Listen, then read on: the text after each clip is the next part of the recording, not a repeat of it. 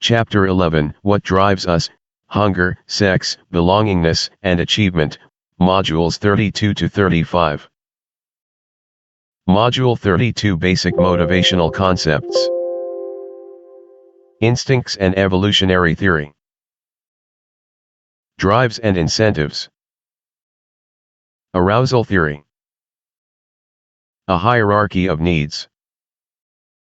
Module 33 Hunger. The Physiology of Hunger. The Psychology of Hunger. Thinking critically about the challenges of obesity and weight control. Module 34 Sexual Motivation. The Physiology of Sex. The Psychology of Sex. Sexual Orientation. Sex and Human Relationships. Module 35 Affiliation and Achievement. The Need to Belong. Achievement Motivation. How well I remember asking my first discussion question in a new introductory psychology class. Several hands rose, along with one left foot. The foot belonged to Chris Klein, who was the unlikeliest person to have made it to that class. At birth, Chris suffered oxygen deprivation that required 40 minutes of CPR. One doctor wanted to let him go, recalled his mother. The result was severe cerebral palsy. With damage to the brain area that controls muscle movement, Chris can't contain his constantly moving hands. He cannot feed, dress, or care for himself. And he cannot speak. But Chris can control his keen mind and his left foot. With that blessed foot, he operates the joystick on his motorized wheelchair. Using his left big toe, he can type sentences, which his communication system can store, send, or speak. And Chris is motivated, very motivated. When Chris was a high school student in suburban Chicago, 3 teachers doubted he could leave home for college. Yet he persisted, and, with much support, attended my college called Hope. 5 years later, as his left foot drove him across the stage to receive his diploma, Chris's admiring classmates honored his achievement with a spontaneous standing ovation. Today, Chris is an inspirational speaker for schools, churches, universities, and community events, giving a voice to those that have none, and a helping hand to those with disabilities. He maintains a website. And he has found love and married. Few of us face Chris Klein's challenges. But we all seek to direct our energy in ways that will produce satisfaction and success. We are pushed by biological motives, such as hunger and sex. Modules 33, 34, and social ones, such as the needs to belong and to achieve, Module 35. Chris Klein's fierce will to live, learn, and love highlights the essence of our own motivations, which energize and direct our lives. Let's begin by looking at how psychologists have approached the study of motivation, Module 32. Module 32, Basic Motivational Concepts. Earning Objective Question LOQ 32-1. How do psychologists define motivation? What are 4 key motivation theories? Our motivations arise from the interplay between nature, the bodily push, and nurture, the pulls from our personal experiences, thoughts, and culture. Our motives drive our behavior. That is usually, but not always, for the better. If our motivations get hijacked, our lives go awry.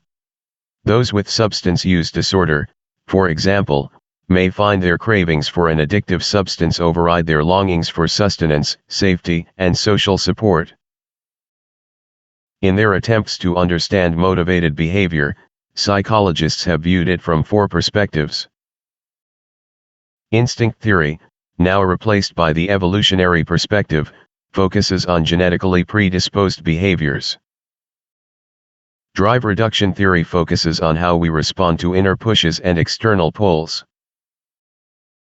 Arousal theory focuses on finding the right level of stimulation. Abraham Maslow's hierarchy of needs focuses on the priority of some needs over others. Instincts and evolutionary theory. To qualify as an instinct, a complex behavior must have a fixed pattern throughout a species and be unlearned. Tinbergen, 1951. Such unlearned behaviors include imprinting in birds and the return of salmon to their birthplace. A few human behaviors, such as infants' innate reflexes to root for a nipple and suck, also exhibit unlearned fixed patterns.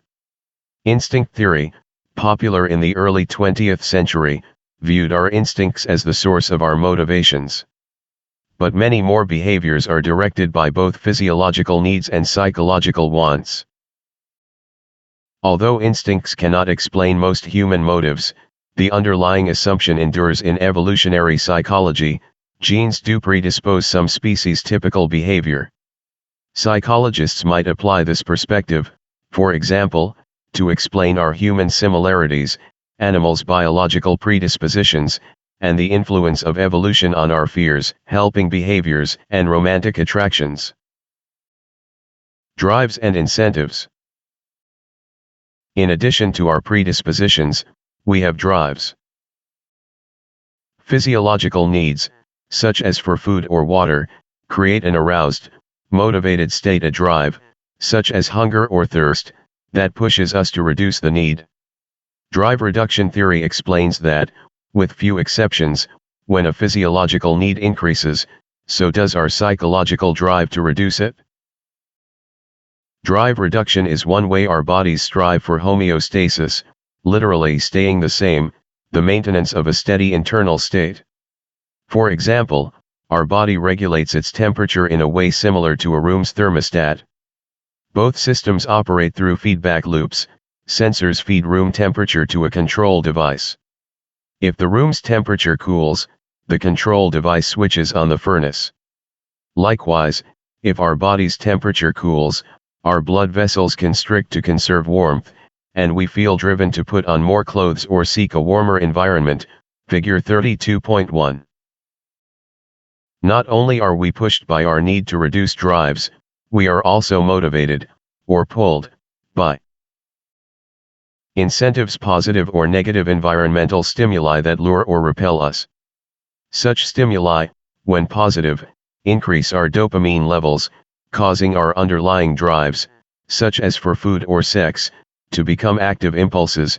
Hamid et al., 2016. And the more these impulses are satisfied and reinforced, the stronger the drive the next time it arises may become, as Roy Baumeister, 2015, noted. Getting begets wanting. If you are hungry, the aroma of good food will motivate you. Whether that aroma comes from roasted peanuts or toasted tarantula will depend on your culture and experience. Incentives can also be negative. If teasing others on social media causes others to unfollow or unfriend us, we may feel motivated to treat others better. Nature often equips life's essentials: sex, eating, nursing with built-in gratification. Franz de Waal, Morals Without God, 2010. When there is both a need and an incentive, we feel strongly driven. The food-deprived person who smells pizza baking may feel an intense hunger drive, and the baking pizza may become a compelling incentive. For each motive, we can ask, how is it pushed by our inborn physiological needs and pulled by learned incentives in the environment? Arousal theory. We are much more than calm homeostatic systems, however. Some motivated behaviors actually increase rather than decrease arousal. Well-fed animals will leave their shelter to explore and gain information, seemingly in the absence of any need-based drive. Curiosity drives monkeys to monkey around trying to figure out how to unlock a latch that opens nothing or how to open a window that allows them to see outside their room. Butler, 1954. It drives newly mobile human infants to investigate every accessible corner of the house. It drives the scientists whose work this text discusses. And it drives explorers and adventurers such as mountaineer George Mallory. Asked why he wanted to climb Mount Everest, Mallory famously answered, "Because it's there." Sometimes uncertainty brings excitement, which amplifies motivation. Shen et al., 2015. Those who, like Mallory, enjoy high arousal are most likely to seek out intense music, novel foods, and risky behaviors and careers. Roberti et al., 2004, Zuckerman, 1979, 2009. Although they have been called sensation seekers, risk takers may also be motivated to gain control over their emotions and actions. Barlow et al., 2013. So, human motivation aims not to eliminate arousal but to seek optimum levels of arousal. Having all our biological needs satisfied, we feel driven to experience stimulation. Lacking stimulation, we feel bored and look for a way to increase arousal. Most people, worldwide, prefer to do something even, when given no other option while waiting in a lab, to self-administer mild electric shocks, but Rick et al., 2019, Wilson et al., 2014. Why might people seek to increase their arousal? Moderate arousal and even anxiety can be motivating, leading to higher levels of math achievement. For example, Wang et al., 2015. Yet too much stimulation or stress motivates us to decrease arousal. In experiments, people have felt less stress when they limited email checking and phone notifications to 3 times a day rather than being continually accessible. Fitz et al., 2019, Kushlov and Dunn, 2015. 2 early 20th century psychologists studied the relationship of arousal to performance and identified the Yerkes-Dodson law. Moderate arousal leads to optimal performance. Yerkes and Dodson, 1908. When taking an exam, it pays to be moderately aroused, alert but not trembling with nervousness. If you're already nervous, it's better to avoid becoming further aroused with caffeine. Between bored low arousal and anxious hyperarousal lies a flourishing life. Even people visiting a haunted house attraction enjoy it most when aroused, with an elevated heart rate, but not terrified. Anderson et al., 2020. As with Goldilocks porridge, what's best is not too cold and not too hot. Optimal arousal levels depend on the task, with more difficult tasks requiring lower arousal for best performance. Hembry, 1988. Ask yourself, does boredom ever motivate you to do things just to figure out something new? When was the last time that happened, and what did you find? Retrieval practice. Answers in Appendix E. A hierarchy of needs. Some needs take priority. At this moment, with your needs for air and water hopefully satisfied, other motives such as your desire to learn and achieve are energizing and directing your behavior. Let your need for water go unsatisfied, however, and your thirst will preoccupy you. Deprived of air, your thirst will disappear. Abraham Maslow, 1970, described these priorities as a hierarchy of needs, which others later portrayed as a pyramid. Bridgman et al., 2019, Figure 32.2.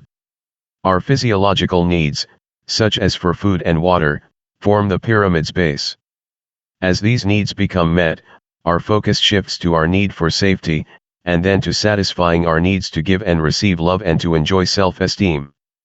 Beyond this, said Maslow, 1971, lies the need to actualize one's full potential. Near the end of his life, Maslow proposed that some people also reach a level of self-transcendence. At the self-actualization level, people seek to realize their own potential. At the self-transcendence level, people strive for meaning, purpose, and communion in a way that is transpersonal beyond the self. Kaufman, 2020. Maslow's contemporary, psychiatrist Viktor Frankl, 1962, a Nazi concentration camp survivor, concurred that the search for meaning is an important human motive. life is never made unbearable by circumstances, but only by lack of meaning and purpose. Do you feel your life has an important purpose or meaning? When Gallup asked this of people in 132 countries, 91% answered yes. Oishi and Diener, 2014. People sense meaning when they experience their life as having purpose, goals, significance, value, and coherence, sentiments that may be nourished by strong social connections, a religious faith, an orderly world, and social status. King et al., 2016, Martela and Steger, 2016. People's sense of life's meaning predicts their psychological and physical well-being, and their capacity to delay gratification. Heine et al., 2006, Van Tongeren et al., 2018. Meaning matters. The order of Maslow's hierarchy is not universally fixed. U.S. suffragist Alice Paul starved herself to make a political statement, enduring force-feeding by her jailers. Culture also influences our priorities. Self-esteem matters most in modern individualist nations, where people prioritize personal achievements more than family and community identity. Oishi et al., 1999. And, while agreeing with Maslow's basic levels of need, today's psychologists note that gaining and retaining mates, parenting offspring, and desiring social status are also basic human motives. Anderson et al., 2015, Kenrick et al., 2010. Nevertheless, the simple idea that some motives are more compelling than others provides a framework for thinking about motivation. Worldwide life satisfaction surveys support this basic idea. Oishi et al., 1999, Tay and Diener, 2011. In lower-income nations that lack easy access to money and the food and shelter it buys, financial satisfaction more strongly predicts feelings of well-being. In wealthy countries, where most can meet their basic needs, social connections better predict well-being. Hunger is the most urgent form of poverty. Alliance to End Hunger, 2002. With these classic motivation theories in mind, Table 32.1, the remaining What Drives Us modules consider 4 representative motives, beginning at the physiological level with hunger and working up through sexual motivation to the higher level needs to belong and to achieve. At each level, we can see how experience interacts with biology. Ask yourself. Consider your own experiences in terms of Maslow's hierarchy of needs. Do you remember experiencing hunger or thirst that displaced your concern for other, higher-level needs? Do you usually feel safe, loved, confident? How often can you address what Maslow called self-actualization needs? What about self-transcendence needs? Retrieval practice. Answers in Appendix E. Review. Module 32, Basic Motivational Concepts. Learning Objectives. Test yourself. Answer these repeated learning objective questions on your own, before showing the answers here, or checking the answers in Appendix D, to improve your retention of the concepts. McDaniel et al., 2009, 2015. Terms and concepts to remember. Test yourself. Write down the definition in your own words, then check your answer. Motivation. Instinct. Physiological need. Drive reduction theory. Homeostasis. Incentive. Yerkes-Dodson law. Hierarchy of needs. Module test. Test yourself. Answer the following questions on your own first, then show the answers here, or check your answers in Appendix E. Module 33, Hunger. Physiological needs are powerful. In a vivid demonstration, Ansel Keys and his research team, 1950, studied semi-starvation among wartime volunteers, who participated as an alternative to military service. After feeding 200 men normally for 3 months, researchers have the food intake for 36 of them. These semi-starved men became listless and apathetic as their bodies conserved energy. Eventually, their body weight stabilized about 25% below their starting weights. More dramatic were the psychological effects. Consistent with Abraham Maslow's idea of a needs hierarchy, the men became food-obsessed. They talked food. They daydreamed food. They collected recipes, read cookbooks, and feasted their eyes on delectable forbidden foods. Preoccupied with their unfulfilled basic need, they lost interest in sex and social activities. As one participant reported, "If we see a show, the most interesting part of it is contained in scenes where people are eating. I couldn't laugh at the funniest picture in the world, and love scenes are completely dull." The men's preoccupations illustrate how powerful motives can hijack our consciousness. Hunger, real hunger, provokes desperation and leads to choices that might otherwise be unfathomable. Mickey Kendall, Hood Feminism, 2020. The full person does not understand the needs of the hungry. Irish proverb. The physiology of hunger. LOQ 33-1. What physiological factors produce hunger? Key semi-starved volunteers felt their hunger because of a homeostatic system that maintains one's normal body weight and an adequate nutrient supply. But what precisely triggers hunger? Is it the pangs of an empty stomach? So it seemed to A.L. Washburn. Working with Walter Cannon, Washburn agreed to swallow a balloon attached to a recording device. Cannon and Washburn, 1912, figure 33.1. When inflated to fill his stomach, the balloon transmitted his stomach contractions. Washburn supplied information about his feelings of hunger by pressing a key each time he felt a hunger pang. The discovery: whenever Washburn felt hungry, he was indeed having stomach contractions. Can hunger exist without stomach pangs? To answer that question, researchers removed some rat stomachs, creating a direct path to their small intestines. Sung, 1938. Did the rats continue to eat? Indeed they did. Some hunger similarly persists in humans whose stomachs have been removed due to ulcers or cancer. If the pangs of an empty stomach are not the only source of hunger, what else matters? Body chemistry and the brain. People and other animals automatically regulate their caloric intake to prevent energy deficits and maintain a stable body weight. This suggests that your body is keeping tabs on its available resources. The blood sugar glucose is one such resource. Increases in the hormone insulin, secreted by the pancreas, diminish blood glucose, partly by converting it to stored fat. If your blood glucose level drops, you won't consciously feel the lower blood sugar. But your brain, which is automatically monitoring your blood chemistry and your body's internal state, will trigger hunger.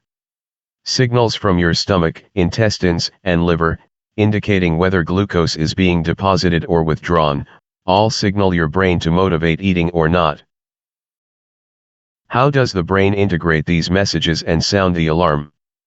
Several neural areas, some housed deep in the hippocampus and within the hypothalamus, a neural traffic intersection, do the work. Stevenson and Francis, 2017, figure 33.2. For example, one neural network in the hypothalamus, called the arcuate nucleus, has a center that secretes appetite-stimulating hormones. When stimulated electrically, well-fed animals begin to eat. If the area is destroyed, even starving animals have no interest in food. Another neural center secretes appetite-suppressing hormones. When electrically stimulated, animals will stop eating. Destroy this area and animals can't stop eating and will become obese. See figure 33.2b, Duggan and Booth, 1986, Hobel and Teitelbaum, 1966. Blood vessels connect the hypothalamus to the rest of the body, so it can respond to our current blood chemistry and other incoming information.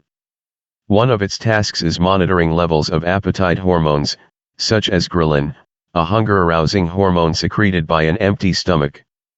During bypass surgery for severe obesity, surgeons seal off or remove part of the stomach. The remaining stomach then produces much less ghrelin, reducing the person's appetite and making food less enticing. MRI, 2013, Limonik, 2002, Schultz et al., 2013. The result, foremost, is profound improvements in psychosocial functioning, Sarwer and Henberg, 2020. Other appetite hormones include orexin, leptin, and PSY. Figure 33.3 describes how these hormones influence our feelings of hunger. If you lose some extra weight and later find it creeping back, you can also blame your brain for your weight regain. Cornier, 2011. The complex interaction of appetite hormones and brain activity helps explain the body's predisposition to maintain a particular weight. When semi-starved rats fall below their normal weight, their weight thermostat signals the body to restore the lost weight. It's as though fat cells cry out "feed me," and grab glucose from the bloodstream. Ludwig and Friedman, 2014. Hunger increases and energy expenditure decreases. This stable weight toward which semi-starved rats return is their set point. Kesey and Corbett, 1984, Yeo and O'Rahilly, 2021. In rats and humans, heredity influences body type and approximate set point. Our bodies regulate weight through the control of food intake, energy output, and basal metabolic rate, the resting rate of energy expenditure for maintaining basic body functions. By the end of their 6 months of semi-starvation, the men who participated in Key's experiment had stabilized at 3/4 of their normal weight, even though they took in only half their previous calories. How did they achieve this Dieter's nightmare? They reduced their energy expenditure, partly through inactivity but partly because of a 29% drop in their basal metabolic rate. Some researchers, however, doubt that our bodies have a preset tendency to maintain a given weight. Asen and et al., 1998. They point out that slow, sustained changes in body weight can alter one's set point, and that psychological factors also sometimes drive our feelings of hunger. Given unlimited access to a wide variety of tasty foods, people and other animals tend to overeat and gain weight. Rayner and Epstein, 2001. Thus, many researchers prefer the term settling point to indicate the level at which a person's weight settles in response to caloric intake and expenditure, which are influenced by environment as well as biology. Retrieval practice. Answers in Appendix E. The Psychology of Hunger. LOQ 33-2. What cultural and situational factors influence hunger? Our internal hunger is pushed by our physiology, our body chemistry, and hypothalamic activity. Yet there is more to hunger than meets the stomach. This was strikingly apparent when Paul Razin and his colleagues, 1998, tested 2 patients with amnesia who had no memory for events occurring more than a minute ago. If, 20 minutes after eating a normal lunch, the patients were offered another, both readily consumed it, and usually a third meal offered 20 minutes after the second was finished. This suggests that part of knowing when to eat is our memory of our last meal. As time passes since we last ate, we anticipate eating again and start feeling hungry. Taste preferences, biology and culture. Body cues and environmental factors together influence not only the when of hunger, but also the what. Our taste preferences. When feeling tense or depressed, do you tend to take solace in high-calorie foods, as ardent football fans have done after a big loss? Cornell and Chandon, 2013. Carbohydrates boost the neurotransmitter serotonin, which has calming effects. When dieting and stressed, both rats and many humans find it extra rewarding to gobble up Oreos. Bajano et al. 2005, Sproesser et al. 2014. And people living stressed lives tend to put on more weight. Melig et al. 2020. Our preferences for sweet and salty tastes are genetic and universal. Other taste preferences are conditioned, as when people given highly salted foods develop a liking for excess salt, Beecham, 1987, or when people who have been sickened by a food develop an aversion to it. The frequency of children's illnesses provides many chances for them to learn to avoid certain foods. Culture affects taste, too. Many people in Southeast Asian countries enjoy durian, a fruit that a detractor has described as smelling like turpentine and onions, garnished with a gym sock. Sterling, 2003. People from East Asia may be similarly repulsed by what many Westerners love, the rotted bodily fluid of an ungulate, aka cheese, some varieties of which have the same bacteria and odor as stinky feet. Hers, 2012. Rats tend to avoid unfamiliar foods. Sclafani, 1995. So do we, especially animal-based foods. Such neophobia, dislike of unfamiliar things, surely was adaptive for our ancestors, protecting them from potentially toxic substances. We can overcome harmless food dislikes by repeatedly trying small samples of an unfamiliar food or drink. In experiments, this tends to increase people's appreciation for the new taste. Pliner, 1982, Pliner et al., 1993. Other taste preferences also are adaptive. For example, the spices most commonly used in hot climate recipes where food, especially meat, is at risk of spoiling more quickly inhibit bacteria growth. Figure 33.4. Pregnancy-related nausea and food aversions peak about the 10th week, when the developing embryo is most vulnerable to toxins. Thus, many pregnant women naturally avoid potentially harmful foods and other substances, such as alcoholic and caffeinated beverages. Forbes et al., 2018, Gaskins et al., 2018. Situational influences on eating. To a surprising extent, situations also control our eating, a phenomenon psychologists have called the ecology of eating. Here are 4 situational influences you may have noticed but underestimated. Friends and food. Do you eat more when eating with friends? Most of us do. Cummings and Tomiyama, 2019. But when we're trying to impress an attractive date, we often eat less. M. Baker et al., 2019. Serving size. Researchers studied the effects of portion size by offering people varieties of free snacks. Geyer et al., 2006. For example, in an apartment building's lobby, they laid out full or half pretzels, big or little Tootsie Rolls, or a small or large serving scoop by a bowl of M&Ms. Their consistent result, offered a supersized portion, people put away more calories. Larger portions induce bigger bites, which may increase intake by decreasing oral exposure time. Herman et al., 2015. Children also eat more when using adult-sized, rather than child-sized, dishware. DeSantis et al., 2013. Portion size matters. Stimulating selections. Food variety also stimulates eating.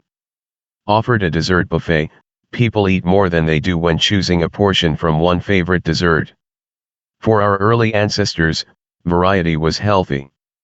When foods were abundant and varied, eating more provided a wide range of vitamins and minerals and produced protective fat for winter cold or famine. When a bounty of varied foods was unavailable, eating less extended the food supply until winter or famine ended. Pahlavi et al., 2008, Remick et al., 2009. Nudging nutrition. When carrots appeared early, rather than late, in a lunch line, school children took 4 times more carrots. Redden et al., 2015. In other ways, 2. Nutrition labeling, healthy food defaults, taxing what's unhealthy. We can structure an environment that promotes healthier eating. Roberto, 2020. Such nudges show how psychological science can improve our everyday life. Ask yourself, do you usually eat only when your body sends hunger signals? How much does the sight or smell of delicious food tempt you even when you're full? Retrieval practice. Answers in Appendix E. To consider how hunger and other factors affect our risk for obesity, see Thinking Critically About the Challenges of Obesity and Weight Control. And for tips on healthy eating and weight management, see Table 33.1. LOQ 33-3. How does obesity affect physical and psychological health? What factors are involved in weight management? Ask yourself, how would you rate your eating habits? What would you like to improve, and which healthy eating strategies would help you the most? Refresh your understanding of hunger in this video, Hunger and Eating. Learn about recent changes in thinking about obesity in this video.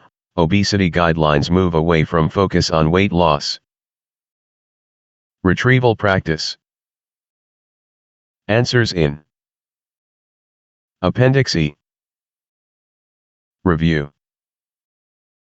Module 33, Hunger. Learning objectives. Test yourself. Answer these repeated learning objective questions on your own, before showing the answers here, or checking the answers in Appendix D, to improve your retention of the concepts. McDaniel et al., 2009, 2015. Terms and concepts to remember. Test yourself. Write down the definition in your own words, then check your answer. Glucose. Set point. Basal metabolic rate. Obesity. Module test. Test yourself. Answer the following questions on your own first, then show the answers here, or check your answers in Appendix E. Module 34, Sexual Motivation. X is a part of life. For all but the 1% of us who are asexual. Bogart, 2004, 2015, dating and mating often become a high priority from puberty on. Pioneering sex researcher Alfred Kinsey, 1894 to 1956, stumbled into studying sex. Raised in a religious home where money was tight, he was fascinated by nature. PBS, 2019. He spent the first 20 years of his career as a biologist collecting and categorizing insects, but he became concerned that people knew more about insects than about the then taboo topic of sex. Kinsey's experience teaching a marriage and family course motivated him to spend the rest of his career collecting and categorizing people's sex histories. Kinsey and his colleagues' findings ignited debate and controversy, but they also paved the way for future research on the sexual behavior of men and women. Our sexuality consists of feelings and behaviors that reflect both physiological and psychological influences. The physiology of sex. Unlike hunger or sleep, sex is not an actual need. Without sex, we may feel like dying, but we will not. Yet sex motivates behavior. Had this not been so for your biological ancestors, you would not be alive and reading these words. Sexual motivation is nature's clever way of making people procreate, thus enabling our species' survival. Life is sexually transmitted. Hormones and sexual behavior. LOQ 34-1. How do hormones influence human sexual motivation? Among the forces driving sexual behavior are the sex hormones. The main male sex hormone is testosterone, and the main female sex hormones are the estrogens, such as estradiol. Sex hormones influence us at several points in the lifespan. During the prenatal period, they direct our sexual development. During puberty, a sex hormone surge ushers us into adolescence. In adolescent males, higher testosterone levels predict more male-typical traits and disorders. Vesperi et al., 2021.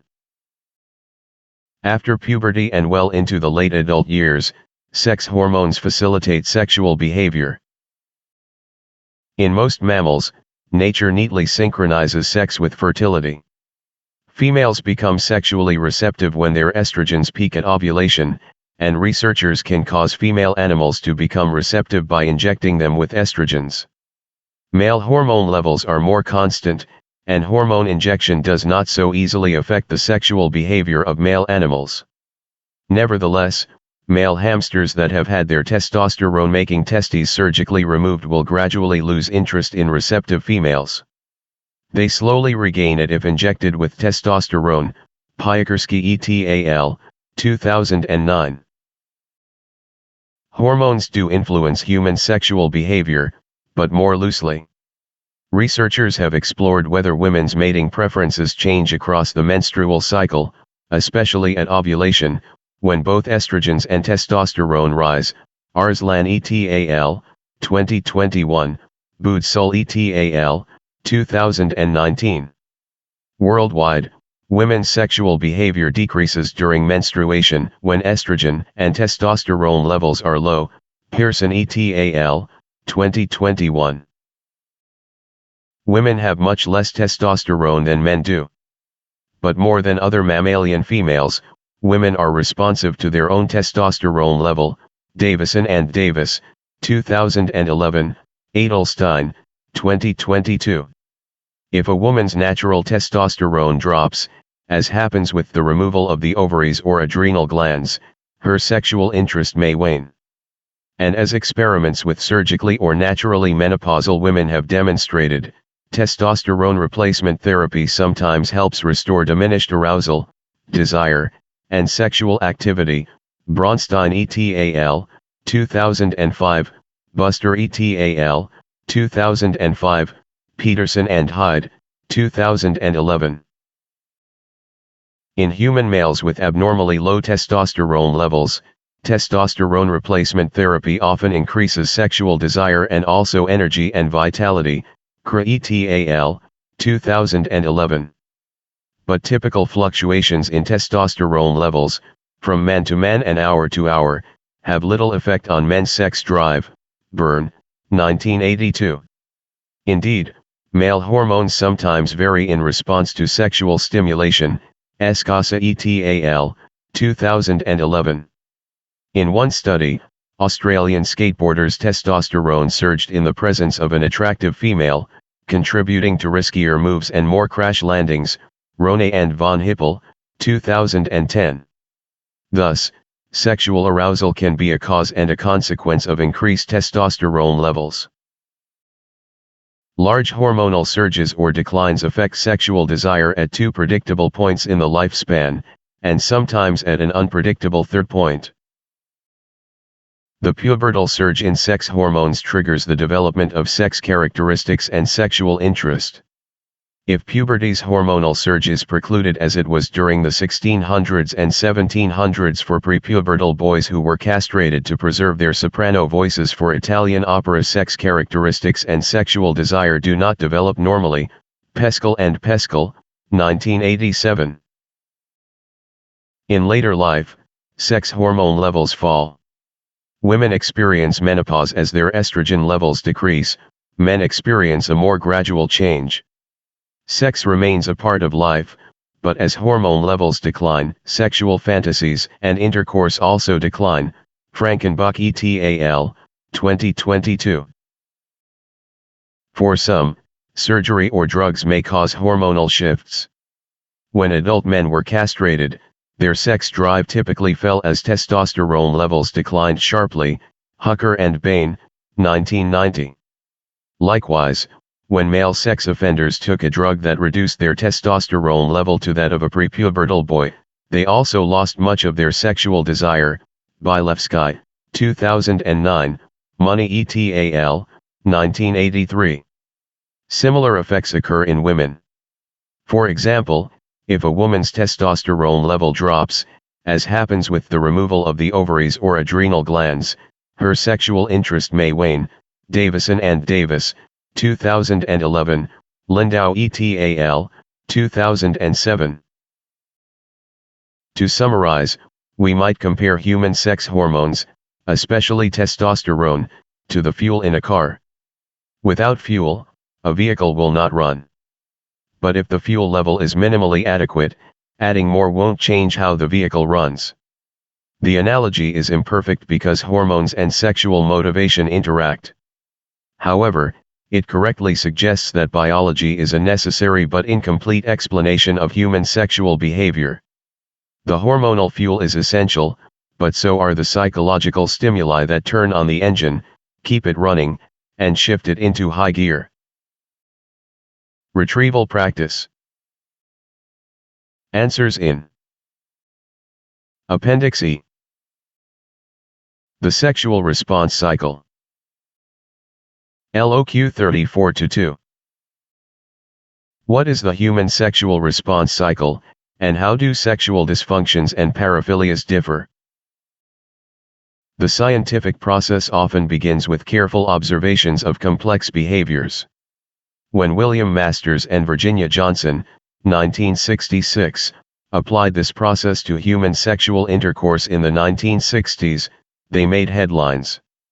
They recorded the physiological responses of volunteers who came to their lab to masturbate or have intercourse. The volunteers, 382 women and 312 men, were a somewhat atypical sample, consisting only of people able and willing to display arousal and orgasm while scientists observed. Masters and Johnson reported observing more than 10,000 sexual cycles. Their description of the sexual response cycle identified 4 stages. Excitement: the genital areas become engorged with blood, causing a woman's clitoris and a man's penis to swell. A woman's vagina expands and secretes lubricant, her breasts and nipples may enlarge. Plateau: excitement peaks as breathing, pulse, and blood pressure rates continue to increase.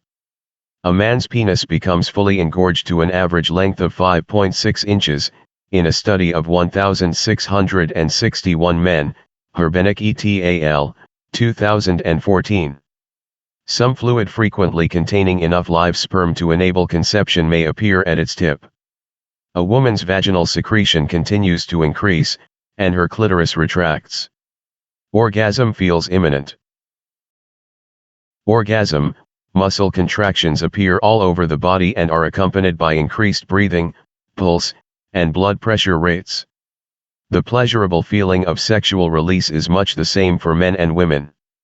One panel of experts could not reliably distinguish between descriptions of orgasm written by men and those written by women. Vance and Wagner, 1976.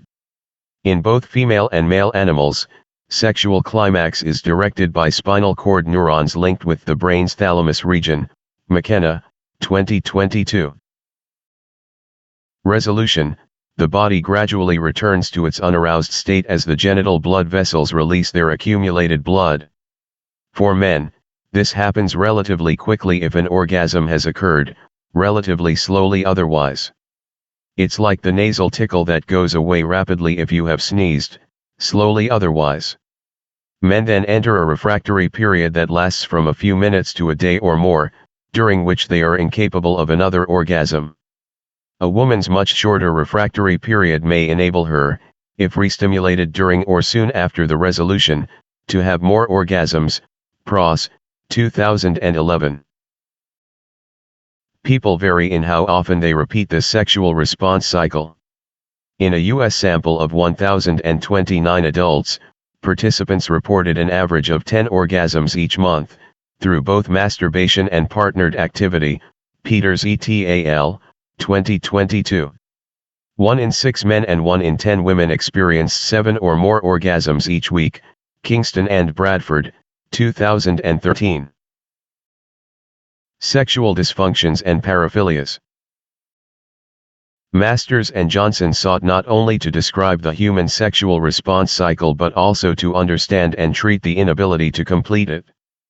Sexual dysfunctions are problems that consistently impair sexual arousal or functioning at any point in the cycle. Some involve sexual motivation, especially lack of sexual energy and arousability. About 1 in 5 men have erectile disorder, inability to have or maintain an erection, Selvin et al., 2007. Another problem is premature ejaculation reaching a sexual climax before the man or his partner wishes. For women, the problem may be pain or female orgasmic disorder, distress over weak orgasmic feelings or infrequently or never experiencing orgasm. In separate surveys of some 3,000 Boston women and 32,000 other U.S. women, about 4 in 10 reported a sexual problem, such as orgasmic disorder or low desire. Among more than 20,000 Australians surveyed, 52% of women and 28% of men reported a lack of interest in having sex, Richter's et al., 2022. Most women who experience sexual distress related to their emotional relationship with their partner during sex, Bancroft et al., 2003. Psychological and medical therapies can help men and women with sexual dysfunctions, Fruhauf et al., 2013. In behaviorally oriented therapy, for example, men learn ways to control their urge to ejaculate, and women are trained to bring themselves to orgasm. Starting with the introduction of Viagra in 1998, erectile disorder has been routinely treated by taking a pill. Researchers have struggled to develop reliable drug treatments for female sexual interest/arousal disorder, Chivers and Brotto, 2017. Sexual dysfunction involves problems with arousal or sexual functioning. People with paraphilias, primarily men, experience sexual desire, but they direct it in unusual ways that may cause harm, Bauer et al., 2016. The American Psychiatric Association, 2013, only classifies such behavior as disordered if a person experiences distress from an unusual sexual interest or it entails harm or risk of harm to oneself or to others. The serial killer Jeffrey Dahmer had necrophilia, a sexual attraction to corpses.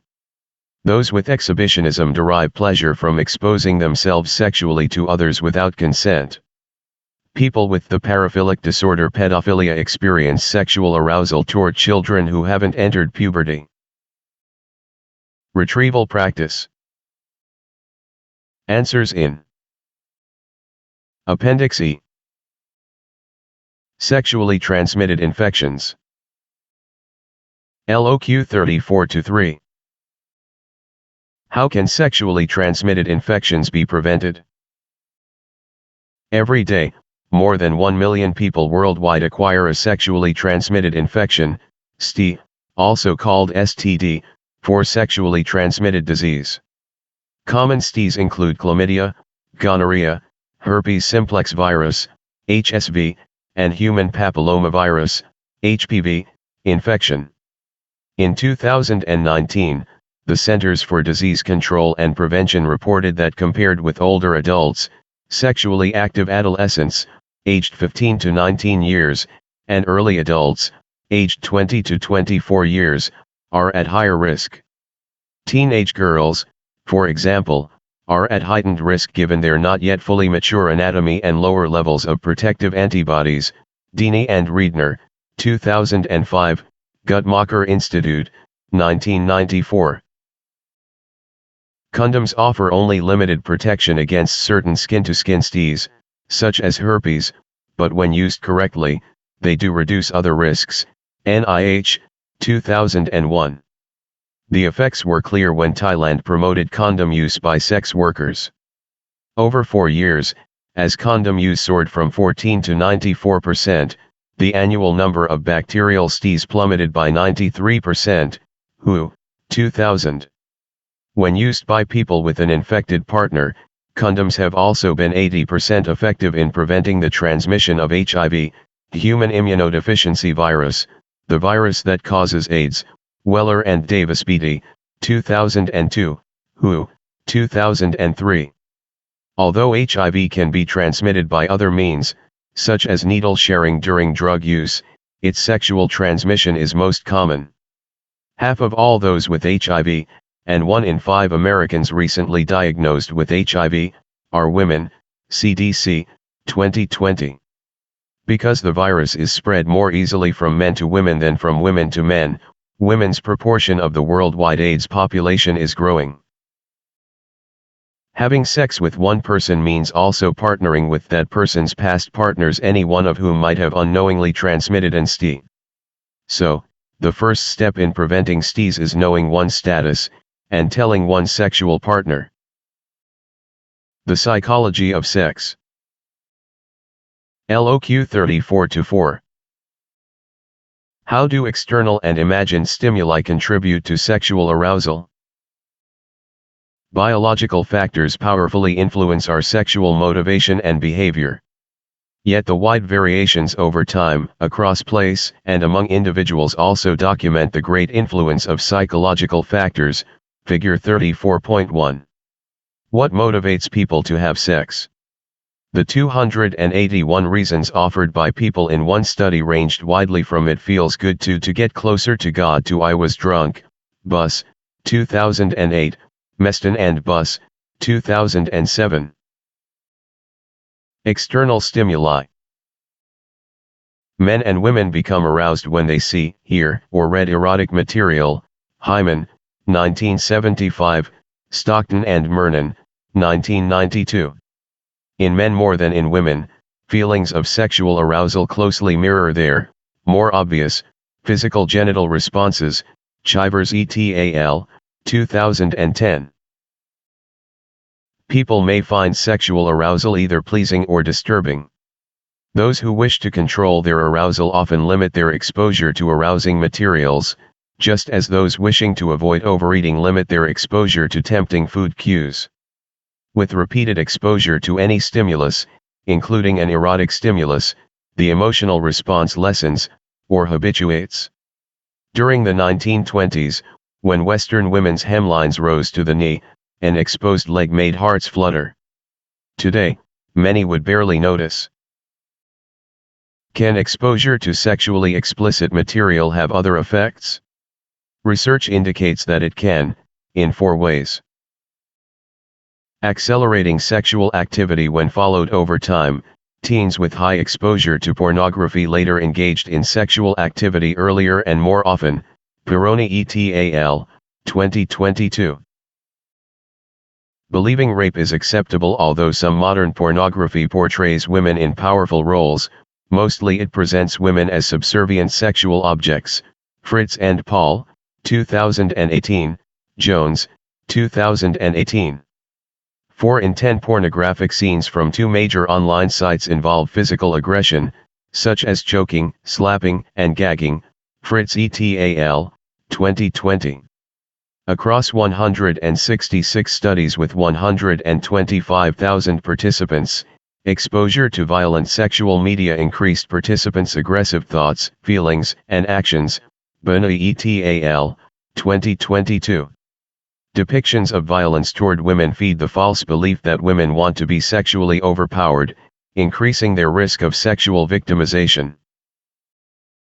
Reducing satisfaction with a partner's appearance or with a relationship. After viewing erotic films of sexually attractive women and men, people have judged their own relationship as less satisfying. Perry, 2020. Perhaps reading or watching erotica's unlikely scenarios creates expectations that few people can fulfill. Desensitization. Extensive online pornography viewing can warp expectations and desensitize people to normal sexuality.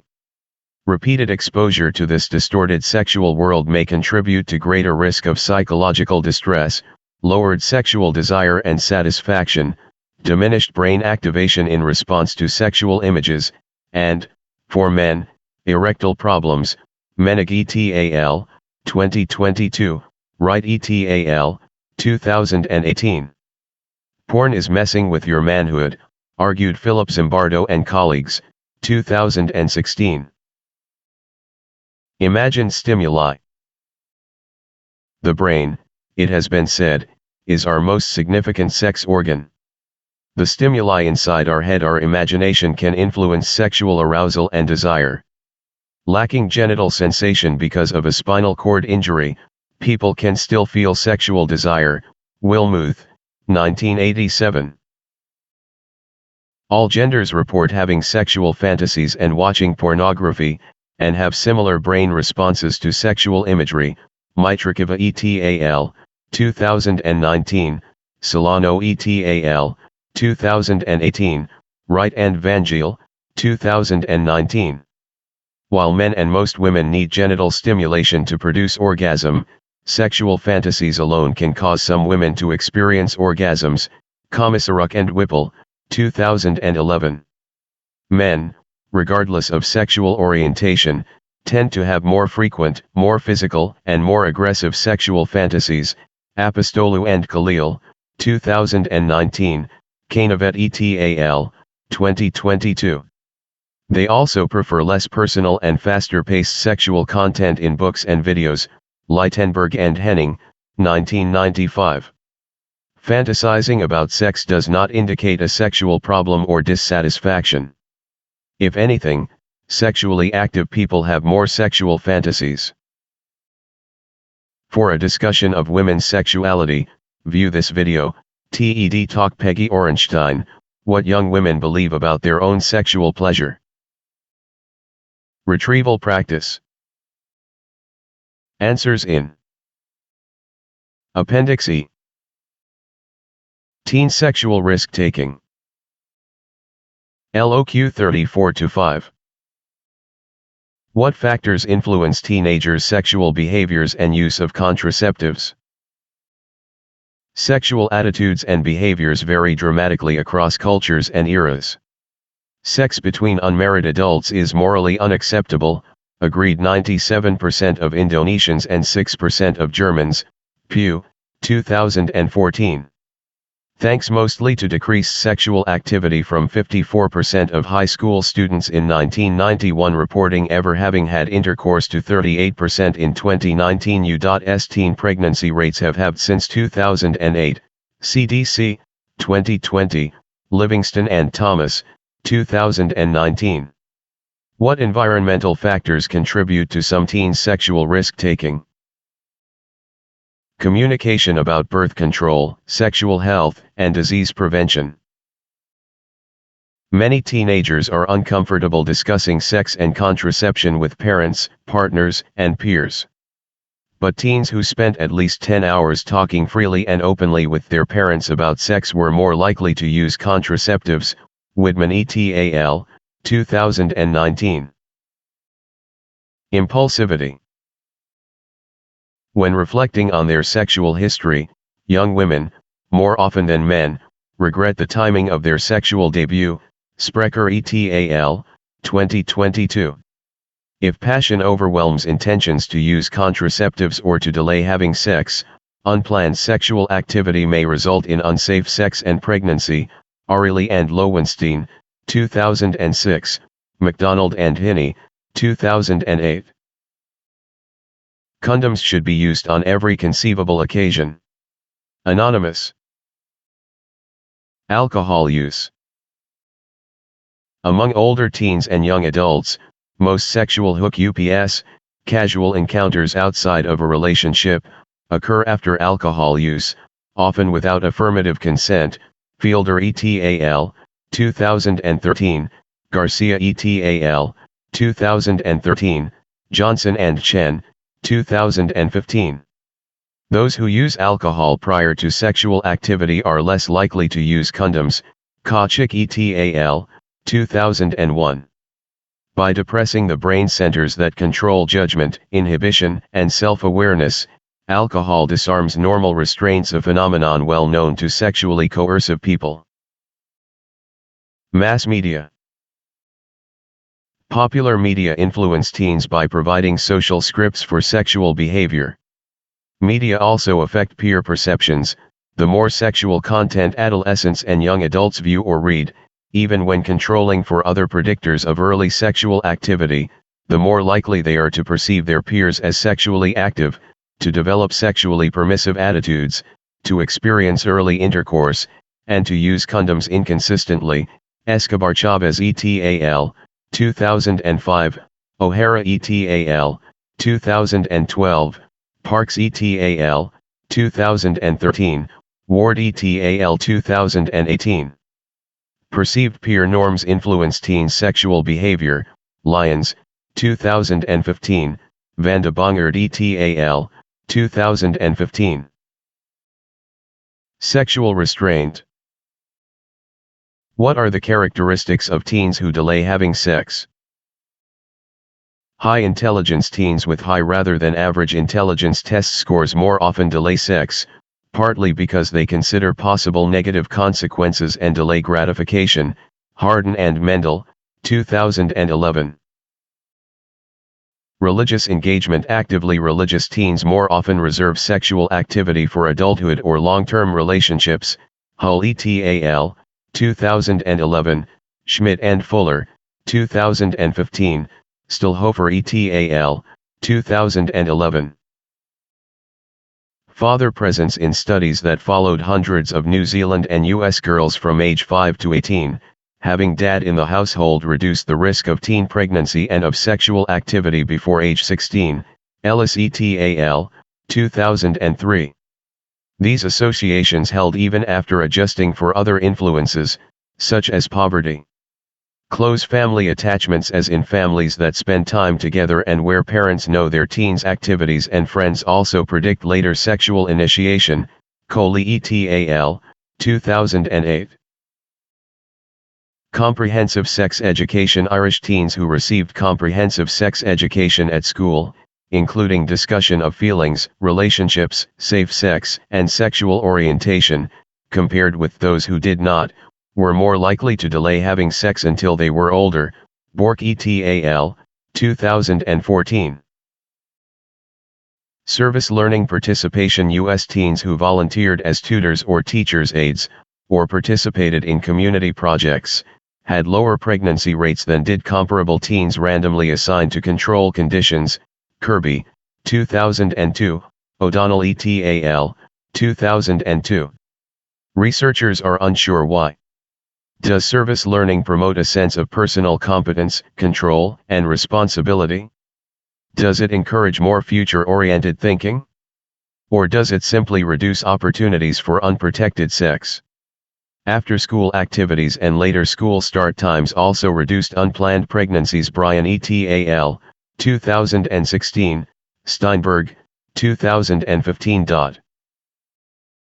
Ask yourself, what strategies could your community use to reduce teen pregnancy?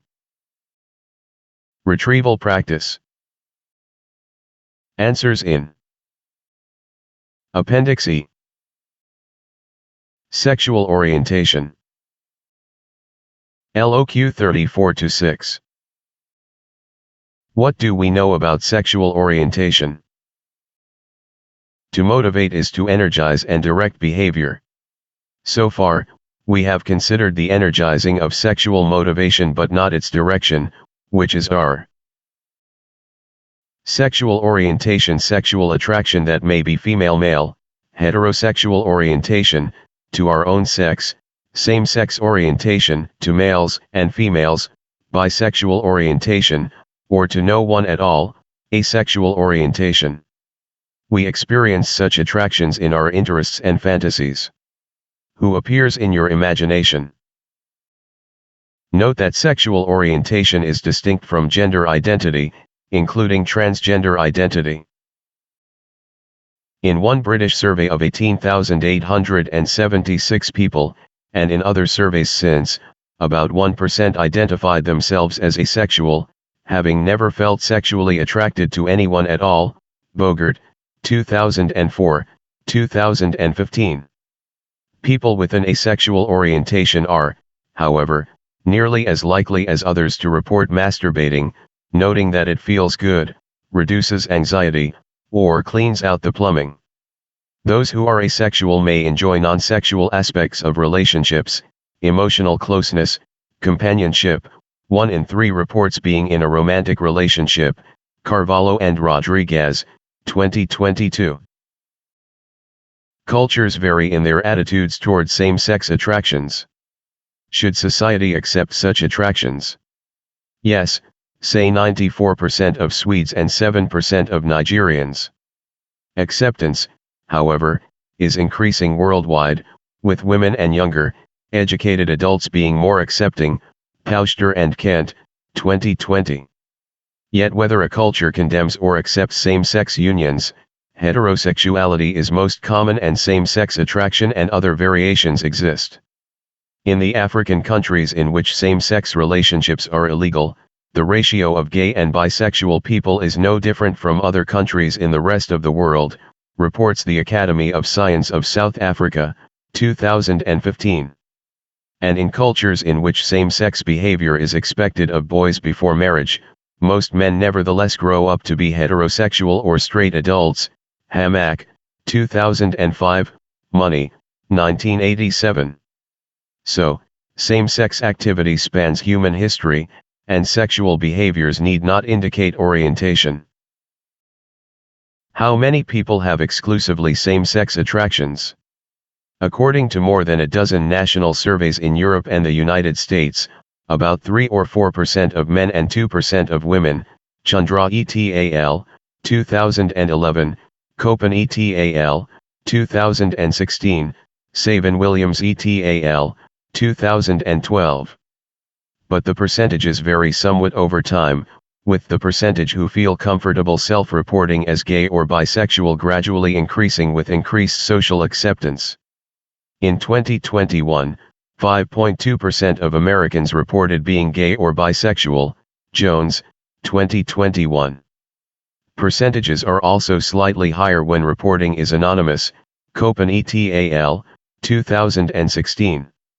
A larger number of Americans, 17% of women and 6% of men, say they have had some same-sex sexual contact during their lives, Copen et al., 2016. Psychologists have only recently begun to research the experiences of those who are bisexual, Borgana et al., 2018, Greaves et al., 2019, House et al., 2022, Torres, 2019. In less tolerant places, people are more likely to hide their sexual orientation. About 3% of California men express same-sex attraction on Facebook, for example, as do only about 1% in Mississippi. Yet about 5% of Google pornography searches in both states are for gay porn. And online ads for men seeking casual encounters with other men tend to be at least as common in less tolerant states, where there are also more Google searches for gay sex and "Is my husband gay?" McInnes and Hodson, 2015, Stevens Davidovitz, 2013. What would it be like to be straight in a majority gay culture? If you are straight, imagine that you have found the one, your perfect other sex partner. How would you feel if you weren't sure who you could trust with knowing you had these feelings? How would you react if you overheard people telling crude jokes about straight people, or if most movies, TV shows, and advertisements showed only same-sex relationships? How would you like hearing that many people wouldn't vote for a political candidate who favors other-sex marriage? And how would you feel if children's organizations and adoption agencies thought you might not be safe or trustworthy because you are attracted to people of another sex? Facing such reactions, some people with same-sex attractions may at first try to ignore or deny their desires, hoping they will go away. But they don't.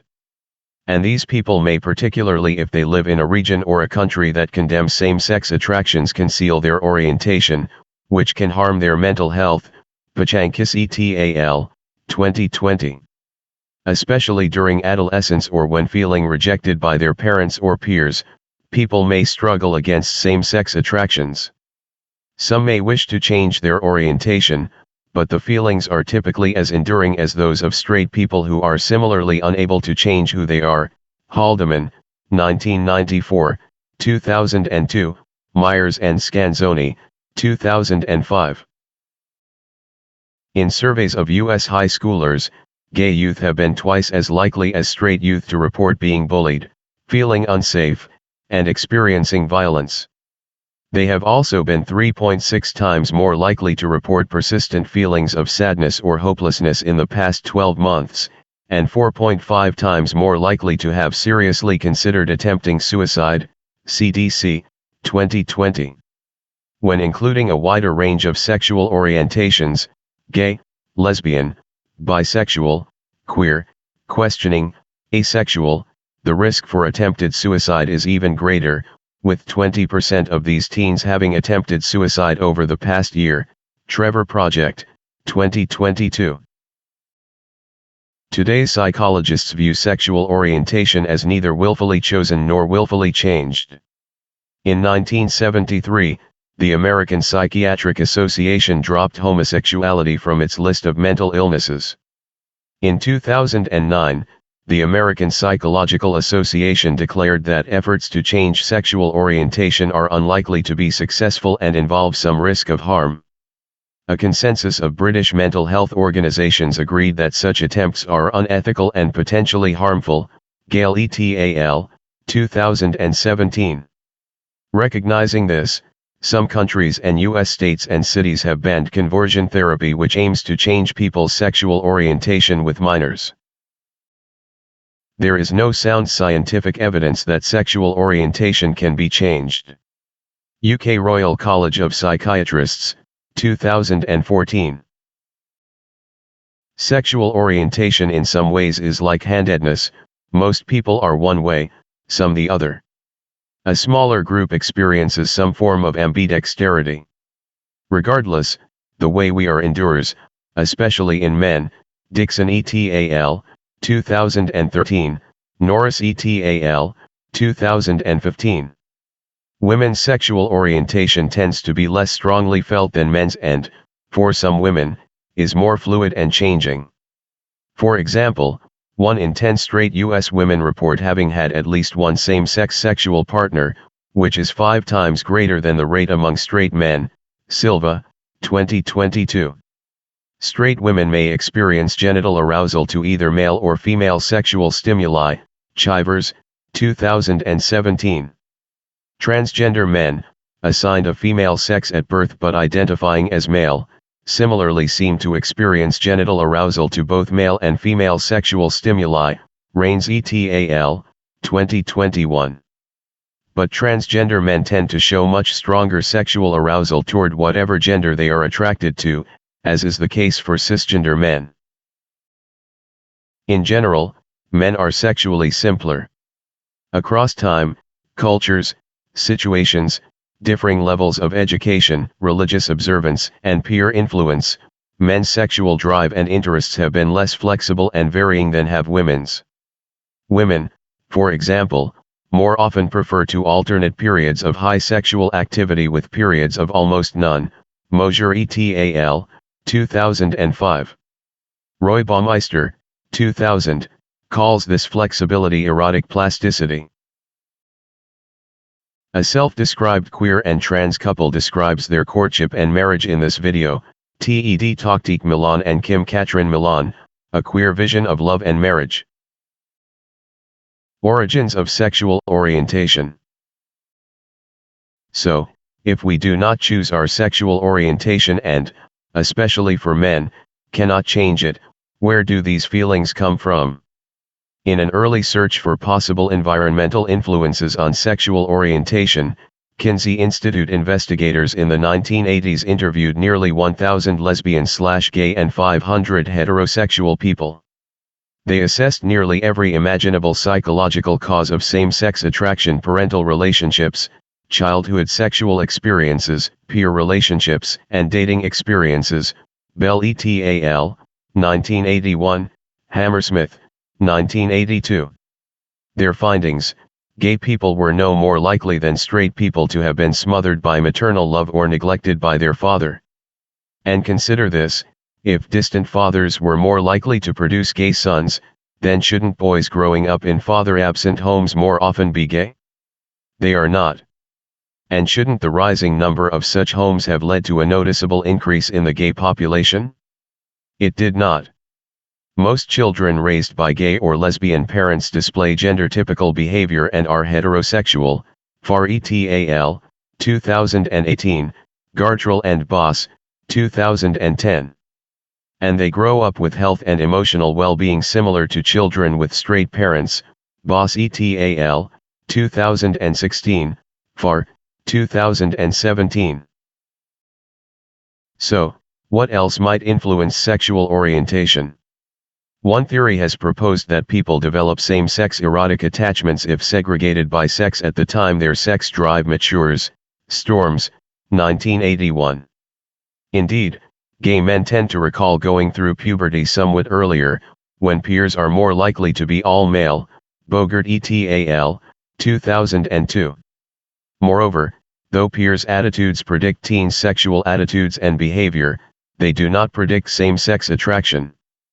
Peer influence has little or no effect on sexual orientation, Brakefield et al., 2014. Environment likely contributes to sexual orientation. Nature and nurture work together, but the inability to pin down specific environmental influences has led researchers to explore several lines of biological evidence. These include same-sex attraction in other species, brain differences, and genetic and prenatal influences. Same-sex attraction in other species. In Boston's public gardens, caretakers solved the mystery of why a much-loved swan couple's eggs never hatched. Both swans were female. In New York City's Central Park Zoo, penguins Silo and Roy spent several years as devoted same-sex partners.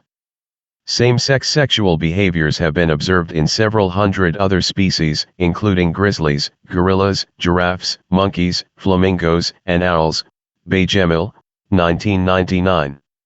Among rams, for example, some 7 to 10% display same-sex attraction by shunning ewes and seeking to mount other males, Perkins and Fitzgerald, 1997. Same-sex sexual behavior seems a natural part of the animal world. Watch this video, Naturalistic Observation, for a helpful tutorial animation. Brain differences. Might the structure and function of gay and straight brains differ? Neuroscientist Simon Levy, 1991, studied sections of the hypothalamus taken from deceased gay and straight people.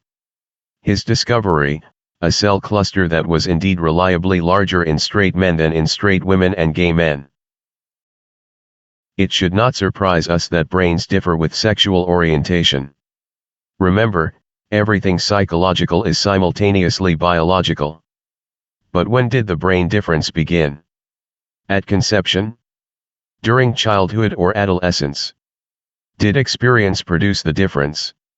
Or was it genes or prenatal hormones, or genes activating prenatal hormones? Levy does not view the hypothalamus cell network as a sexual orientation center. Rather, he sees it as an important part of the neural pathway linked to sexual behavior. He acknowledges that sexual behavior patterns may influence the brain's anatomy. In fish, birds, rats, and humans, brain structures vary with experience, including sexual experience, Breedlove, 1997. But Levy believes it is more likely that brain anatomy influences sexual orientation. His hunch seems confirmed by the discovery of a similar hypothalamic difference between male sheep that do and don't display same-sex attraction, Larkin et al., 2002, Rosselli et al., 2002, 2004. Moreover, such differences seem to develop soon after birth, and perhaps even before birth, Rahman and Wilson, 2003. Since Levy's brain structure discovery, other researchers have reported differences in how gay and straight brains function. One is in an area of the hypothalamus that governs sexual arousal, Savic et al., 2005. This brain area became active when straight women were given a whiff of a scent derived from men's sweat. Gay men's brains responded similarly to the men's scent. But straight men's brains showed the arousal response only to a female hormone derivative. In a similar study, gay women's responses differed from those of straight women, Krantz and Ishai, 2006, Martins et al., 2005. Researcher Kazuraman, 2015, sums it up: compared with straight men and women, gay men appear, on average, more female typical in brain pattern responses, and gay women are somewhat more male typical. On several traits, the average gay man and gay woman fall midway between the average straight man and straight woman. Consider the gay-straight difference in spatial abilities. On mental rotation tasks such as the one in figure 34.2, straight men tend to outscore straight women, and gay men fall in between, Su et al., 2020. But straight women and gay men have both outperformed straight men at remembering objects' spatial locations in memory game tasks, Hassan and Rahman, 2007. Genetic influences. Studies indicate that about a third of variation in sexual orientation is attributable to genetic influences, Bailey et al., 2016. A same-sex orientation does tend to run in families. And identical twins are somewhat more likely than fraternal twins to share a same-sex orientation, Alanko et al., 2010, Langstrom et al., 2010. But because sexual orientations differ in many identical twin pairs, especially female twins, we know that other factors besides genes are also at work, including, it appears, epigenetic marks that help distinguish gay and straight twins, Balter, 2015, Gavrolets et al., 2018.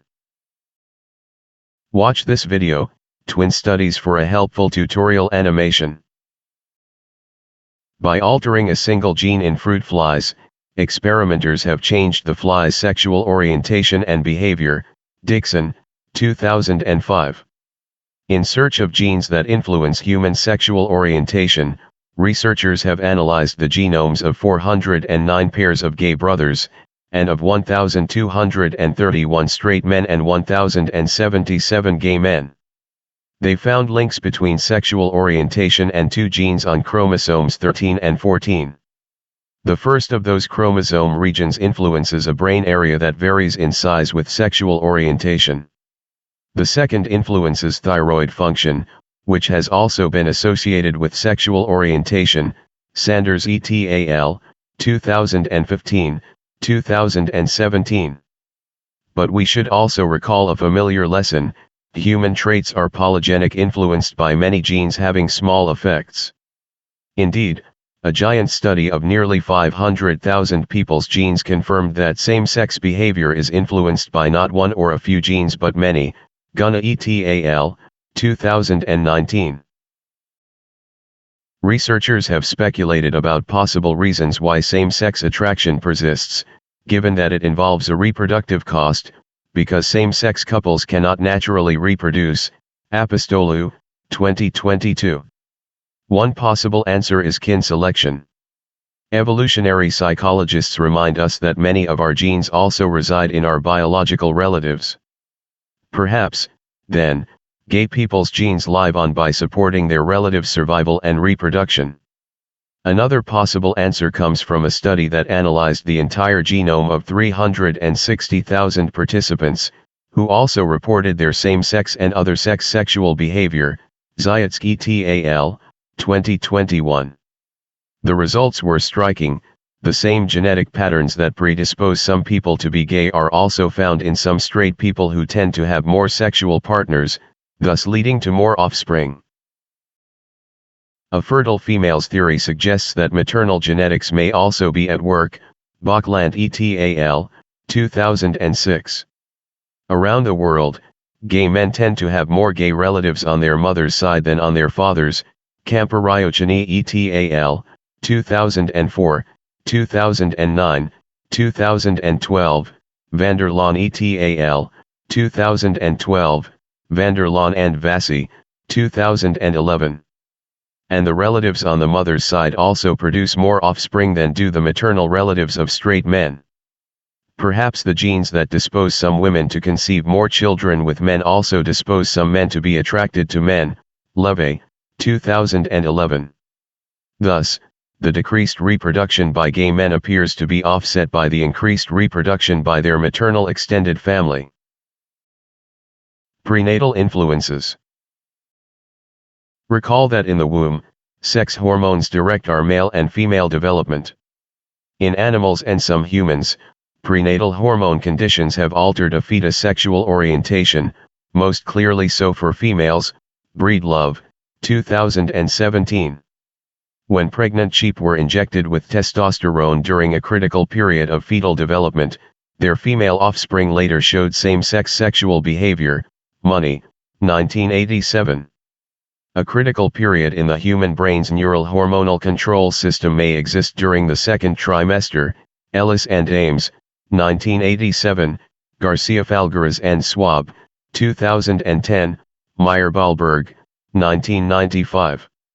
Exposure to the hormone levels typically experienced by female fetuses during this period may predispose females later to become attracted to males. Tassis, 2022. And female fetuses most exposed to testosterone appear most likely later to exhibit gender-atypical traits and to experience same-sex desires. Prenatal sex hormones control the sexual differentiation of brain centers involved in sexual behaviors, noted Simon Levy, 2011, p. 216. Modern scientific research indicates that sexual orientation is partly determined by genetics, but more specifically by hormonal activity in the womb.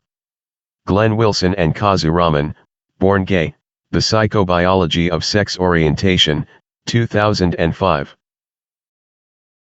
The mother's immune system may also play a role in determining the sexual orientation of the fetus. In a curious but amazingly reliable finding from 35 of 36 samples studied, men with older brothers have been somewhat more likely to be gay, reports Ray Blanchard, 2004, 2018, 2019, about one-third more likely for each additional older brother. See also Bogert, 2003. A similar, though weaker, effect is found among men with older sisters, Blanchard and Skrska, 2022. The odds of same-sex attraction are roughly 2% among first sons, and they rise to about 2.6% among second sons, 3.5% for third sons, and so on for each additional older brother. Bailey et al., 2016. This is called the older brother effect, also called the fraternal birth order effect, see figure 34.3. A recent study of more than 9 million Dutch people born between 1940 and 1990 60,000 plus of whom had same-sex marriages strongly confirmed the older brother effect. Ablaza et al., 2022. The more older brothers, the more likely a same-sex marriage. Although the older brother effect is but one of several biological contributions to sexual orientation, it is no longer a mere hypothesis, it is an established fact. Curiously, in this study, women with older brothers were also more likely to enter a same-sex marriage. The researchers believe their Dutch data add evidence that sexual orientation is an innate trait and a reflection of individuals' true selves, rather than the product of lifestyle choices. The reason for this older brother effect is unclear. Blanchard and his colleagues, 2021, offer a maternal immune hypothesis. Male fetuses may stimulate the maternal immune system to produce antibodies. With each pregnancy with a male fetus, the maternal antibodies accumulate and divert brain development from the male typical pattern. Bogert et al., 2018. Consistent with this biological explanation, in men, the effect occurs only with older brothers born to the same mother, whether raised together or not. Sexual orientation is unaffected by adoptive brothers. Bogert, 2006. The point to remember, taken together, the brain, genetic, and prenatal findings offer strong support for a biological explanation of sexual orientation, especially for men. Levy, 2011, Raman and Coerting, 2008. Women's greater sexual fluidity suggests there are psychosocial influences as well.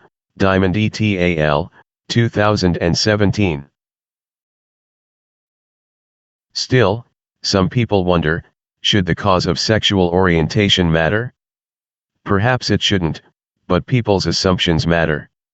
Those who believe sexual orientation is a lifestyle choice often oppose equal rights for gay people. For example, in signing a 2014 bill that made some same-sex sexual acts punishable by life in prison, Uganda's president denied that same-sex attraction is inborn, declaring it a matter of choice. Balder, 2014, Landa et al., 2014. Those who instead understand sexual orientation as inborn, as shaped by biological and prenatal influences, more often favor equal rights for gay, lesbian, and bisexual people.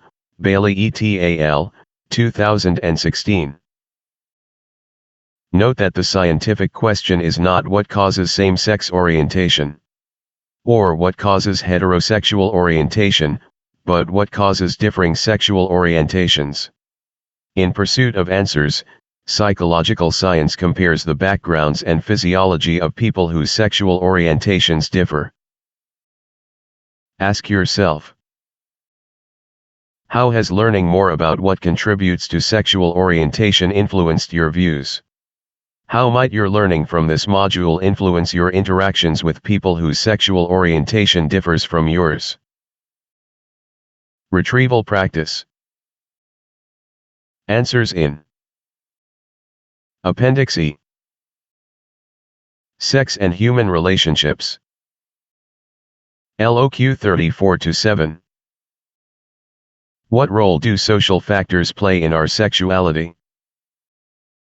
Scientific research on sexual motivation does not aim to define the personal meaning of sex in our own lives.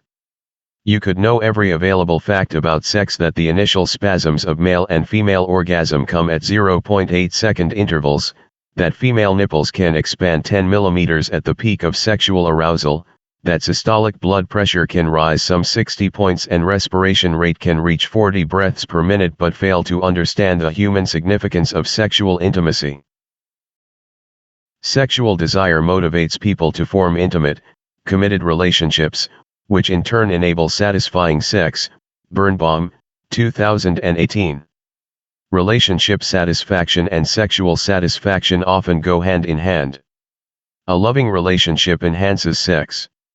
And good sex, with a lingering afterglow, enhances a loving relationship. Maxwell and McNulty, 2019. Surely one meaning of such intimacy is its expression of our profoundly social nature. In one study that followed U.S. participants to age 30, later first sex predicted greater satisfaction with one's marriage or partnership.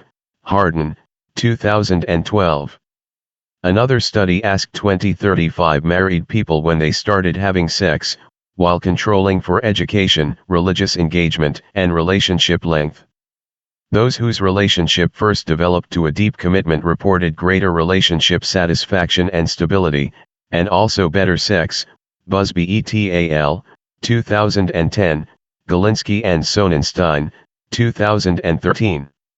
For men and women, but especially for women, sex is more satisfying, with more orgasms and less regret, when in a committed relationship, rather than a brief sexual hookup. Armstrong et al., 2012, Benedictson et al., 2017, Dubé et al., 2017. Partners who share regular meals are more likely than one-time dinner companions to understand what seasoning touches suit each other's food tastes. So, too, with the touches of loyal partners who share a bed. Increased sex is not equal to more happiness. Among married couples, more frequent sex correlates with happiness. Muse et al., 2016. So, would systematically increasing sexual frequency cause people to be happier? Alas, heterosexual married couples randomly assigned to double their intercourse frequency over 3 months became slightly less happy. Lowenstein et al., 2015. Sex is more than an itch that begs to be scratched. It is a socially significant act. Men and women can achieve orgasm alone, yet most people find greater satisfaction and experience a much greater surge in prolactin, the hormone associated with sexual satisfaction and satiety after intercourse and orgasm with their loved one, Brody and Tillman, 2006. Among newlyweds in one study, the sexual afterglow lasted 48 hours and increased marital satisfaction, Meltzer et al., 2017. Thanks to their overlapping brain reward areas, sexual desire and love feed each other, Cacioppo et al., 2012. Sex at its human best is life uniting and love renewing. We realize that sexuality research may create discomfort and invite disagreement. Some may find it awkward to speak frankly about sex and sexuality. Others may feel that acceptance of diverse sexual orientations challenges their personal beliefs, Wilkins et al., 2022. Yet we believe that learning about our sexual motivation can predict positive outcomes, such as greater appreciation of our bodies and brains and greater respect for ourselves and others. We hope you have found the material enriching. Review. Module 34, Sexual Motivation. Learning Objectives. Test yourself. Answer these repeated learning objective questions on your own, before showing the answers here, or checking the answers in Appendix D, to improve your retention of the concepts, McDaniel et al., 2009, 2015. Terms and concepts to remember.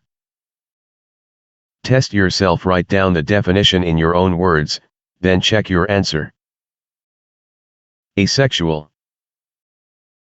Sexuality. Sexual response cycle. Refractory period. Sexual dysfunction.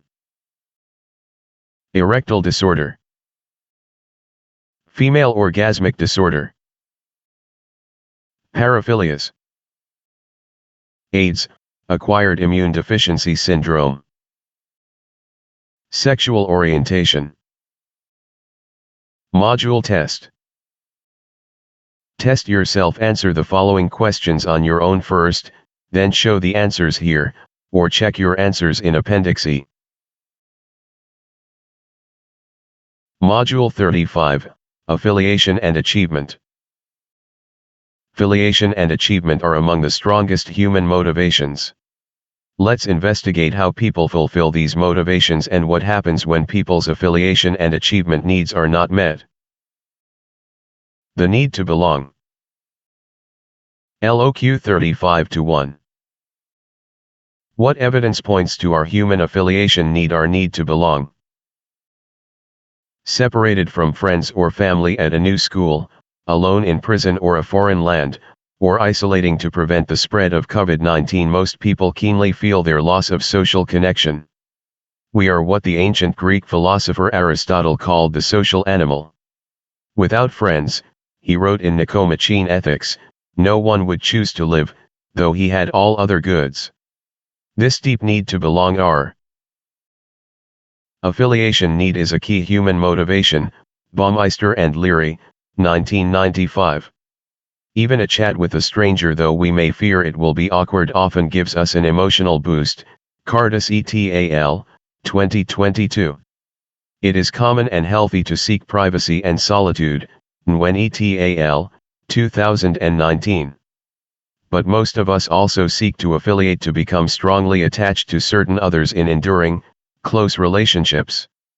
Across 27 countries, people were most strongly motivated to maintain their romantic relationships and to care for family members, KO et al., 2020. The benefits of belonging. Social bonds boosted our early ancestors' survival chances. Adults who formed attachments were more likely to survive, reproduce, and co-nurture their offspring to maturity. Attachment bonds motivated caregivers to keep children close, calming and protecting them from threats, Esposito et al., 2013. Indeed, to be wretched literally means, in its Middle English origin, rucht, to be without kin nearby. Cooperating with friends and acquaintances also enhanced survival. As hunters, Our ancestors learned that 6 hands were better than 2. As food gatherers, they gained protection from 2-footed and 4-footed enemies by traveling in groups. Those who cooperated survived and reproduced most successfully, and their cooperative genes now predominate. Rand and Nowak, 2013. Our innate need to belong drives us to befriend people who cooperate and to avoid those who exploit.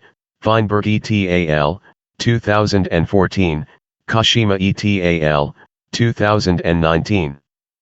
People in every society on Earth belong to groups and prefer and favor us over them.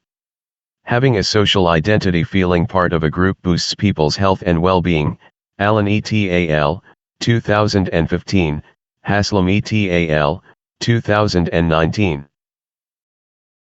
Do you have close friends, people to whom you freely disclose your ups and downs? Having someone who listens and rejoices with us over good news helps us feel better about both the news and the friendship. Isashakov et al., 2022. Such companionship creates connection and cooperation. Canavalo and Crocker, 2017. Warmth and social connection go hand in hand. Feeling physically warm makes us feel socially connected to close others, and close others make us feel physically warm.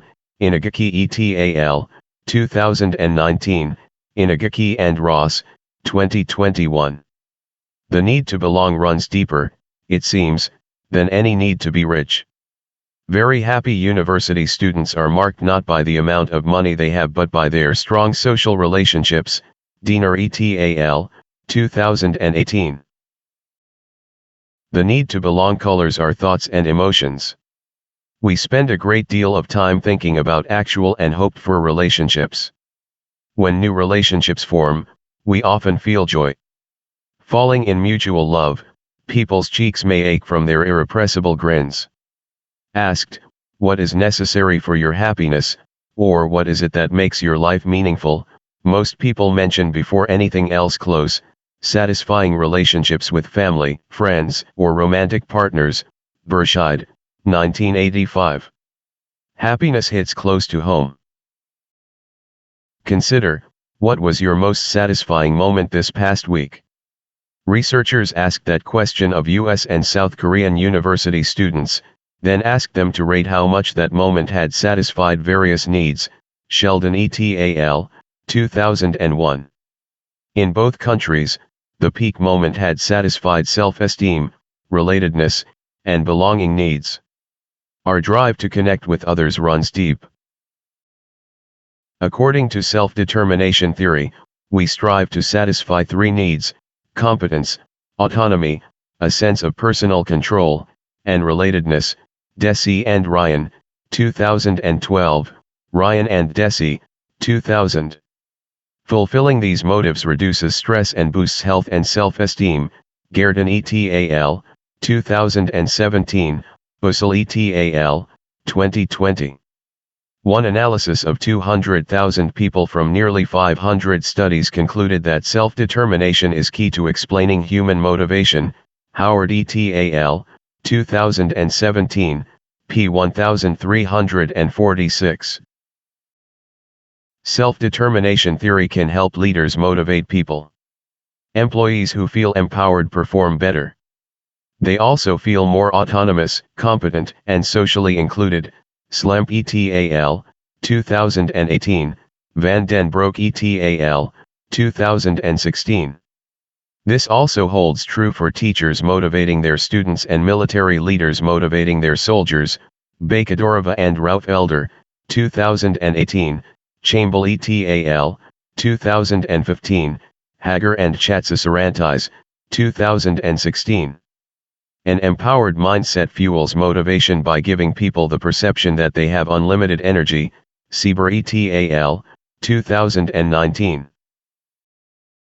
Small wonder, then, that our social behavior often aims to increase our feelings of belonging, and spending more time with friends and family increases happiness. Lee and Kanazawa, 2016, Rohrer et al., 2018. To gain acceptance, we generally conform to group standards. We wait in lines and obey laws. We monitor our behavior, hoping to make a good impression. We spend billions on clothes, cosmetics, and diet and fitness aids, all motivated, in part, by our search for love and acceptance. Thrown together in groups at school or at work, we form bonds. Parting, we feel distressed. We promise to stay in touch and return for reunions. By drawing a sharp circle around us, the need to belong feeds both deep attachments to those inside the circle, loving families, faithful friendships, team loyalty, and hostilities toward those outside, as happens with rival gangs, ethnic conflicts, and fanatic nationalism. See the social psychology modules. Feeling close with our relationship partner, we expand our self-concept to overlap with theirs. Aaron et al., 1991, Figure 35.1. Feelings of love activate brain reward and safety systems. In one experiment, deeply in love university students exposed to heat felt less pain when looking at their beloved's picture. Younger et al., 2010. Pictures of our loved ones activate a brain region, the prefrontal cortex, that dampens feelings of physical pain. Eisenberger et al., 2011. Love is a natural painkiller. When my brothers try to draw a circle to exclude me, I shall draw a larger circle to include them. Lawyer and civil rights activist Pauli Murray, An American Credo, 1945. When relationships end, people may suffer. In one 16-nation survey, and in repeated U.S. surveys, separated and divorced people have been half as likely as married people to say they are very happy. Engelhardt, 1990, NORC, 2022. Is that simply because happy people more often marry and stay married? A national study following British lives through time revealed that, even after controlling for premarital life satisfaction, the married are still more satisfied, suggesting a causal effect of marriage. Grover and Helliwell, 2014. Divorce also predicts earlier mortality.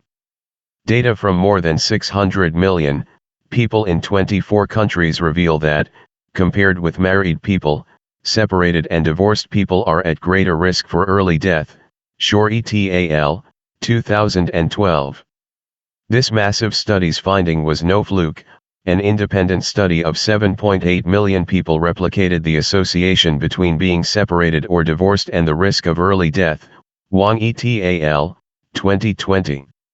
A happy marriage is, as one data scientist noted, perhaps as important as not smoking, which is to say, huge. Ungar, 2014. Children who endure a series of foster homes or repeated family relocations experience frequent disruptions of budding relationships. They may then have difficulty forming deep connections with others. Oishi and Skamak, 2010.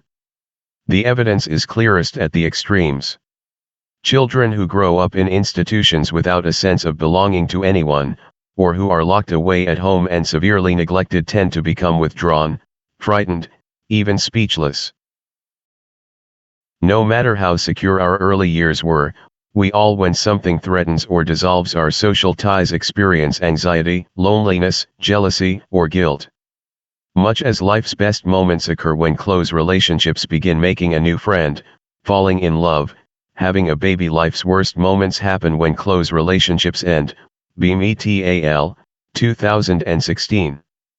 Bereaved, we may feel life is empty or pointless, and we may overeat to fill that emptiness. Yang et al., 2016. Even the first months of living on campus can be distressing, when new social ties have not yet formed. English et al., 2017. Gregory Walton and Timothy Wilson, 2018, note that a lonely new college student may wonder, can people like me belong here? Entering Black American students who experienced a 1-hour session explaining the commonness of that worry, with reassuring stories from older peers, achieved higher grades over the next 3 years and greater life and career satisfaction after college. Boosting a sense of belonging had big benefits. Social isolation can put our mental and physical health at risk. Cacioppo et al., 2015, Cheek et al., 2019. Lonely older adults, for example, make more doctor visits and are at greater risk for dementia. Gerst Emerson and Jayawardhana, 2015, Hollowayerta et al., 2014. In separate U.S. surveys during the early months of the COVID pandemic, 48% of 18 to 29-year-olds reported repeatedly feeling lonely or isolated. Cox and Bowman, 2020. 70% of all adults reported experiencing moderate or severe distress, triple the 22% in a prior survey. Tweng and Joyner, 2020, and 36% of all adults showed signs of clinical depression or anxiety, again, triple the level of a year earlier. NCHS, 2020. UK, Asian, European, and New Zealand researchers also reported that mental distress surged during the COVID pandemic restrictions. Prati and Mancini, 2021. The benefits of belonging make it worth the effort to nurture our relationships with family and friends. The pleasure of micro-friendships. We are made for relationships not just with our nearest and dearest, but also in our fleeting connections. That's the consistent lesson of experiments on micro-friendships. Connecting while commuting. Nicholas Epley and Juliana Schroeder, 2014, offered Chicago commuters a $5 gift card to complete a randomly assigned task, to a. do as they would usually do on their train or bus, b. sit in solitude, or c. strike up a conversation with a stranger. Although most expected the attempted conversation would be awkward, it typically was not. Moreover, upon finishing the ride, the talkers were in a happier mood. Bantering with a barista. Gillian Sandstrom and Elizabeth Dunn, 2014, similarly offered Starbucks patrons a $5 gift card to participate in an experiment. They asked half of the patrons, when interacting with the barista, to act respectful but efficient, have your money ready, and avoid unnecessary conversation. They assigned the others to act social, smile, make eye contact to establish a connection, and have a brief conversation. When later exiting the store, those tasked with being social reported feeling happier and more satisfied. Complimenting a stranger in 5 experiments. Erica Boothby and Vanessa Bones, 2021, observed the unexpected power of compliments. For example, they instructed compliment givers to approach strangers, observe something about them that you like, often their hair or clothing, and compliment them. Inevitably, the little act of kindness was warmly received, leaving the compliment giver feeling better afterward. The bottom line, micro-friendships can brighten others' days, and our own. Easy enough for extroverts, you say? Perhaps, but intentional micro-friendly acts have been found to create an equally happy experience for both extroverts and introverts. A suggestion: try it. Greet a service worker with a smile. Chat up the ride-share driver. Ask the checkout clerk how their day is going. Can you replicate the happy science of micro-friendships in your daily encounters? The pain of being shut out. Recall a time when you felt excluded, ignored, or shunned. Perhaps your texts went unanswered, or you were unfriended or ghosted online. Perhaps others gave you the silent treatment, avoided you, looked away, mocked you, or excluded you in some other way. Or perhaps you have felt excluded among people speaking an unfamiliar language. Dotenilias et al., 2009. We feel the sting even from small-scale exclusions like being phubbed, an Australian coin term meaning phone snubbed, when our conversation partner seems more interested in gazing at their phone than interacting with us. Roberts and David, 2016. Frequent phubbing distracts attention and predicts a less satisfying relationship, as well as lower self-esteem and greater suicidal thinking among those feeling ignored. Sabara et al., 2019, Wang and Chiao, 2022. These situations are forms of ostracism, or social exclusion, Williams, 2007, 2009. Worldwide, humans use many forms of ostracism: shunning, exile, imprisonment, solitary confinement to punish, and therefore control, social behavior. For children, even a brief time out in isolation can be punishing. In experiments with adults, simply being excluded from ball tosses during a video game increased suicidal thinking, Chen et al., 2021. Loneliness is less a matter of being alone than of feeling ignored, dismissed, or not cared about. Being ostracized threatens one's basic need to belong, Van Halst et al., 2015. It's the meanest thing you can do to someone, especially if you know they can't fight back. I never should have been born, said Lee, a lifelong victim of the silent treatment by her mother and grandmother, Worth et al., 2010. Like Lee, people often respond to ostracism with initial efforts to restore social acceptance, followed by depressed mood and, finally, withdrawal into solitude, Ren et al., 2021. To many, social exclusion is an inhumane sentence.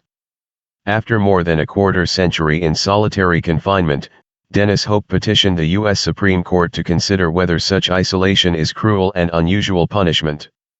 Having watched men commit suicide, mutilate themselves, try to overdose on pills and slowly lose their minds, he stated, I said to myself that I was going to try to make a positive change in the way we are housed and treated if it was the last thing I did. Liptak, 2022. If we truly want to be healthy, happy, and fulfilled as a society, we have to restructure our lives around people. We have this powerful force for enhancing health and well-being, in their relationships. U.S. Surgeon General Vivek Murthy, Leland, 2022.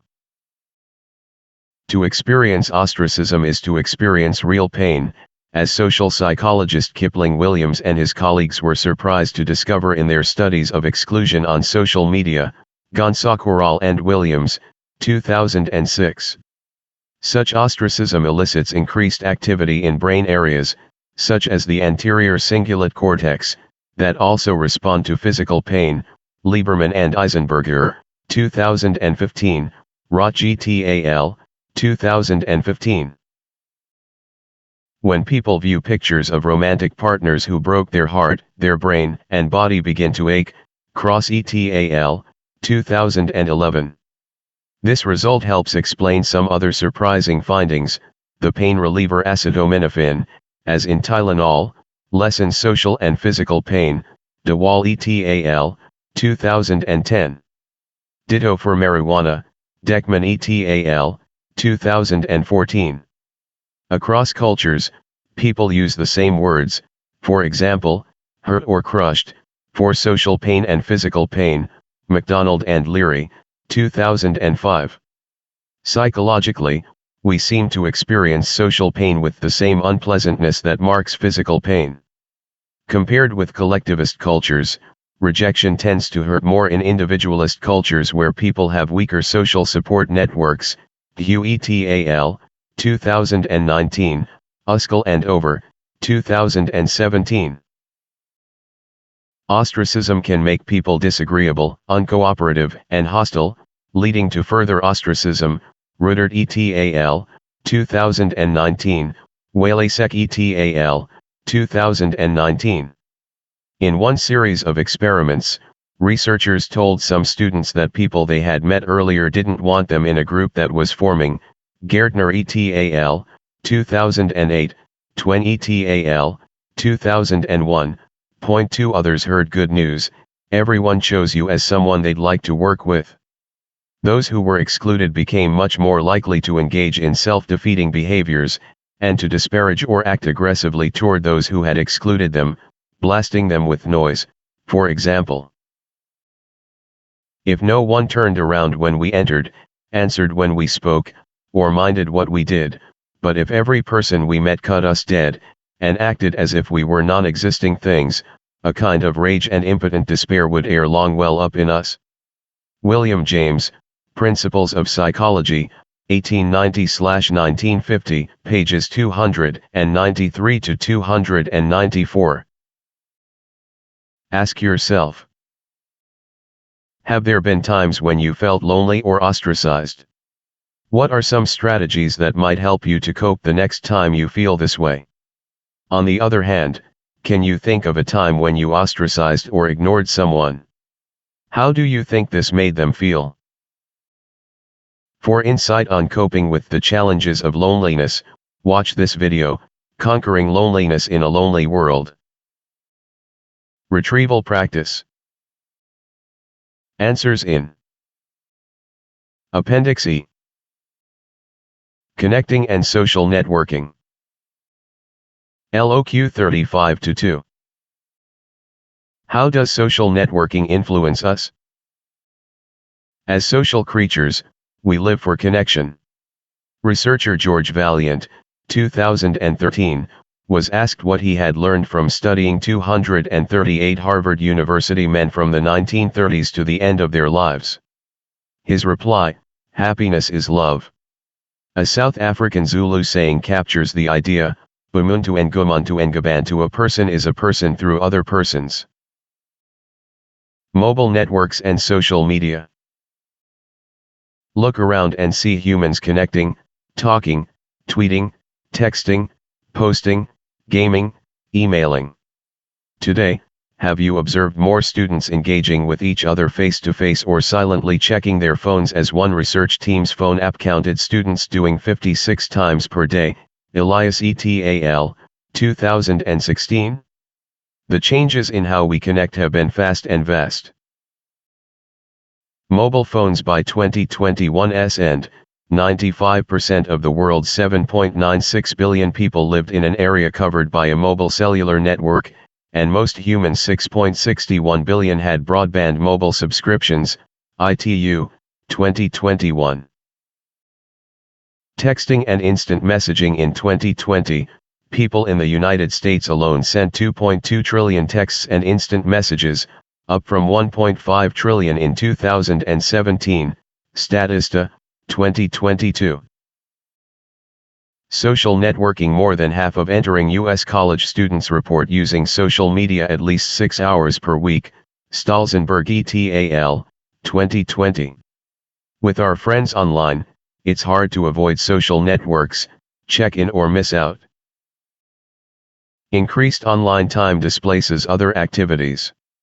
Compared to teens before 2010, today's teens spend fewer hours dating, driving, talking face-to-face, reading books, and working. Livingston et al., 2019, Tweng, 2019. Technology has radically changed the teen experience. The net result: social effects of social networking. By connecting like-minded people, the internet serves as a social amplifier. In times of social crisis or personal stress, it provides information and supportive connections. The internet can also help you find a romantic partner, as I can attest. I met my wife online. Keep in mind, although dating websites aren't adept at matchmaking, they do expand the pool of potential romantic matches. Joel et al., 2017. But social media also leads people to compare their lives with others. When others sharing their best and most perfect-looking moments seem happier, more popular, or more successful, this can trigger envy and depressed feelings. Verdun et al., 2022, Wylans et al., 2017. In study after study, most people perceive that others' social lives are more active than their own. Dury et al., 2017. Perhaps you have noticed. Do others seem to party more, dine out more, and have more friends and fun? Take comfort, most of your friends are thinking the same. Smartphones have become pervasive. Their number tripled between 2011 and 2018 in the United States and rose similarly elsewhere. Worldwide, one meta-analysis suggested that 1 in 4 people now have smartphone addiction.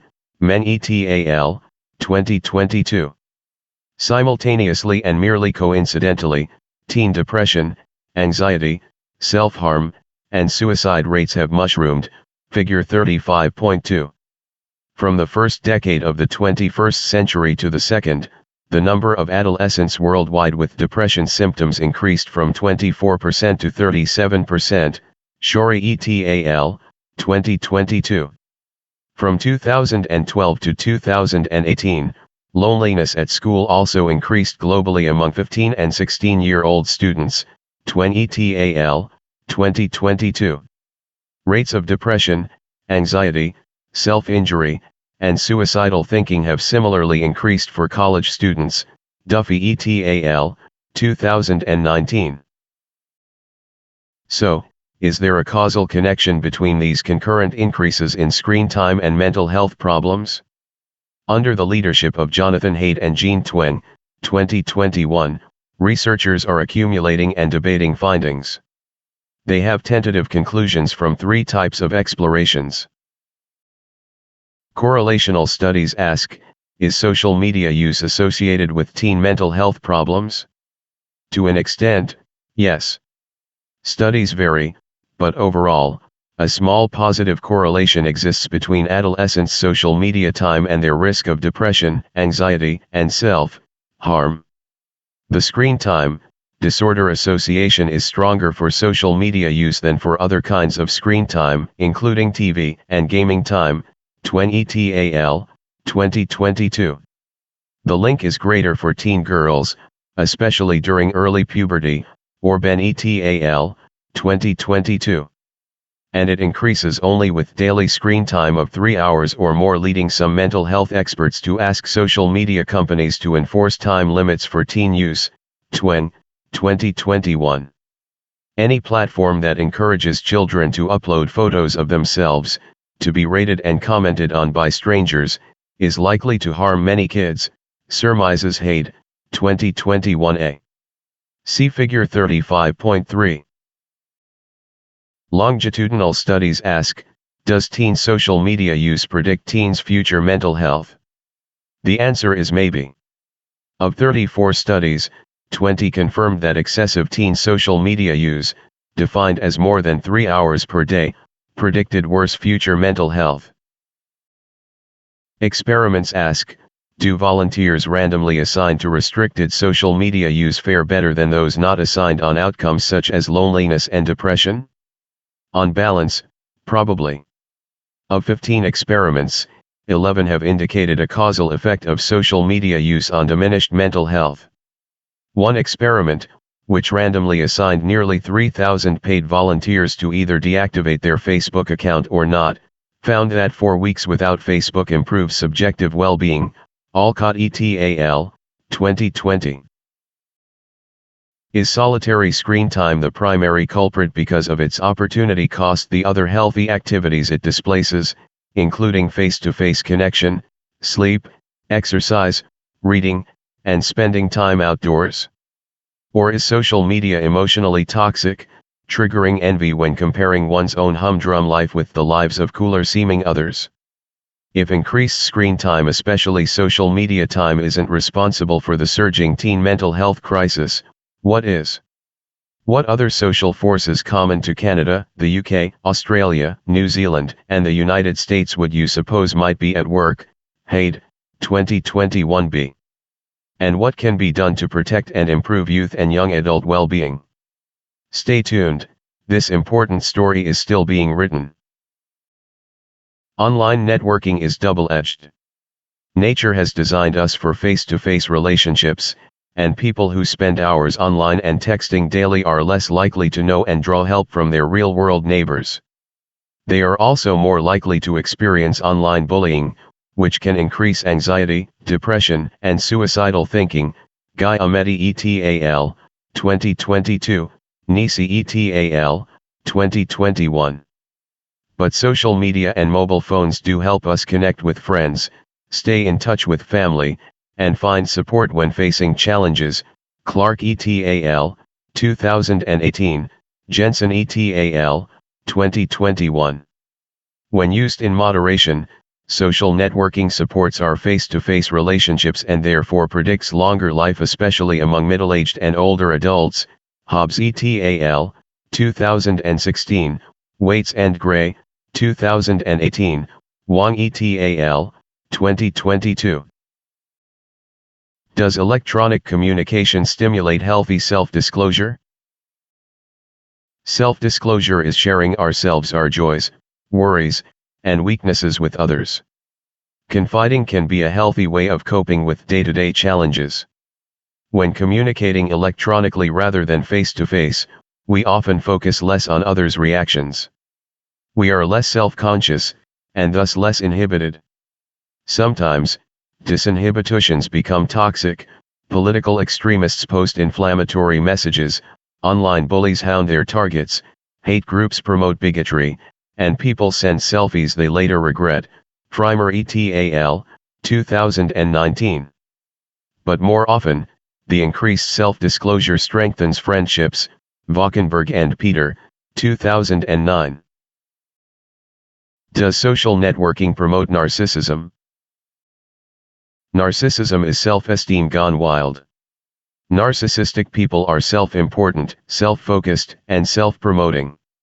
To measure your narcissistic tendencies, you might rate your agreement with personality test items such as "I like to be the center of attention." People who agree with such statements tend to have high narcissism scores, and they are especially active on social networking sites. Casale and Banchi, 2020. They collect more superficial friends. They offer more staged, glamorous photos. They retaliate more against negative comments. And, not surprisingly, they seem more narcissistic to strangers. Buffardi and Campbell, 2008, Weiser, 2015. For narcissists, social networking sites are more than a gathering place, they are a feeding trough. In one study, college students were randomly assigned either to edit and explain their online profiles for 15 minutes, or to use that time to study and explain a Google Maps routing. Freeman and Tweng, 2010. After completing their tasks, all were tested. Who then scored higher on a narcissism measure? Those who had spent the time focused on themselves. Watch this video, random assignment for a helpful tutorial animation. Maintaining balance and focus.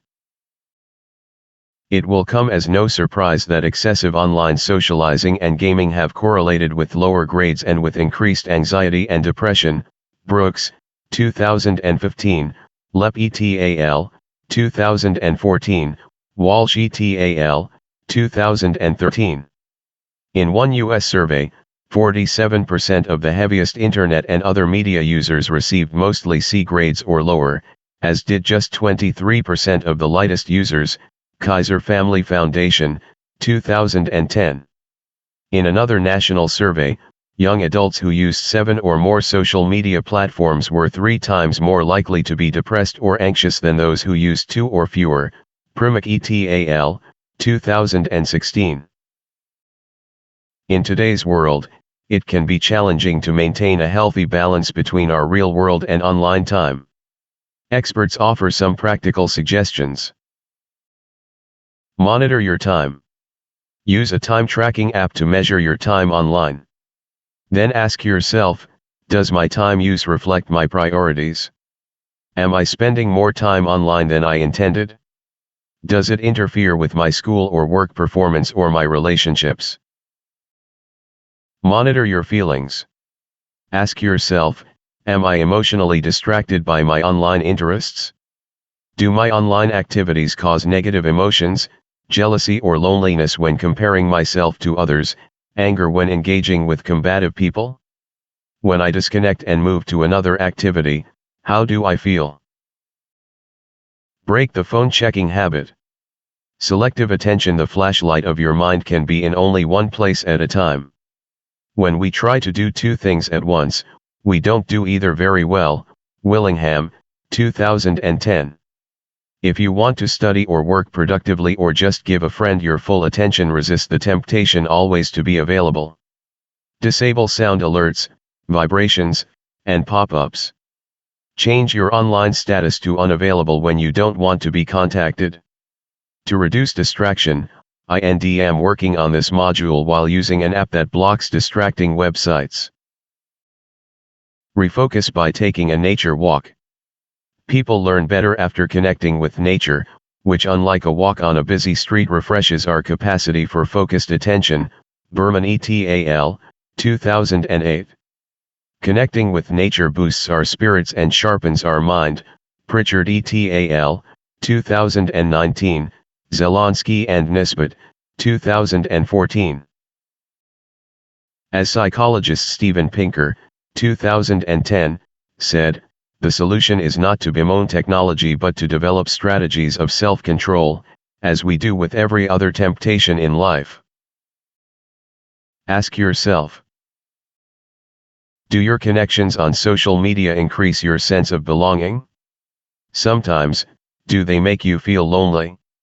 Which of the strategies discussed will you find most useful to maintain balance and focus? To help find the right balance in social networking, watch this video, Screen Time: How Much is Too Much? For more on the importance of balancing social networking with life, watch this video, Dark Side of Social Media. For input from an expert studying this area, watch this video, Gene Twang: Smartphones Are Raising a Mentally Fragile Generation. Retrieval Practice. Answers in Appendix E. Achievement Motivation. LOQ 35-3. What is achievement motivation, and what are some ways to encourage achievement? Some motives seem to have little obvious survival value. Billionaires may be motivated to make more money, internet celebrities to attract more social media followers, politicians to achieve more power. And motives vary across cultures. In individualist cultures, employees may work to receive an Employee of the Month award. In collectivist cultures, they may strive to join a company's hardest working team. The more we achieve, the more we may need to achieve. Psychologist Henry Murray, 1938, called this achievement motivation. Achievement motivation matters. One famous study followed the lives of 1,528 California children whose intelligence test scores were in the top 1%. 40 years later, researchers compared those who were most and least successful professionally. What did the researchers discover? A motivational difference. The most successful were more ambitious, energetic, and persistent. As children, they had more active hobbies. As adults, they participated in more groups and sports. Goldman, 1980. Gifted children are able learners. Accomplished adults are tenacious doers.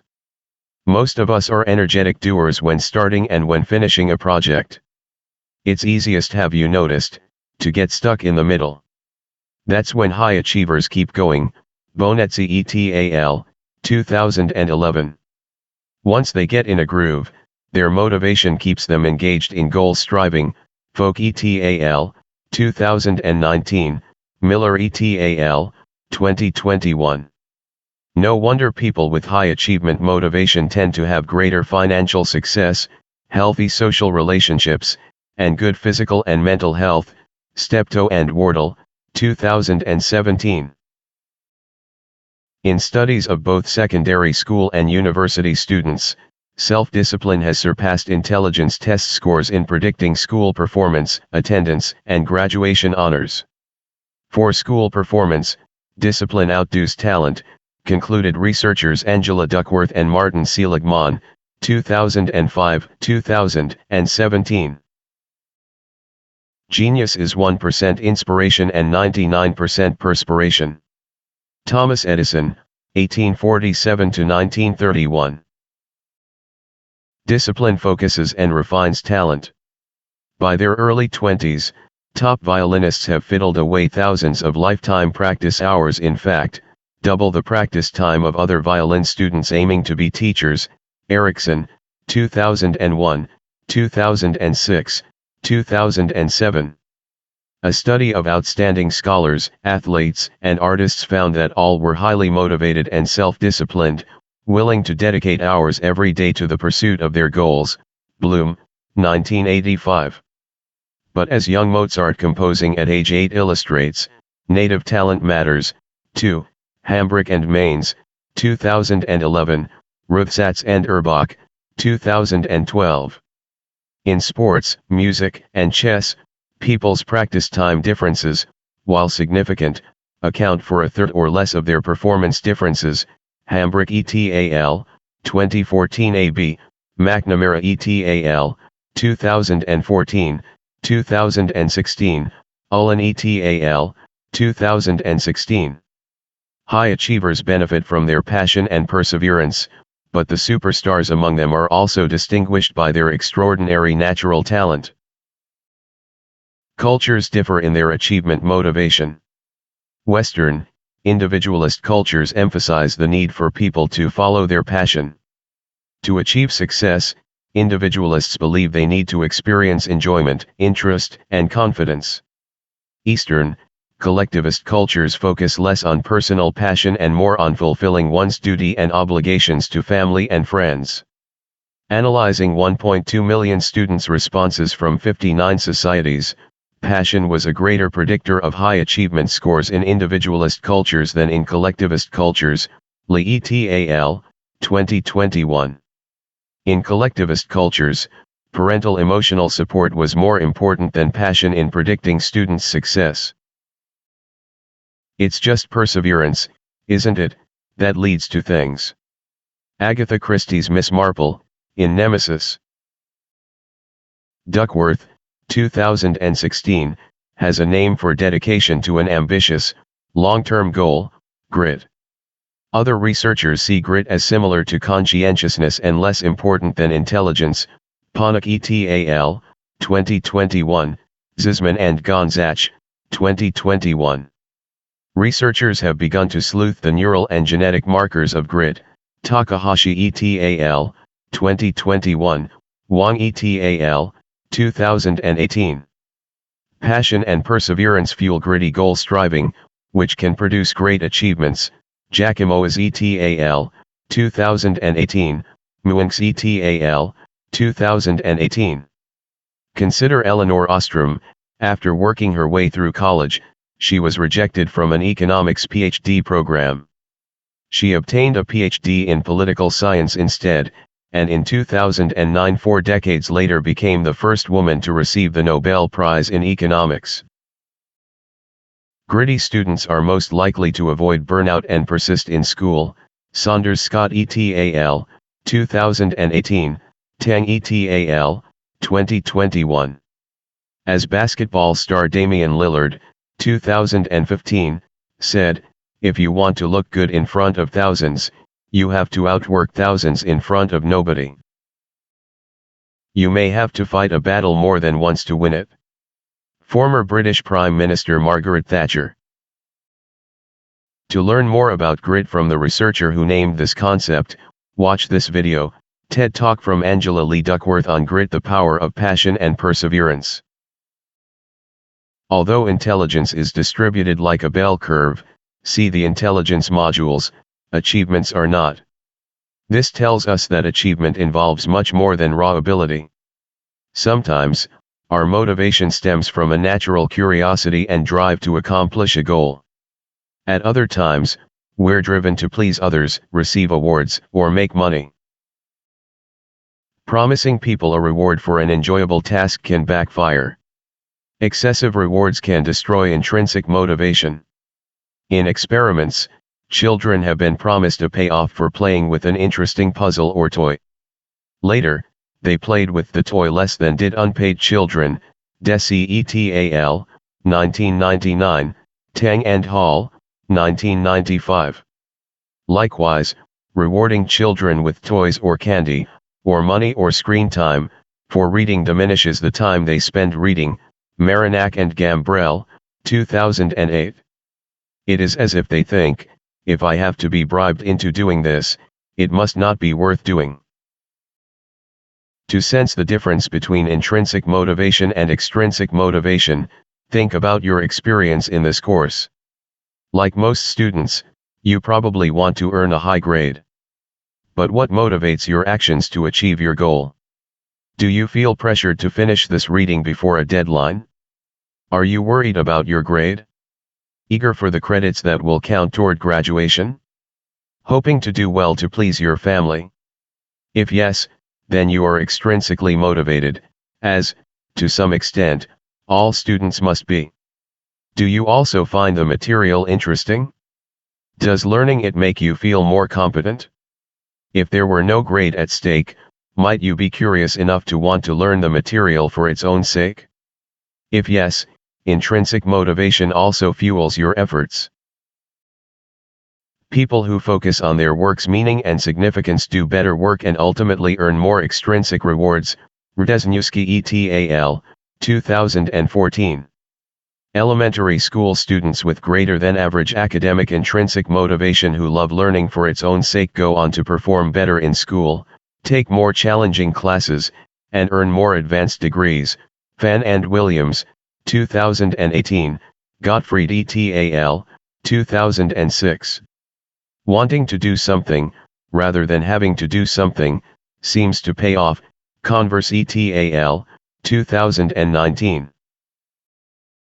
Extrinsic rewards work well when people perform tasks that don't naturally inspire complex, creative thinking. Hewitt and Conway, 2015. They're also effective when used to signal a job well done, rather than to bribe or control someone. Bajano et al., 1985. When administered wisely, rewards can improve performance and spark creativity. Eisenberger and Asselage, 2009, Henderlong and Lepper, 2002. Most improved player awards, for example, can boost feelings of competence and increase enjoyment of a sport. And the rewards that often follow academic achievement, such as scholarships and job opportunities, can have long-lasting benefits. Organizational psychologists seek ways to engage and motivate ordinary people doing ordinary jobs. See Appendix C, Psychology at Work. Goal setting. Do you have a specific goal you'd like to achieve? Each of us can adopt some research-based strategies for achieving our goals. Make that resolution. Challenging goals motivate achievement. Harkin et al., 2016. SMART goals are specific, measurable, achievable, realistic, and timely. Such goals finish my psychology assignment by Tuesday, direct attention and motivate persistence. Announce the goal to friends or family. We're more likely to follow through after making a public commitment. Develop an implementation plan. Be specific about when, where, and how you'll progress toward your goal. Identify potential challenges and how you'll revisit and adjust your plan. People who flesh out goals with detailed plans become more focused and more likely to succeed. Duckworth et al., 2018, Gallwitzer and Ettingen, 2012. Better to concentrate on small steps, spending 5 to 10 minutes learning words from a foreign language each week than to fantasize about speaking that language fluently. Create short-term rewards that support long-term goals. Although delayed rewards motivate us to set goals, immediate rewards best predict our persistence toward those goals. Woolley and Fishbach, 2018. Monitor and record progress. For example, if you are striving for more exercise, use a fitness tracker or enter your activity in a free fitness app. It's even more motivating when progress is shared rather than hidden. Harkin et al., 2016. Create a supportive environment. When trying to eat healthily, keep junk food out of the cupboards. When focusing on a project, hole up in the library. When sleeping, shut off your phone. Have your gym bag ready the night before. Such situational self-control strategies prevent tempting impulses. Duckworth et al., 2016, Schiffer and Roberts, 2018. Transform the hard-to-do behavior into a must-do habit. Habits form when we repeat behaviors in a given context. Do something every day for about 2 months and see it become an ingrained habit. To achieve important life goals, we often know what to do. We know that a full night's sleep boosts our alertness, energy, and mood. We know that exercise lessens depression and anxiety, builds muscle, and strengthens our heart and mind. We know that what we put into our body, junk food or balanced nutrition, addictive substances, or clean air, affects our health and longevity. Alas, as T.S. Eliot foresaw, between the idea and the reality falls the shadow. Nevertheless, we can create a bridge between the idea and reality by taking these 7 steps: resolving, announcing, planning, rewarding, monitoring, controlling, and persistently acting. Ask yourself, what goal would you like to achieve? How might you use the 7 strategies offered in this section to meet that goal? Retrieval practice. Answers in Appendix E. Review. Module 35, Affiliation and Achievement. Learning objectives. Test yourself. Answer these repeated learning objective questions on your own, before showing the answers here, or checking the answers in Appendix D, to improve your retention of the concepts.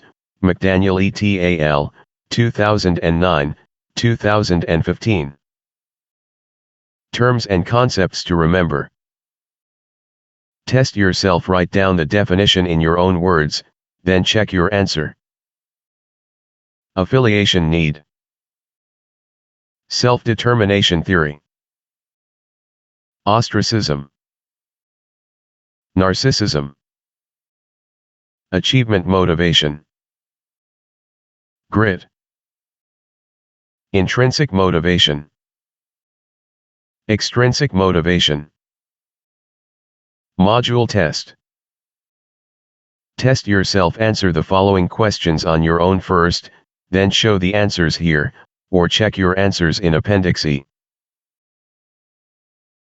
Chapter 12 Emotions, Stress, and Health, Modules 36 to 40. Module 36 Introduction to Emotion. Emotion, arousal, behavior, and cognition. Embodied emotion. Thinking critically about, lie detection. Module 37 Expressing emotion. Detecting emotion in others. Gender, emotion, and nonverbal behavior. Culture and emotional expression. The effects of facial expressions. Module 38 Experiencing emotion. Anger. Happiness and well-being. Module 39 Stress and illness.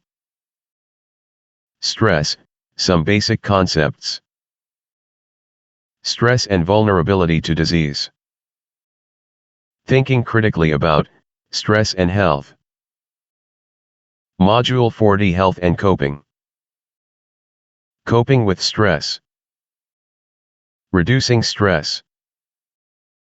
No one needs to tell you that feelings add color to your life, or that in times of stress they can disrupt your life, or save it. Fear, anger, sadness, joy, and love are psychological states that also entail physical reactions.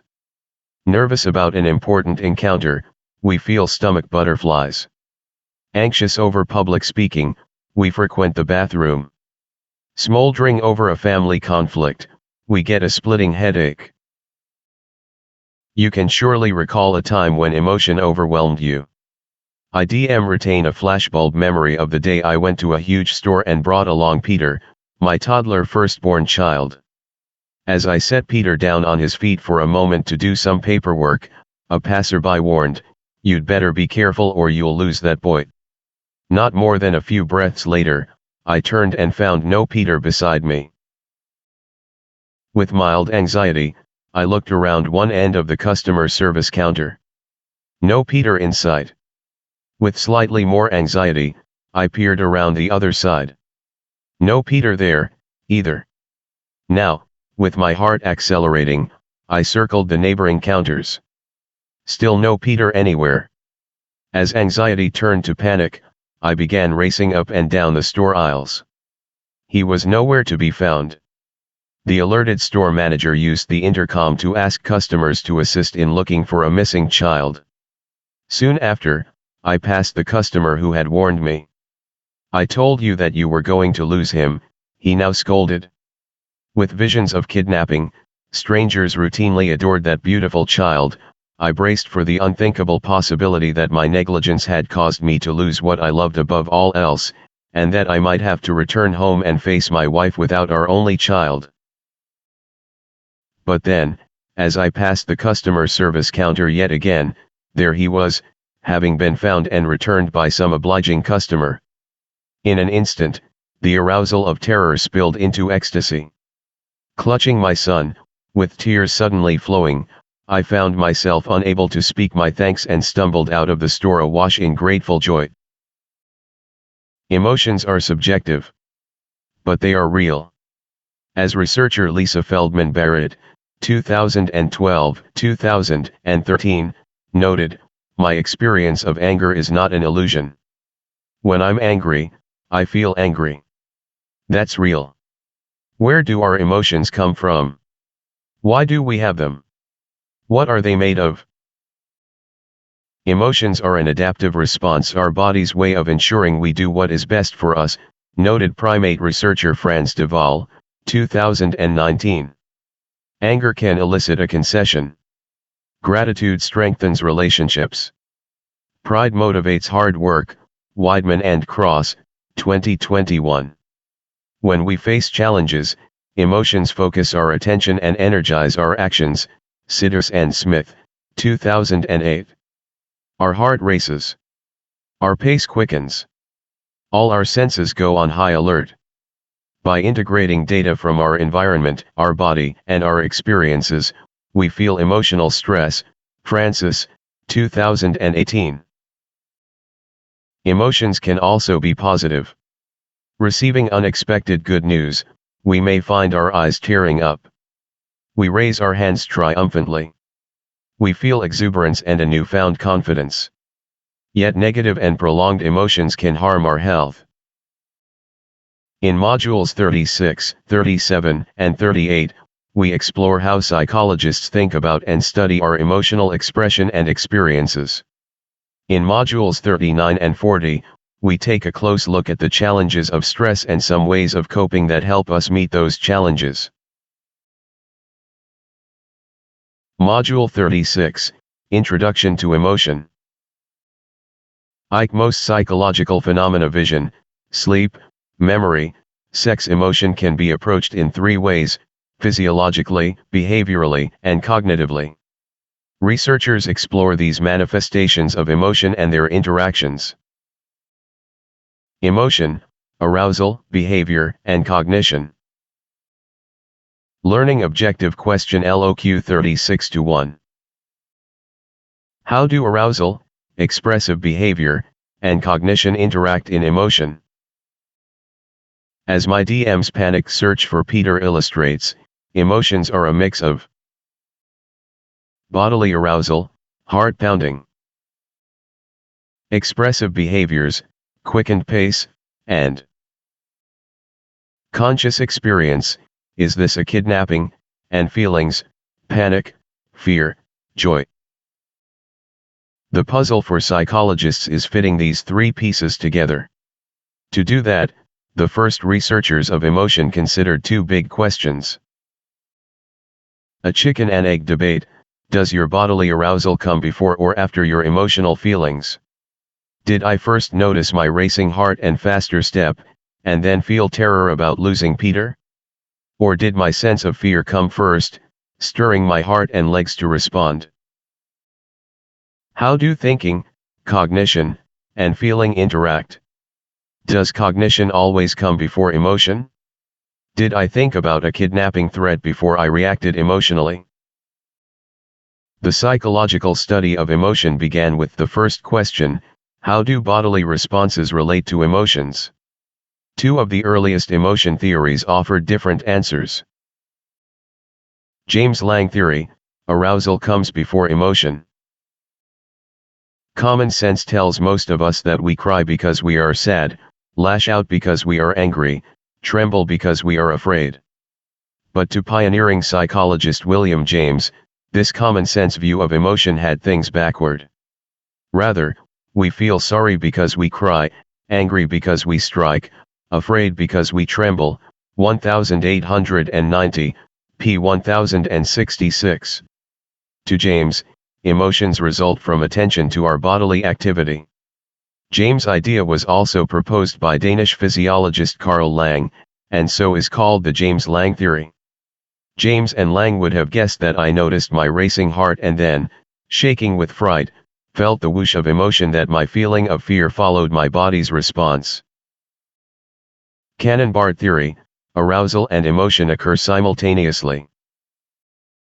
Physiologist Walter Cannon, 1871–1945, disagreed with the James Lange theory.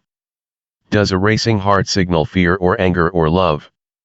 The body's responses, heart rate, perspiration, and body temperature are too similar, and they change too slowly, to cause the different emotions, said Cannon. He, and later another physiologist, Philip Bard, concluded that our bodily responses and experienced emotions occur separately but simultaneously. So, according to the Cannon-Barth theory, my heart began pounding as I experienced fear. The emotion-triggering stimulus traveled to my sympathetic nervous system, causing my body's arousal. At the same time, it traveled to my brain's cortex, causing my awareness of my emotion. My pounding heart did not cause my feeling of fear, nor did my feeling of fear cause my pounding heart. But are they really independent of each other? Countering the Cannon-Barth theory are studies of people with severed spinal cords, including a survey of 25 World War II soldiers, Homan, 1966. Those with lower spine injuries, who had lost sensation only in their legs, reported little change in their emotions' intensity. Those with high spinal cord injury, who could feel nothing below the neck, did report changes. Some of their reactions were much less intense than before the injuries. Anger, one man with this injury type revealed, just doesn't have the heat to it that it used to. It's a mental kind of anger. Other emotions, those expressed mostly in body areas above the neck, were felt more intensely. These men reported increases in weeping, lumps in the throat, and getting choked up when saying goodbye, worshipping, or watching a touching movie. Such evidence has led some researchers to view feelings as mostly shadows of our bodily responses and behaviors. Damasio, 2003. But our emotions also involve cognition. Averill, 1993, Feldman Barrett, 2006, 2017. Here we arrive at psychology's second big emotion question: how do thinking and feeling interact? Whether we fear the person behind us on a dark street depends entirely on whether or not we interpret them as threatening. Retrieval practice. Answers in Appendix E. Schachter-Singer two-factor theory, arousal plus label equals emotion. LOQ 36-2. To experience emotions, must we consciously interpret and label them? Stanley Schachter and Jerome Singer, 1962, demonstrated that how we appraise, interpret, our experiences also matters. Our physical reactions and our thoughts, perceptions, memories, and interpretations, together create emotion.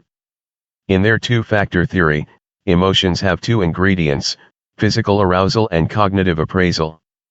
An emotional experience, they argued, requires a conscious interpretation of arousal.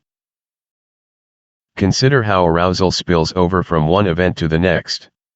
Imagine completing an intense session at the gym and then receiving a message that you got your dream job.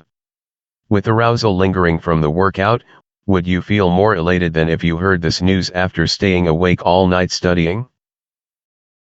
To explore this spillover effect, Schachter and Singer injected college men with the hormone epinephrine, which triggers feelings of arousal. One group of men was told to expect feelings of arousal from the injection. Others were told by the trickster researchers that it would help test their eyesight. Picture yourself as a participant. After receiving the injection, you go to a waiting room, where you find yourself with another person, actually an accomplice of the experimenters, who is acting either euphoric or irritated. As you observe this person, you begin to feel your heart race, your skin flush, and your breathing become more rapid. What would you feel if you had been in the group told to expect these effects from the injection? In the experiment, these volunteers felt little emotion because they correctly attributed their arousal to the drug. But if you had been told the injection would help assess your eyesight, what would you feel? Perhaps you would react as this group of participants did. They caught the apparent emotion of the other person in the waiting room. They became happy if the accomplice was acting euphoric, and testy if the accomplice was acting irritated. This discovery that a stirred-up state can be experienced as one emotion or another, depending on how we interpret and label it, has been replicated in dozens of experiments and continues to influence modern emotion research.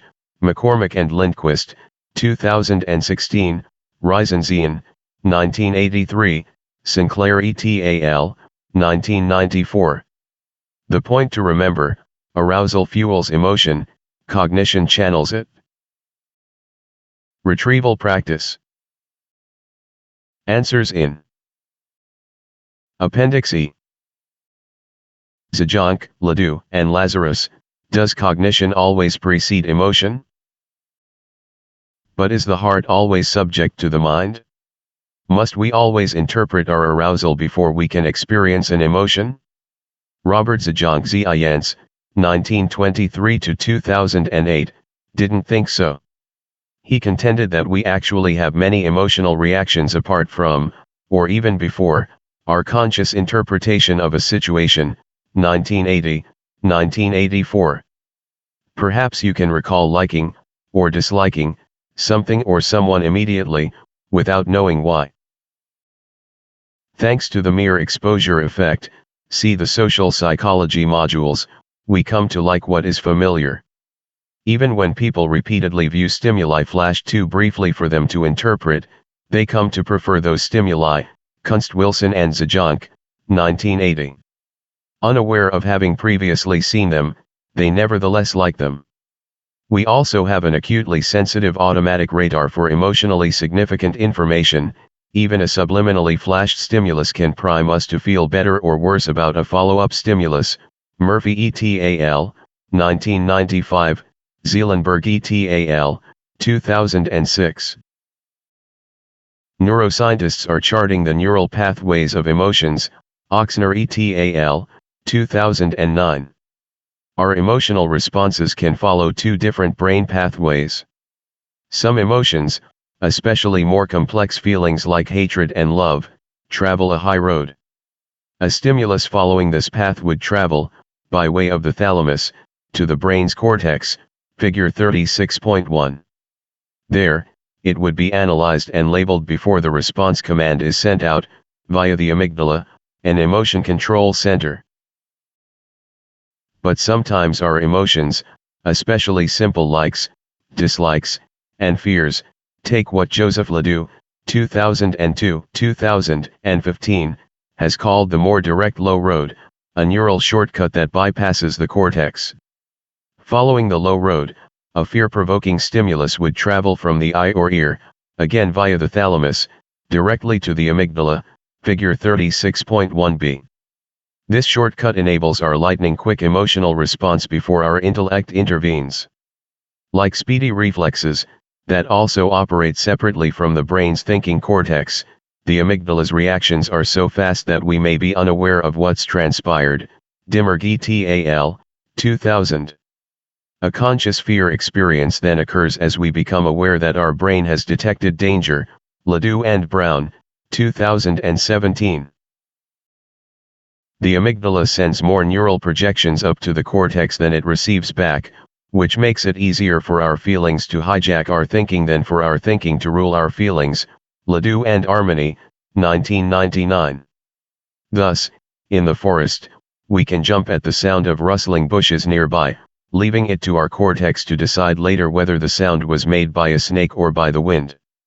Such experiences support Zajonk's and Ledoux's belief that some of our emotional reactions involve no deliberate thinking. Emotion researcher Richard Lazarus, 1991-1998, agreed that our brain processes vast amounts of information without our conscious awareness, and that some emotional responses do not require conscious thinking. Much of our emotional life operates via the automatic, speedy low road. But he further wondered, how would we know what we are reacting to if we did not in some way appraise the situation? The appraisal may be effortless and unconscious, but it is still a mental function.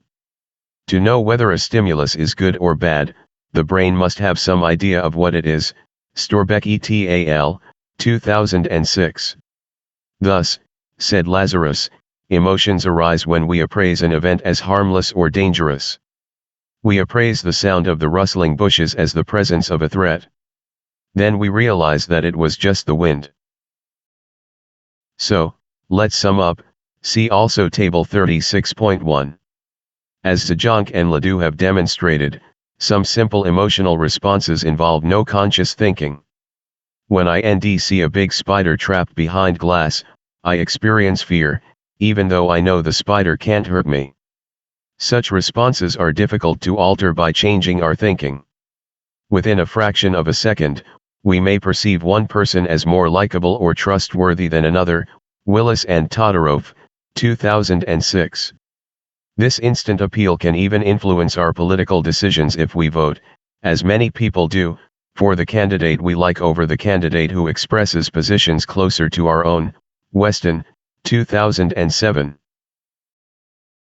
But other emotions including depressive moods and complex feelings are greatly affected by our conscious and unconscious information processing, our memories, expectations, and interpretations. For these emotions, we have more conscious control.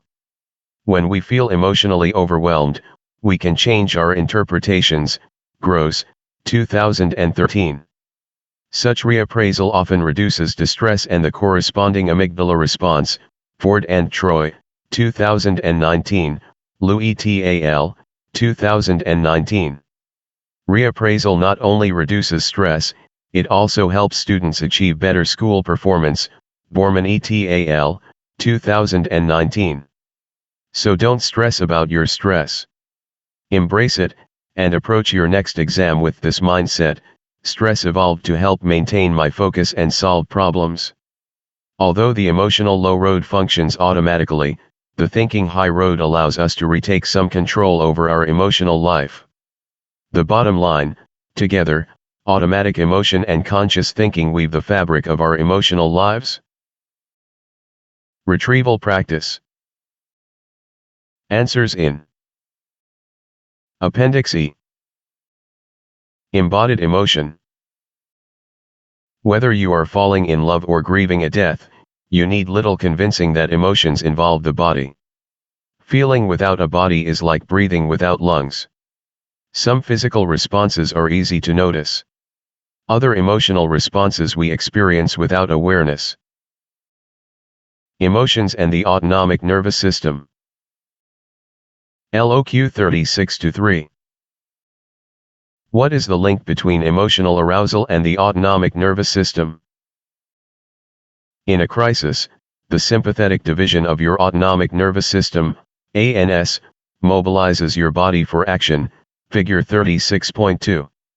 It directs your adrenal glands to release the stress hormones epinephrine, adrenaline, and norepinephrine, noradrenaline. To provide energy, your liver pours extra sugar, glucose, into your bloodstream. To help burn the sugar, your respiration increases to supply needed oxygen. Your heart rate and blood pressure increase.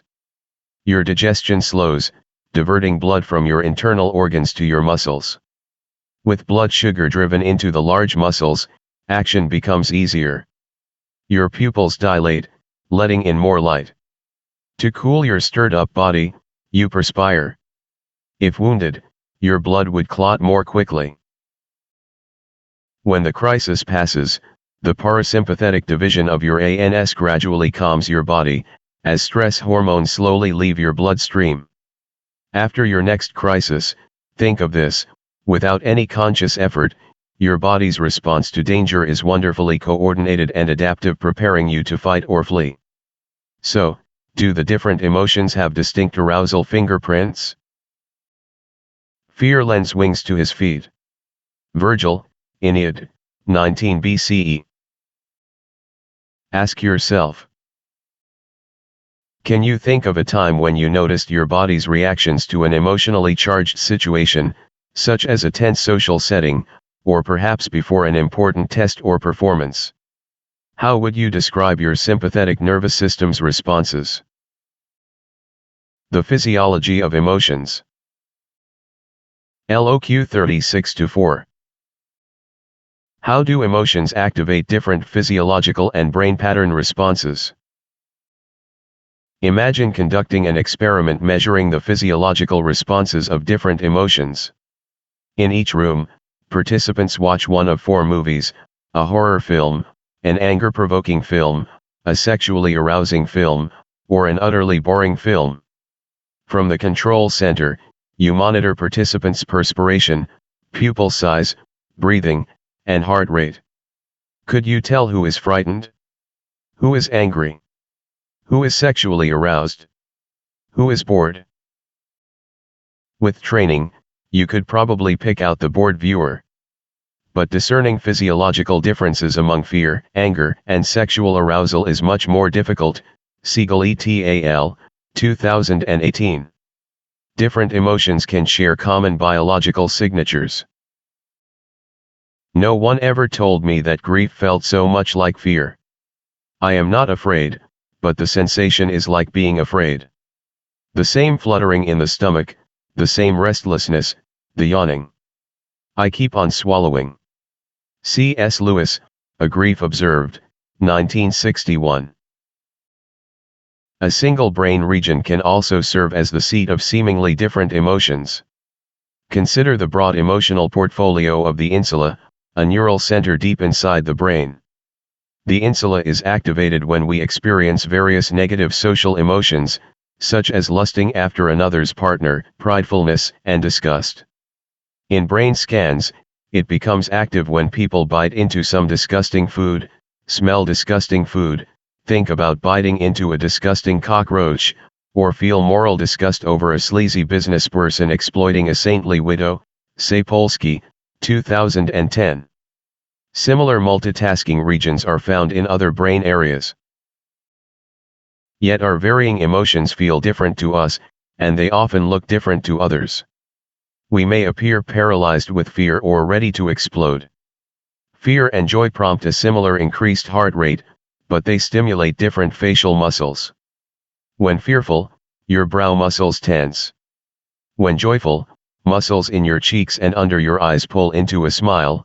Whitbliet and Vrana, 1995. When guppies get ready to attack, their eye color changes from silver to black.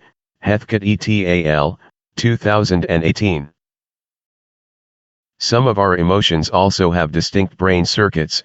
Dixon et al., 2017, Panksepp, 2007. Observers watching fearful faces show more amygdala activity than do other observers who view angry faces. Whalen et al., 2001. Emotions also activate different areas of the brain's cortex. When you experience a negative emotion such as disgust, your right prefrontal cortex tends to be more active than the left.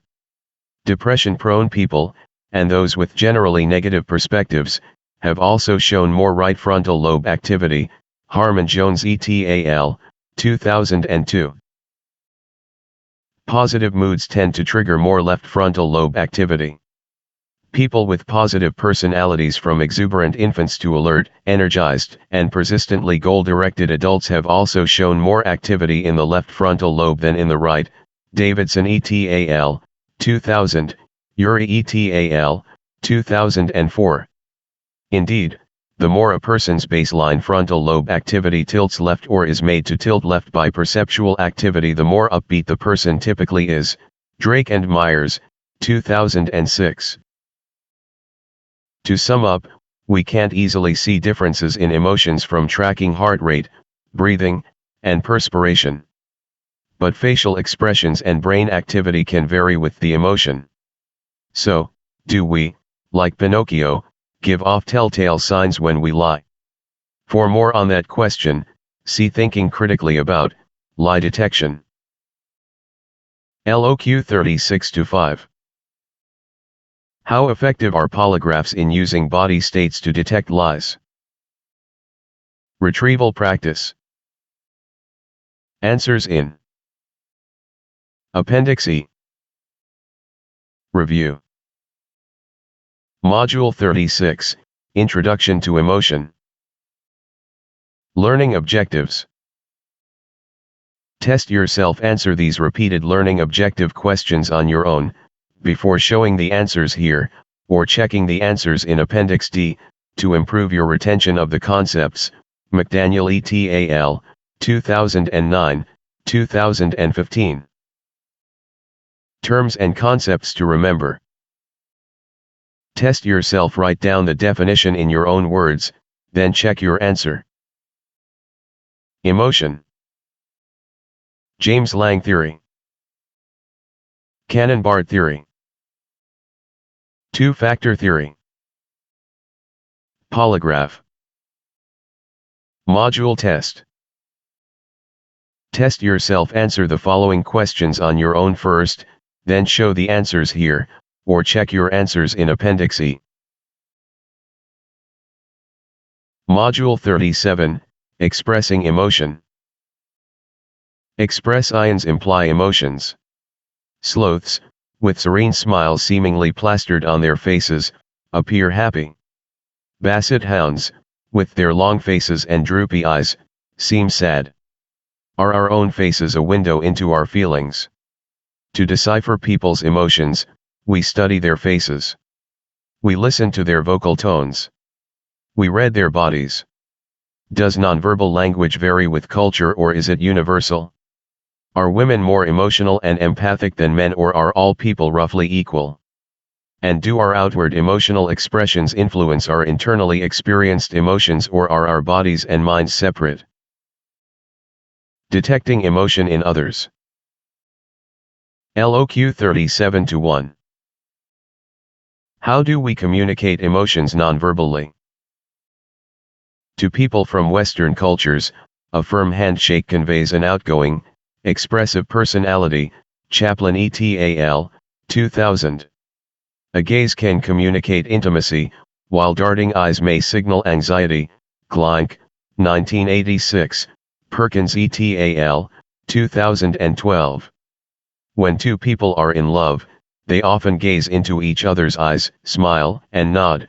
Balmont et al., 2014, Cowan and Keltner, 2020, Gonzaga et al., 2001. Would such gazes stir loving feelings between strangers?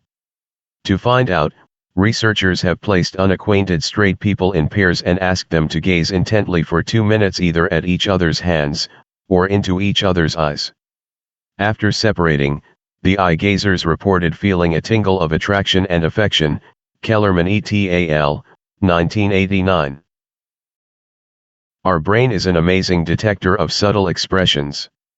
We are adept at detecting a hint of a smile. Marr et al., 2014. Shown 10 seconds of video from the end of a speed dating interaction, people can often tell whether one person is attracted to another. Place et al., 2009.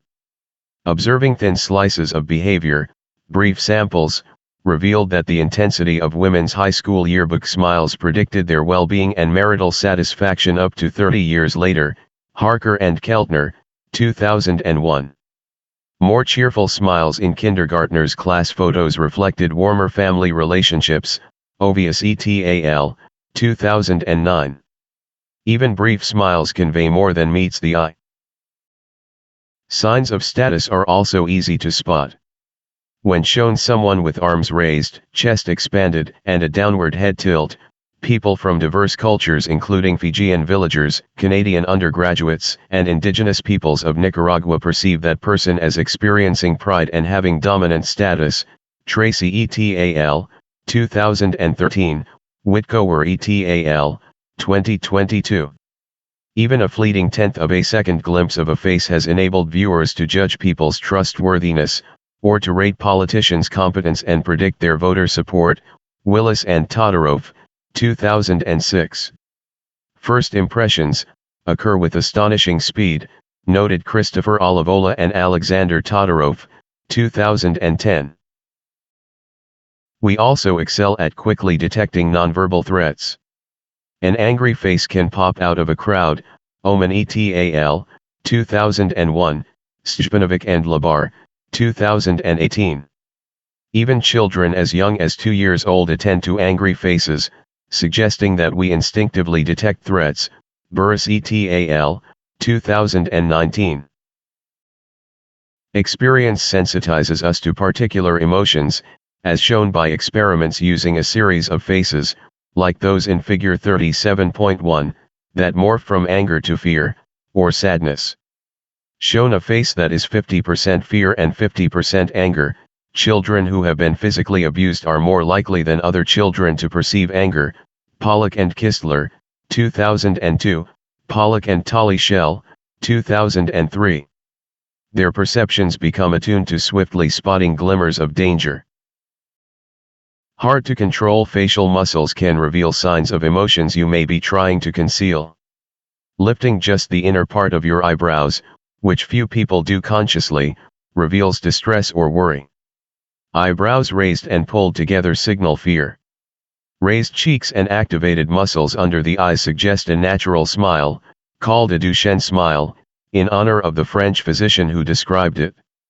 These authentic smiles reveal our honest positive emotions. Sheldon et al., 2021. While a fake smile such as one we make for a photographer is often frozen in place for several seconds, then suddenly switched off, genuine happy smiles tend to be briefer but to fade less abruptly. Ekman et al., 1990, Figure 37.2. True smiles cause others to perceive us as trustworthy, authentic, and attractive. Gunnery and Rubin, 2016. When smiling, we can fake it, but our facial muscles won't make it. Despite our brain's emotion detecting skill, we find it difficult to discern deceit. Computer algorithms outperform humans when detecting deception, because liars and truth-tellers' behavioral differences are often too minute for the human eye. Hardwick and Bond, 2011, Monero et al., 2022. One digest of 206 studies found that people were just 54% accurate in discerning truth from lies, barely better than a coin toss. Bond and DePaulo, 2006. Virtually no one except perhaps police professionals in high-stakes situations beats chance by much, not even when detecting children's lies. Gongola et al., 2017, O'Sullivan et al., 2009, Ten Brinke et al., 2016.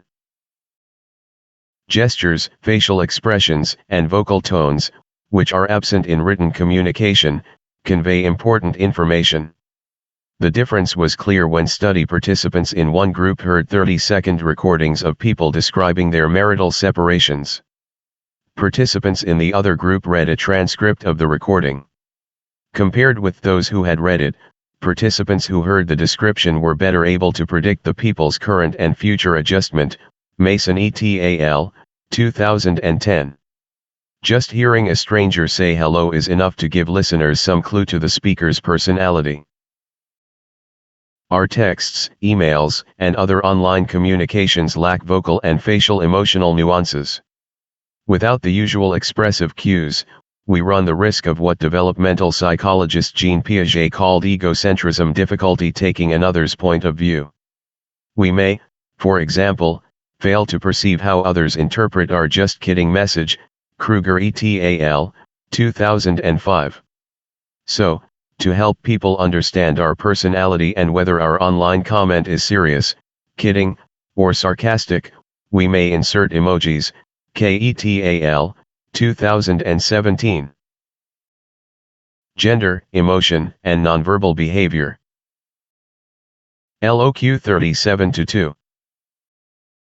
How do men and women differ in nonverbal communication?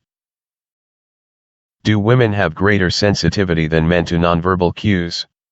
An analysis led by Judith Hall, 2016, of 176 thin slice studies indicated that women outperformed men at emotion detection. This advantage emerges early in infancy, McClure, 2000.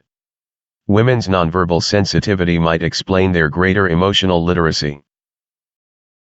When invited to describe how they would feel in certain situations, men tend to describe simpler emotional reactions, Barrett et al., 2000. You might like to try this yourself. Ask some people how they might feel when saying goodbye to friends after graduation. Research suggests men are more likely to say, simply, "I'll feel bad," and women to express more complex emotions, "It will be bittersweet, I'll feel both happy and sad."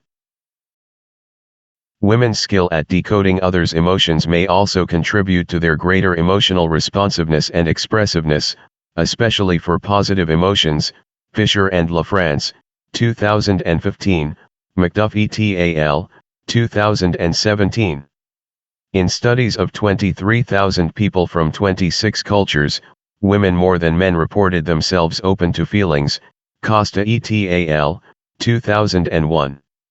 Girls tend to express stronger emotions than boys do, hence the extremely strong perception that emotionality is more true of women, a perception expressed by nearly 100% of U.S. 18 to 29-year-olds, Chaplin and Aldeo, 2013, Newport, 2001. In conversation, young girls and their parents more than young boys and their parents tend to discuss emotions and use more emotion-related words, Fivish et al., 2000. One exception: quickly imagine an angry face. What gender is the person? If you're like 3 in 4 Arizona State University students, you imagined a man, Becker et al., 2007. The same researchers also manipulated a computer-generated, gender-neutral face to display different emotions. People were more likely to perceive the face as male when it wore an angry expression and as female when it wore a smile, Becker et al., 2007. Anger strikes most people as a more masculine emotion. Women who express male-typed anger pay a penalty in the workplace, such as being labeled out of control, Breskal and Ullman, 2008. The perception of women's emotionality also feeds and is fed by people's attributing women's emotionality to their disposition and men's to their circumstances. She's emotional versus he's having a bad day, Feldman Barrett and Bliss-Morrow, 2009. Nevertheless, there are some gender differences in descriptions of emotional experiences. When surveyed, women are far more likely than men to describe themselves as empathic, Benenson et al., 2021. If you have empathy, you identify with others and imagine being in their skin. You appraise a situation as they do, rejoicing with those who rejoice and weeping with those who weep, Wondra and Ellsworth, 2015. Fiction readers, who immerse themselves in others' lives, report higher empathy levels, Marr et al., 2009. Empathy's most important role is to inspire kindness, our tendency to help each other, even at a cost to ourselves. Jamil Zaki, The War for Kindness, 2019. Women are also more likely to express empathy to display more emotion when observing others' emotions, DePau et al., 2021. This gender difference was clear when college students watched film clips that were sad, children with a dying parent, happy, slapstick comedy, or frightening, a man nearly falling off the ledge of a tall building, Kring and Gordon, 1998, Vigil, 2009. You may wonder, are gender differences in empathy the result of nature or nurture? As we have seen repeatedly, nature and nurture often interact. Evolutionary biologists and neuroscientists note that similar female-male empathy differences occur in non-human animals. Christophe Moore et al., 2014. To these researchers, biology powerfully predicts empathy. But cultural learning also matters. People with high power and privilege are less motivated to empathize. Dietz and Knowles, 2021, Krauss et al., 2012. Those lower in power, as women historically have been, may feel a strong motivation to understand others' emotions. Dietz and Knowles, 2016. Retrieval practice. Answers in Appendix E. Culture and emotional expression. LOQ 37-3. How are gestures and facial expressions understood within and across cultures? Where you live, do people often smile when passing a stranger on an otherwise empty sidewalk? Where your authors live in the U.S. Midwest DM, the Rocky Mountains JG, and the U.S. South ND, that's the norm. Elsewhere, making eye contact and smiling at a stranger might seem strange, or even suspicious. Niedenthal, et al., 2019. Culture matters. The meaning of gestures also varies from culture to culture. In 1968, North Korea publicized photos of supposedly happy officers from a captured U.S. Navy spy ship. In the photo, 3 men had raised their middle finger, telling their captors it was a Hawaiian good luck sign. Fleming and Scott, 1991. I have taught my young children the thumbs up gesture so they can let me know that something is good. But I will also teach them not to make that gesture if we travel to certain West African and Middle Eastern countries, where it can mean up yours. Kerner, 2003.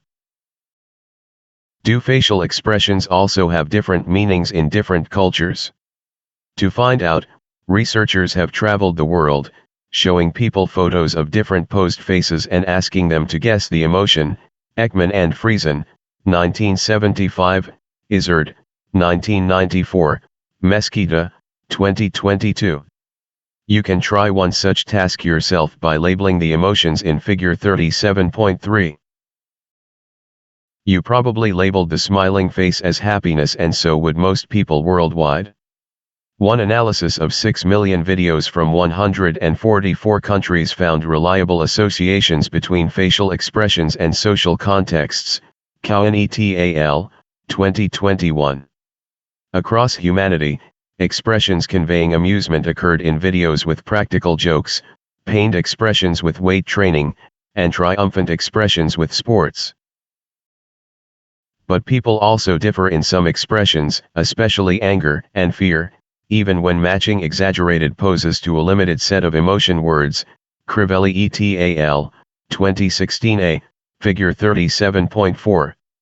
We're also better at judging faces from our own culture. It's as if we learn a local emotional dialect. Crivelli et al., 2016b, Elfenbein and Ambady, 2002, Laka and Elfenbein, 2021. Some emotion categories are clear universals. A smile's a smile the world around. The same with laughter. People everywhere can discriminate real from fake laughs. Bryant et al., 2018. Even people blind from birth spontaneously exhibit the common facial expressions associated with such emotions as joy, sadness, fear, anger, and pride. Galati et al., 1997, Tracy and Matsumoto, 2008. Such results would not have surprised evolutionary theorist Charles Darwin, 1809–1882, who argued that before our prehistoric ancestors communicated in words, they communicated threats, greetings, and submission with facial expressions. These shared expressions helped them survive. Hess and Thibault, 2009. In confrontations, for example, a human sneer retains elements of an animal baring its teeth in a snarl. Figure 37.5. Emotional expressions may enhance our survival in other ways, too. Surprise raises the eyebrows and widens the eyes. enabling us to take in more information. Disgust wrinkles the nose and sticks out the tongue, reducing intake of foul odors or foods. For news of the heart, ask the face. Guinean proverb. Yet facial expressions are not crystal balls to our emotions. We routinely control our faces to fit in with, influence, or deceive others. Euphoric Olympic gold medal winners typically don't smile when they are waiting alone for their award ceremony. But they wear broad grins when interacting with officials and when facing the crowd and cameras. Fernandez Doles and Ruiz Belda, 1995. Depending on the situation, the same expression may also convey different messages. Feldman Barrett et al., 2019. When worn by a villain, a smile may be terrifying. A fearful face set in a painful situation looks pained. Carroll and Russell, 1996. Film directors harness this phenomenon by creating scenes and soundtracks that amplify our perceptions of particular emotions. Facial expressions are also cultural occurrences, with display rules guiding when to express an emotion, which emotion is appropriate, and how much of an emotion to express compared with job applicants in Hong Kong, where calmness is emphasized. European American applicants use excited smiles and words more frequently.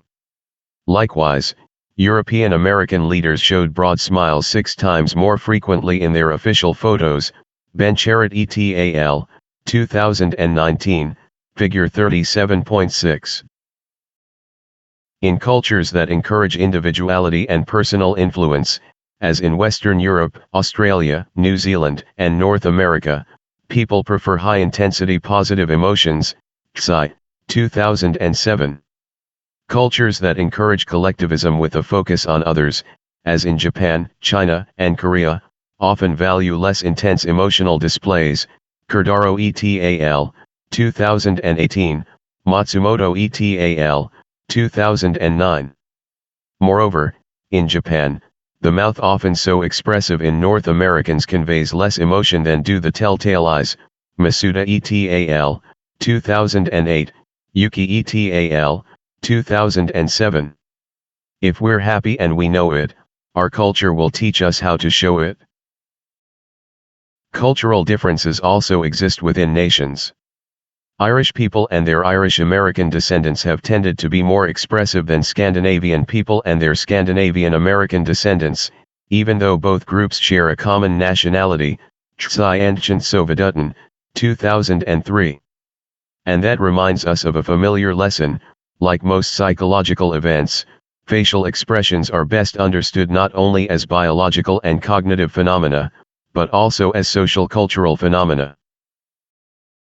For an overview of Paul Ekman's landmark cross-cultural study of facial language, watch this video, Emotions and Facial Expression.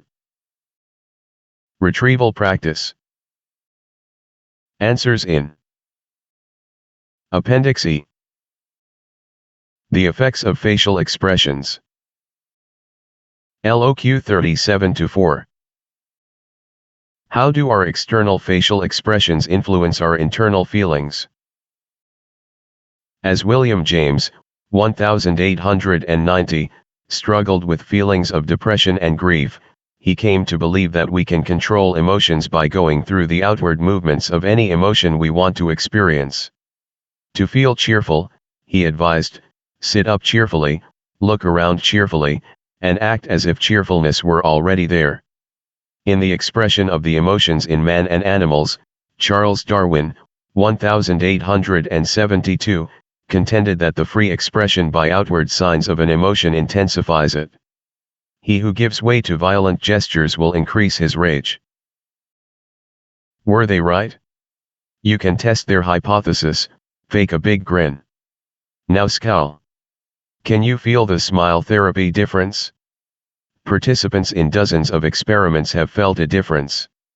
Researchers subtly induce students to make a frowning expression by asking them to contract certain muscles and pull their brows together, supposedly to help the researchers attach facial electrodes. Laird, 1974, 1984, Laird and Lacasa, 2014. The results. The students reported feeling a little angry, as do people naturally frowning, by squinting, when facing the sun, Marzali et al., 2013. So, too, for other basic emotions. For example, people reported feeling more fear than anger, disgust, or sadness when made to construct a fearful expression. Raise your eyebrows and open your eyes wide. Move your whole head back, so that your chin is tucked in a little bit, and let your mouth relax and hang open a little. Duclos et al., 1989. James and Darwin had it right.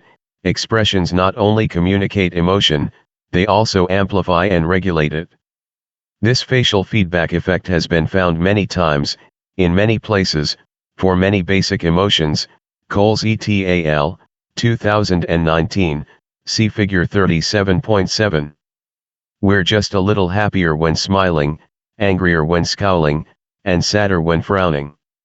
Merely activating one of the smiling muscles by holding a pen in the teeth, rather than gently between the lips, which produces a neutral expression, makes stressful situations less upsetting. Kraft and Pressman, 2012.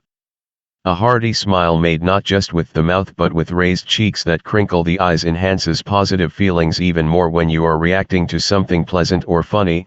Sausignan, 2001. When happy we smile, and when smiling we become happier, unless we're distracted by being videotaped.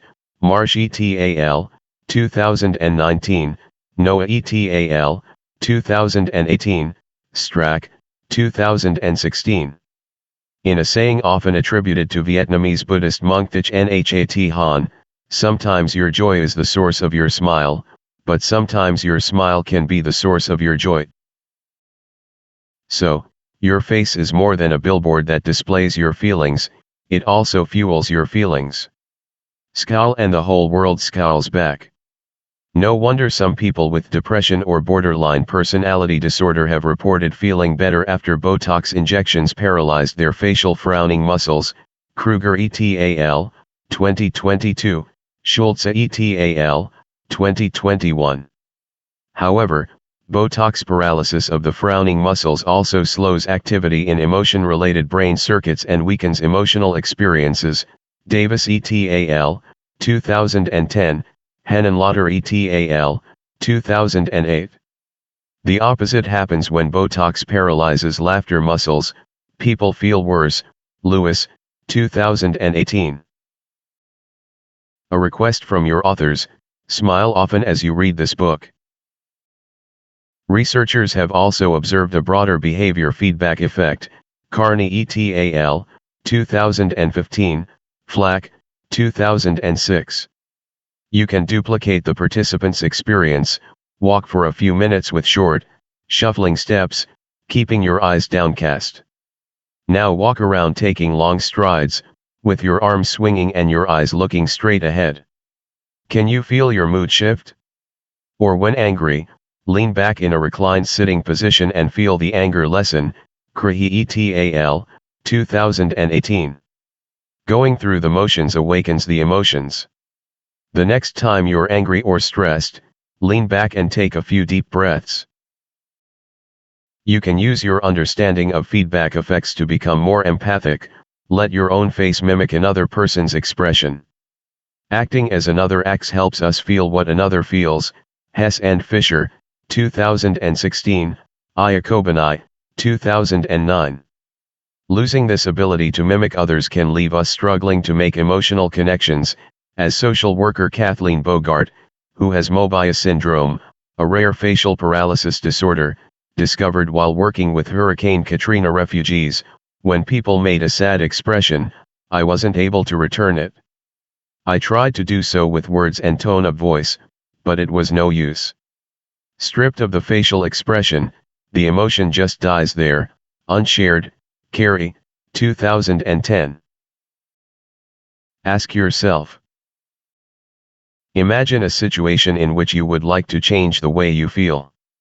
How could you do so by altering your facial expressions or the way you carry yourself?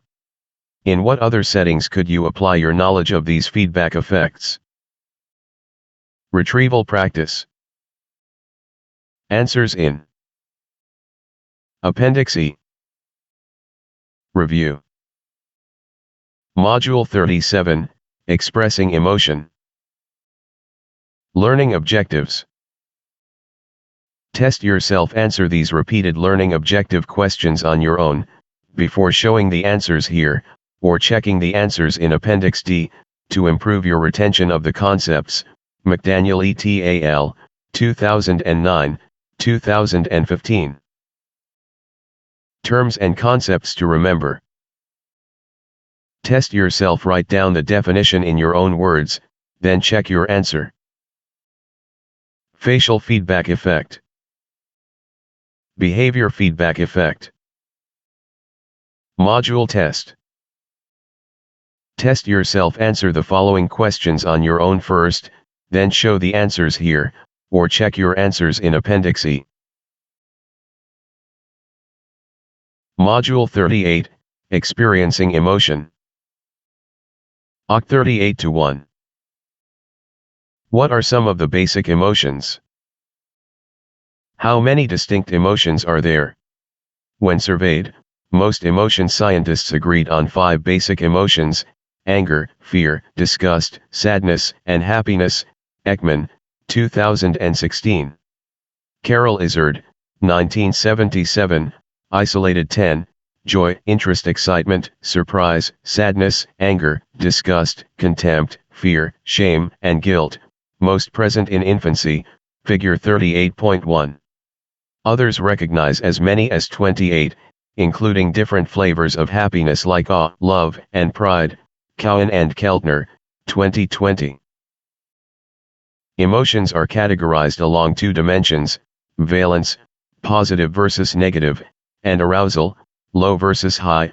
Feldman, Barrett and Russell, 1998, Tsai et al., 2006, Figure 38.2. But are emotions biologically distinct? Does our body, for example, know the difference between fear and anger? Can our brain distinguish happiness from interest? Let's take a closer look at anger and happiness. What functions do they serve? What influences our experience of each? Anger. LOQ 38-2. What are the causes and consequences of anger? Anger, the sages have said, carries the mind away. Virgil, 70-19 BCE, and can be many times more hurtful than the injury that caused it. Thomas Fuller, 1654-1734. But they have also said that noble anger, William Shakespeare, 1564-1616, makes any coward brave. Cato, 234-149 BCE, and brings back strength. Virgil. What makes us angry? When we face a threat or challenge, fear triggers flight but anger triggers fight, each at times an adaptive behavior. Sometimes anger is a response to someone's perceived misdeeds, especially when the person's act seems willful, unjustified, and avoidable. Averill, 1983. But small hassles and blameless annoyances, foul odors, high temperatures, a traffic jam, aches and pains, stressful interactions can also make us angry. Anger can harm us, especially when it is chronic. Anger boosts our heart rate, increases inflammation, weakening our defenses against disease, and increases our testosterone. Barlow et al., 2019, Herrero et al., 2010, Peterson and Harmon Jones, 2012. Anger can fuel aggression and prime prejudice. But anger can also help us in some situations, such as playing a competitive game or facing confrontations in daily life. Kim et al., 2015, Tamir, 2009. Anger isn't all bad. How do we manage our anger? Individualist cultures encourage people to vent their rage. The Western vent your anger advice presumes that aggression enables emotional release, or catharsis. Joining others in venting shared angry feelings can increase our feelings of closeness, intimacy, and attachment. Fisher and Roseman, 2007. But does this venting calm us? Bushman, 2002. Researchers report that sometimes when people retaliate against a provoker, they may calm down if they direct their counterattack toward the provoker. Their retaliation seems justifiable, and their target is not intimidating. Expressing anger can be temporarily calming if it does not leave us feeling guilty or anxious. Geen and Quanti, 1977, Hokanson and Edelman, 1966, Verona and Sullivan, 2008. However, acting angry more often makes us feel angrier. Flack, 2006, Snodgrass et al., 1986. Anger's backfire potential appeared in a study of people asked to wallop a punching bag while ruminating about a person who had recently angered them. Bushman, 2002. Had the opportunity to drain off their anger reduced it? Quite the contrary. Later, when given a chance for revenge, those who had vented their anger became even more aggressive. Advice to release anger is seldom heard in cultures where people's identity is centered more on we than me. People who keenly sense their interdependence see anger as a threat to group harmony. Marcus and Kitayama, 1991. In Tahiti, for instance, people learn to be considerate and gentle. In Japan, from infancy on, angry expressions are less common than in Western cultures. What are some healthy ways to manage your anger? Experts offer these suggestions. Wait.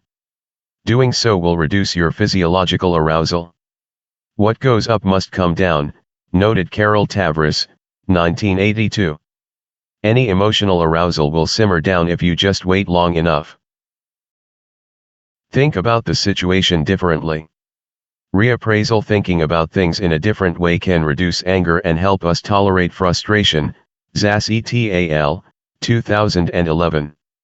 The next time you're angry about something, consider, in the long run, will this matter? Is there another side to the story? Find a healthy distraction or support instead of ruminating. Calm yourself by exercising, reading, or talking things through with a friend. Brain scans show that ruminating inwardly about why you are angry increases blood flow to the brain's anger processing amygdala. Fabianson et al., 2012. Distance yourself. Try to move away from the situation mentally, as if you are watching it unfold from a distance or the future. Self-distancing reduces rumination, anger, and aggression. Cross and Aduke, 2011. Miskowski et al., 2012, White et al., 2015. Anger will never disappear so long as thoughts of resentment are cherished in the mind. The Buddha, 500 BCE. Used wisely, anger communicates strength and competence. Titans, 2001. Anger also motivates people to act courageously and achieve goals. Arts and Custers, 2012, Homburger et al., 2015. Controlled expressions of anger are more adaptive than either hostile outbursts or pent-up angry feelings. Civility means not only keeping silent about trivial irritations but also communicating important ones clearly and assertively. A non-judgmental statement of feeling, perhaps letting a roommate know that I feel upset when I have to clean up your dirty dishes, can help resolve conflicts. Anger that expresses a grievance in ways that promote reconciliation and cooperation rather than retaliation can benefit a relationship. Van Cleef and Cote, 2007. What if someone's behavior really hurts you, and you cannot resolve the conflict? Research commends the age-old response of forgiveness. Worthington and Wade, 2019. Without letting the offender off the hook or inviting further harm, sometimes we need to distance ourselves from an abusive person. Forgiveness may release anger and calm the body. Forgiveness doesn't just apply to other people, we also benefit from forgiving ourselves. Webb et al., 2017. One summary of 17 studies reported that self-forgiveness predicted less suicidal ideation and self-harm. Clear et al., 2019. Retrieval practice. Answers in Appendix E. Happiness and well-being. LOQ 38-3. What is happiness? Why does happiness matter? The Greek philosopher Aristotle, 350 BCE, believed that happiness is the meaning and the purpose of life, the whole aim and end of human existence. The psychologist William James, 1902, called happiness the secret for all we do. The Dalai Lama, 2009, agreed, the very purpose of our life is to seek happiness. Happiness, our having more positive than negative feelings, matters in our daily lives. Our happiness or unhappiness colors our thoughts and our actions. Happy people perceive the world as safer, Cunningham and Kirkland, 2014.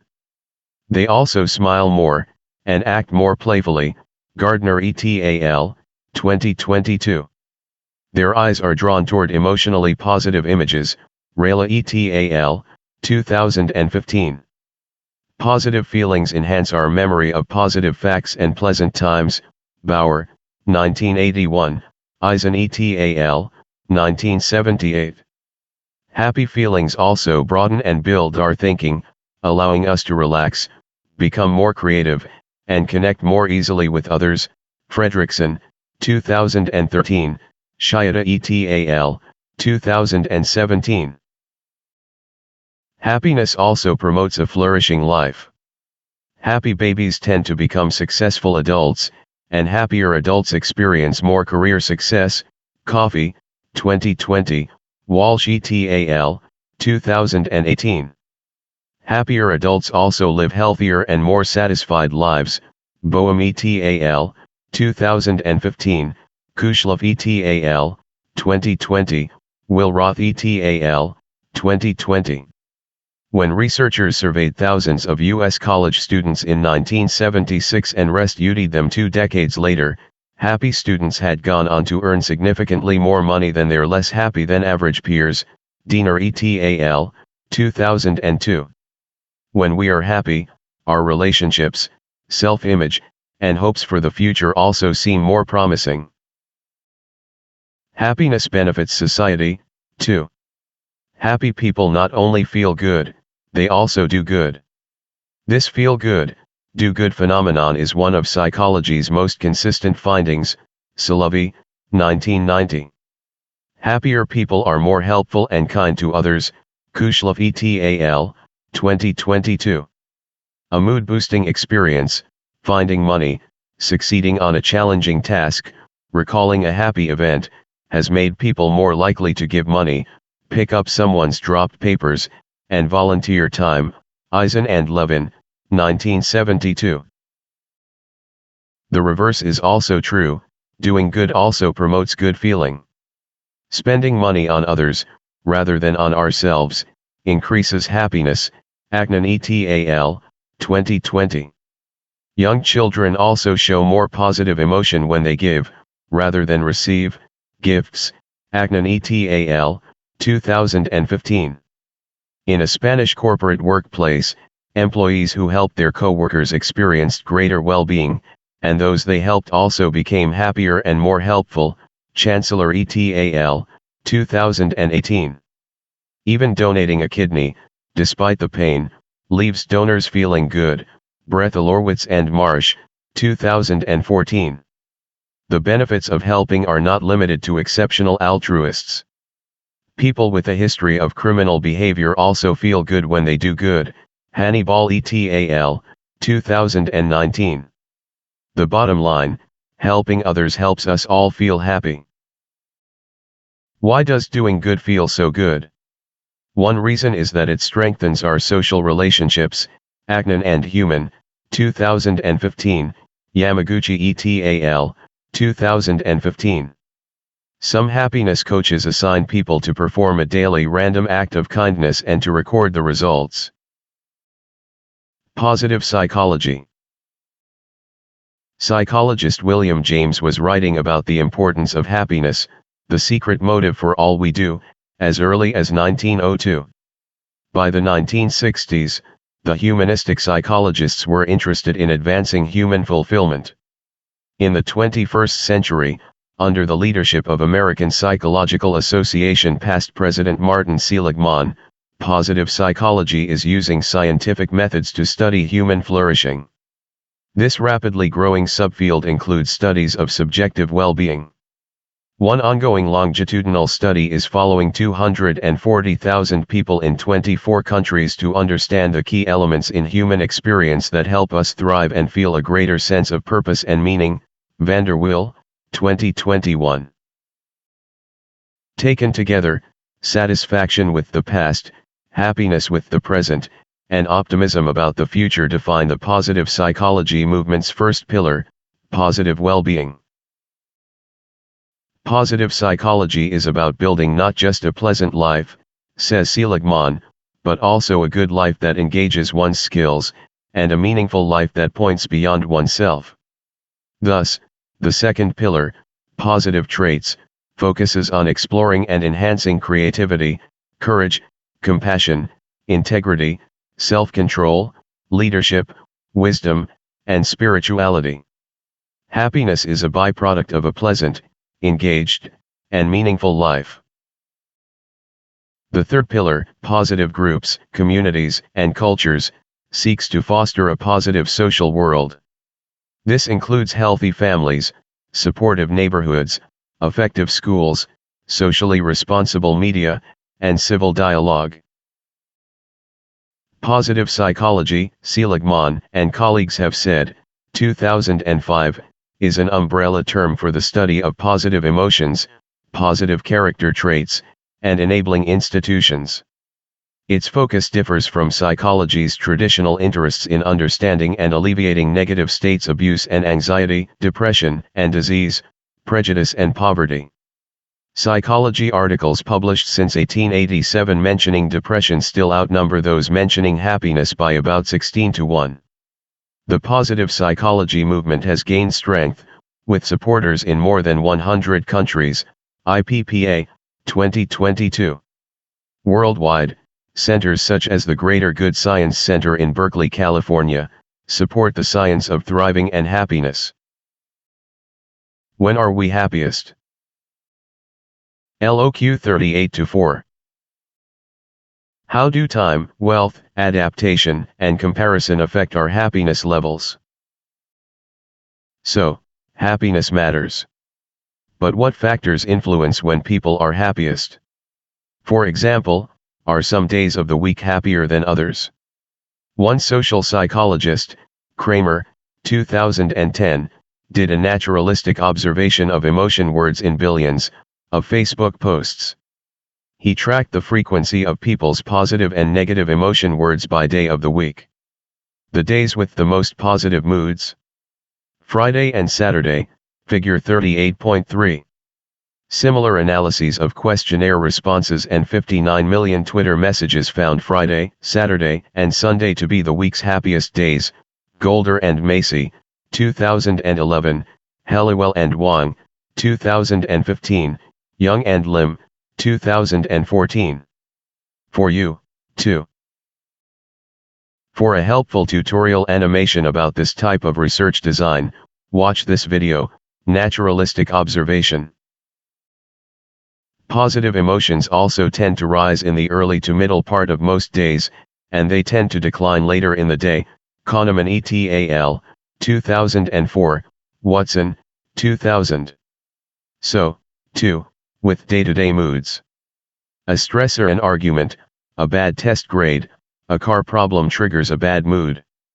No surprise there. But by the next day, the gloom nearly always lifts. Affleck et al., 1994, Bolger et al., 1989, Stone and Neal, 1984. Our overall judgments of our lives often show lingering effects of good or bad events, but our daily moods typically rebound. Luhmann et al., 2012. If anything, people tend to bounce back from a bad day to a better than usual good mood the following day. Sadness helps us appreciate happiness. The surprising reality: we overestimate the duration of our emotions and underestimate our resiliency and capacity to adapt. As one who inherited hearing loss with a trajectory toward that of my mother, who spent the last 13 years of her life completely deaf, I take heart from these findings. Our current happiness is also shaped by our recent experience. Psychologist Harry Helson, 1898 to 1977, identified this adaptation level phenomenon.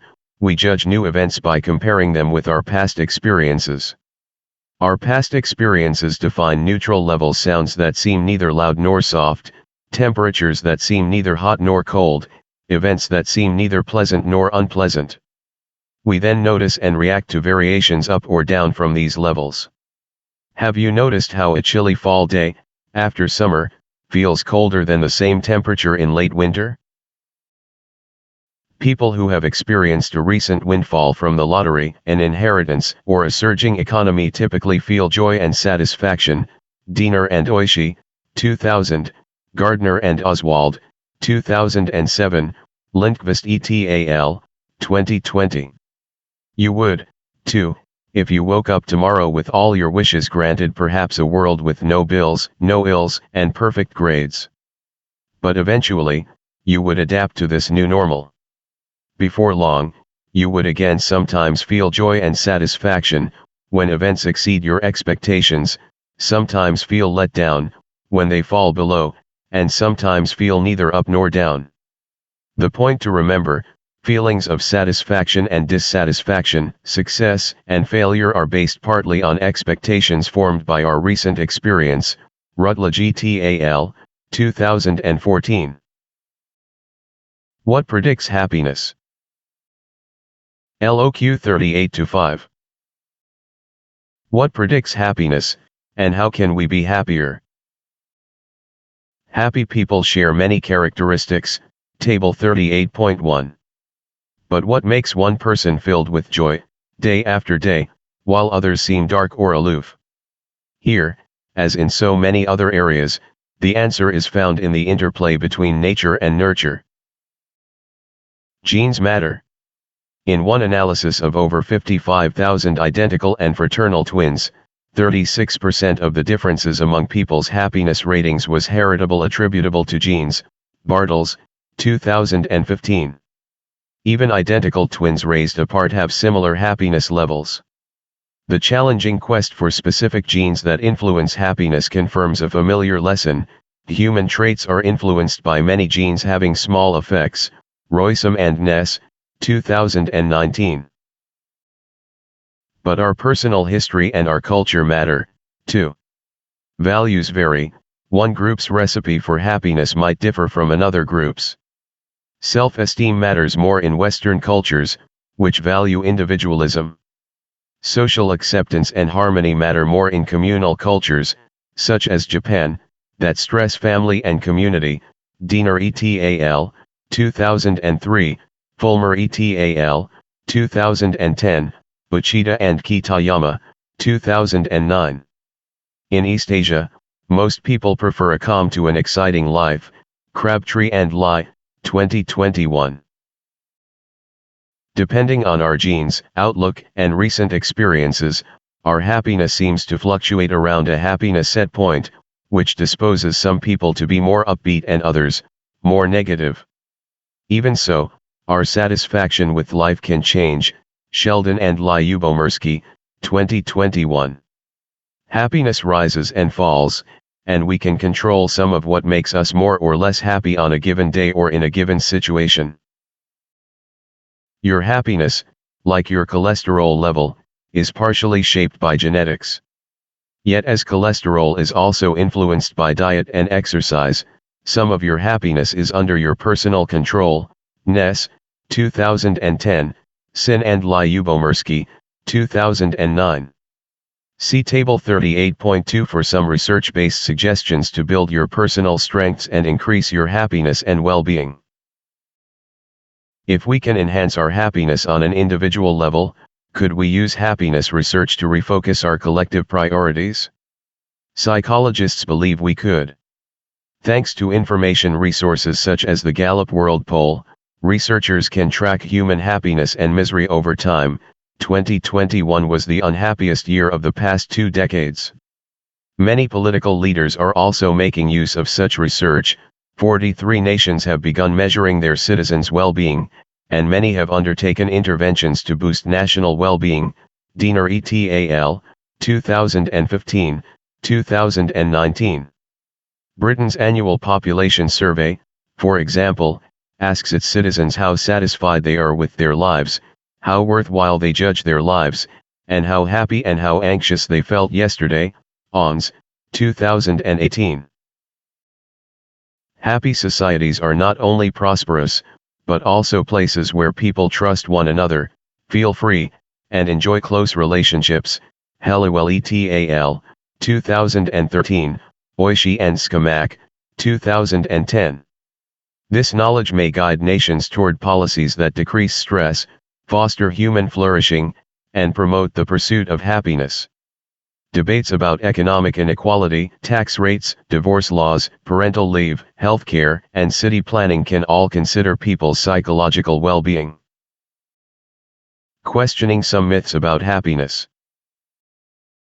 People believe many myths about happiness. Let's review the most common and see what the science has to say. Does money buy us happiness? Would you be happier if you made more money? How important is being very well off financially? Very important or essential, say 84% of entering U.S. college students, Stolzenberg et al., 2019. But can money buy happiness? Personal income predicts happiness, but the more you have, the more it takes to raise your happiness. Having enough money to eat, to feel control over your life, and to occasionally treat yourself to something special predicts greater happiness. Fisher and Bohr, 2011, Ruberton et al., 2016. This is especially true for people during their midlife working years. Chung and Lucas, 2015. But money's power to buy happiness also depends on your current income. Although nearly everyone welcomes more money, a $3,000 wage increase does much more for someone making $30,000 per year than for someone making $300,000. Killingsworth, 2021. Those living in countries where most people have a secure livelihood tend to be happier than those living in very low-income countries.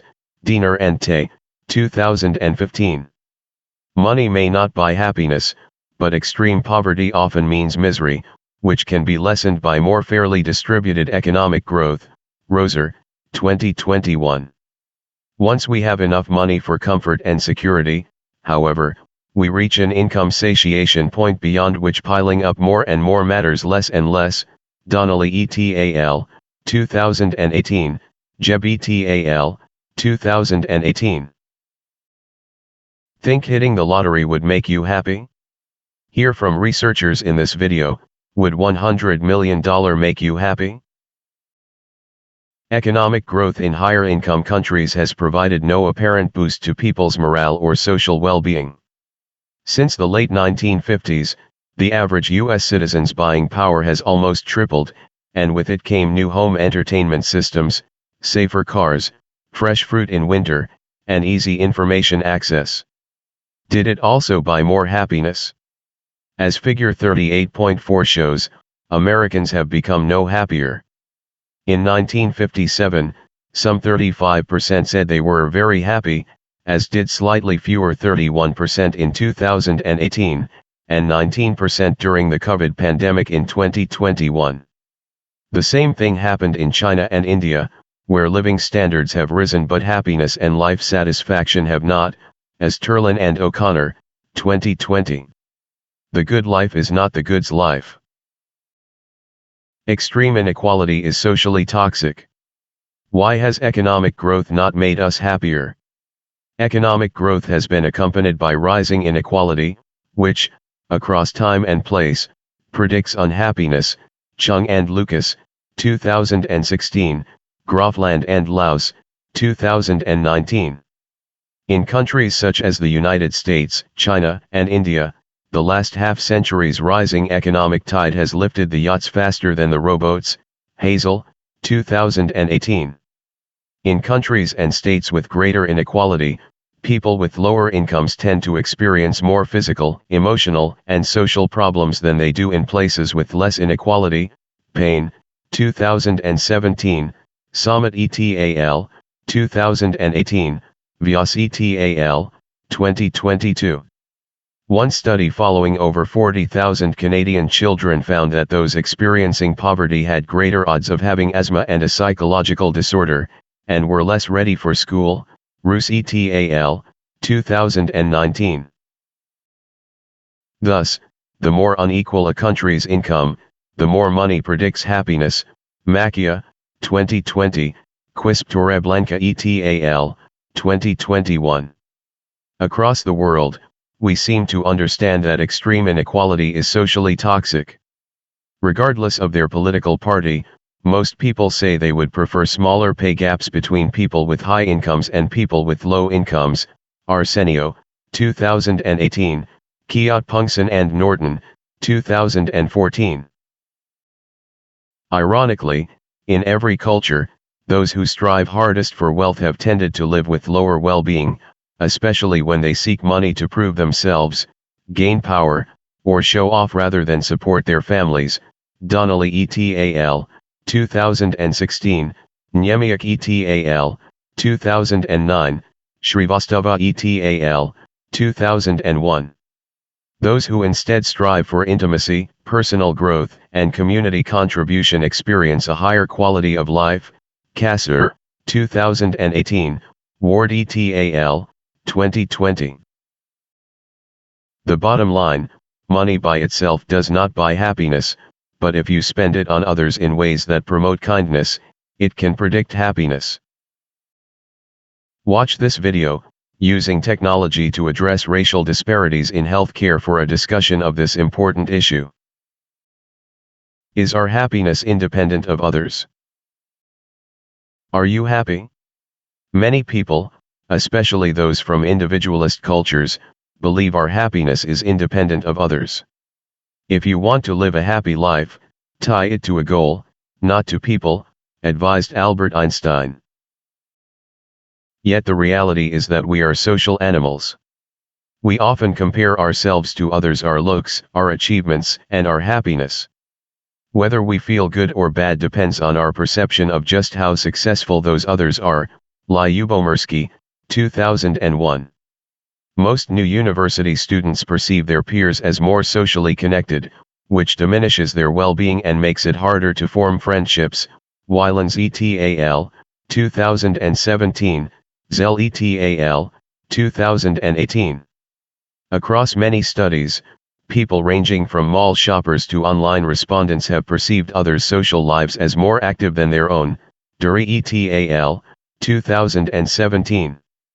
Do such social comparisons which social media may encourage leave you, too, feeling like your life is a bit dull and unromantic compared to that of your friends? If so, you likely are experiencing relative deprivation. Students tend to have a higher academic self-concept if they attend a school where most other students are not exceptionally able. Marsh et al., 2020, 2021. If you were near the top of your graduating class, you might feel inferior or discouraged upon entering a college or university where all students were near the top of their class. As Theodore Roosevelt reportedly observed, comparison is the thief of joy. When expectations soar above attainments, we feel disappointed. Worldwide, life satisfaction suffers when people with low incomes compare themselves to those with higher incomes. Macchia et al., 2020. One analysis of 2.4 million participants in 357 studies found that happiness depended less on actual financial success than on how participants compared themselves financially to their peers. Tan et al., 2020. As British philosopher Bertrand Russell, 1930–1985, noted, Napoleon envied Caesar, Caesar envied Alexander, and Alexander, I dare say, envied Hercules, who never existed. You cannot, therefore, Get away from envy by means of success alone, for there will always be in history or legend some person even more successful than you are. Pages 68 to 69. Just as comparing ourselves with those who are better off creates envy, so counting our blessings as we compare ourselves with those worse off boosts our contentment. In one study, when mildly depressed people read about someone who was even more depressed, they felt somewhat better. Gibbons, 1986. I cried because I had no shoes, states a Persian saying, until I met a man who had no feet. Must bad events cause long-term unhappiness? Extremely stressful events, the loss of a spouse or a job, can drag us down for a long time. Inferna and Luther, 2016. But eventually, most bad moods end. We may feel that our heart has broken during a romantic breakup, but in time the wound heals. In one study, faculty members up for tenure expected a negative decision would deflate their lives. Actually, 5 to 10 years later, their happiness level was about the same as for those who received tenure. Gilbert et al., 1998. Grief over the loss of a loved one or anxiety after a severe trauma can linger. But tragedy and trauma are usually not permanently depressing. People who become blind or paralyzed may not completely recover their previous well-being, but many, especially those with an agreeable personality, eventually approach their prior levels of day-to-day happiness. Bonanno, 2004, Boyce and Wood, 2011, Hall et al., 1999. Although the 9/11 terrorist attacks and COVID-19 pandemic caused widespread immediate distress, a year later many people had returned to their baseline levels of happiness. Agnon et al., 2021. Distress is a normal reaction to mass tragedy, said psychologist George Bonanno, 2021, but so is a relatively prompt climb back to good mental health. In the poetry of an ancient psalm, weeping may linger for the night, but joy comes with the morning. Think back to some significant event that either elated or depressed you. How long did your extreme emotions last before returning to more typical levels? Bonanno, 2021, told the story of Jed, who lost his leg when he was run over by a garbage truck. Despite this traumatic accident and the challenges he faced adapting to life with one less limb, Jed demonstrated resilience. After recovery, he returned to being a happy person whose endless optimism could light up a room. Overcoming serious setbacks, as Jed did, can even foster a deeper sense of life's purpose and meaning. Siri, 2011. Ask yourself: were you surprised by any of the findings related to happiness? How might you increase your happiness? Can you choose to be happy? Learn more by watching this video.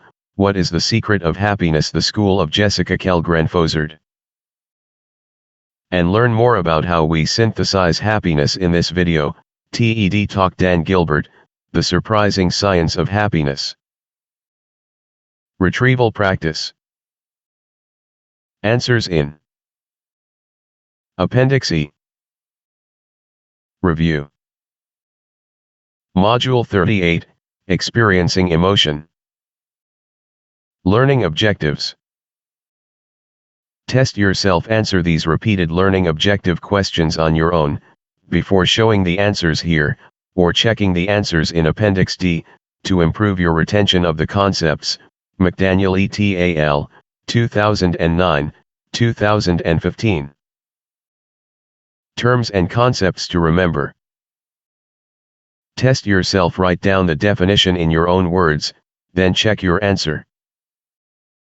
Happiness. Feel good, do good phenomenon. Positive psychology. Subjective well-being. Adaptation level phenomenon. Relative deprivation. Resilience. Module test. Test yourself. Answer the following questions on your own first, then show the answers here, or check your answers in Appendix E. Module 39, Stress and Illness. It's killing me inside. I'm kind of broken. I'm broken. And my colleagues are broken. And people say, it's not that big a deal. And I want to take them by the collar and say, you don't know what you're talking about. Come see my world. So explained Montana nurse Joey Trawick, 2020, choking back tears while his hospital's intensive care unit was overwhelmed with COVID patients. When restricted from visiting, patients' loved ones also experienced deep distress. Such was witnessed by Nebraska nurse Antonia Brune, 2021, as she accompanied a patient to life's finish line. I could feel how my patient's 3 daughters were tormented by not being able to be there physically with their mom. Brune used an iPad to enable the daughters to spend the whole night talking to their mother, sharing stories, laughter, tears, memories, and music. When their mother's breathing ceased, Brune recalled, the daughters asked me, could you touch her face? I softly stroked her forehead. Could you touch her cheek? I caressed her cheek. Could you hold her hand? I took her hand. Her daughters gained peace from the sense that they were touching their mom, through me. We were all united in a beautiful, ephemeral moment, patient, family, and caregiver, as they said their final goodbyes. 2. The COVID pandemic caused major stress, loss of loved ones, illness, fear of becoming ill, social isolation, job loss, and the upheaval of normal routines. How did you cope? The impact of COVID illustrates what this module explores, what causes stress, and how stress affects us. To live is to experience stress. Worldwide, 41% of people reported experiencing a lot of stress the day before, Gallup, 2022. People from Afghanistan and Lebanon, 74%, were the most stressed. Those from Uzbekistan and Kazakhstan were the least stressed, 12%. People from the United States, 52%, and Canada, 49%, were about in the middle. A third of U.S. college students recently considered withdrawing from school, reported a Gallup survey, and 7 in 10 blamed emotional stress, Markin, 2022. Some stresses we anticipate. An important exam is not an unexpected event, but it will still make you tense. Although well-intended, trigger warnings that alert people to possibly disturbing content do little to prevent distress, and may even increase anxiety. Bellet et al., 2020, Sanson et al., 2019. Even when trigger warned about a literary passage describing an assault, and given the option of reading a neutral passage, 96% of students in one study chose to read the triggering passage. 2 weeks later, the students, even those with pre-existing post-traumatic stress disorder, showed no increased distress. Kimball et al., 2021. Other stress strikes without warning. Imagine being 21-year-old Ben Carpenter, who experienced the world's wildest and fastest wheelchair ride. As he was crossing a highway intersection, the light changed, and a big truck moved into the intersection. When they bumped, Carpenter's wheelchair handles got stuck in the truck's grill. The driver, who hadn't seen Carpenter and couldn't hear his cries for help, took off down the highway, pushing the wheelchair at 50 miles per hour until, after 2 miles, passing police flagged down the truck. Meanwhile, Carpenter reacted to the loss of control. His heart raced, his hands sweated, and his breathing sped up. It was very scary, he recalled. Stress may be extreme but brief, as Carpenter experienced. It may be deep and prolonged, as COVID nurses Trawick and Brune endured. Ordinary life transitions and everyday hassles also cause stress and produce similar, though weaker, physical and psychological responses. And as we will see, stress from the catastrophic to the everyday can harm our health. Stress, some basic concepts. LOQ 39-1. How does our appraisal of an event affect our stress reaction, And what are the three main types of stressors?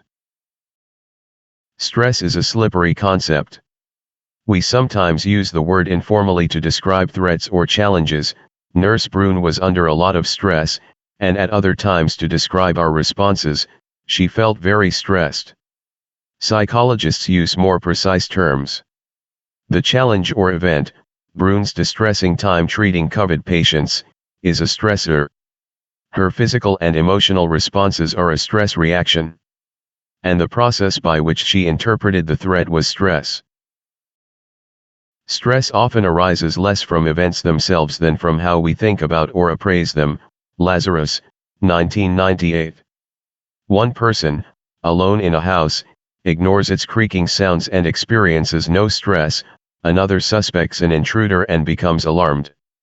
One person regards a difficult new class as a welcome challenge, another appraises it as risking failure. Figure 39.1.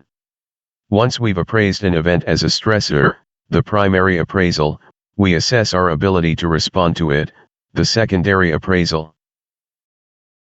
When short-lived, or when perceived as challenges, stressors can have positive effects. Momentary stress can mobilize the immune system to fend off infections and heal wounds. Segerstrom, 2007. Stress also arouses and motivates us to conquer problems. In a Gallup World Poll, those who were stressed, but not depressed, reported being energized and satisfied with their lives. This is the opposite of the lethargy reported by those who were depressed, but not stressed. Ng and Feldman, 2009. Championship athletes, successful entertainers, motivated students, and great teachers and leaders often thrive and excel when aroused by a challenge. Blaskovich and Mendez, 2010, Zwang et al., 2015. When we think about our stress as being helpful to us, we show less cardiovascular stress and even attend less to negativity. Jameson et al., 2012. In games and athletic contests, the stress of not knowing who will win makes the competition enjoyable. Aboumde et al., 2015. Having conquered cancer or rebounded from a lost job, some people emerge with stronger self-esteem and a deepened spirituality and sense of purpose. Indeed, experiencing some stress builds resilience, our ability to adapt to, cope with, and rebound from life's challenges. Bonanno, 2021, Wu et al., 2019.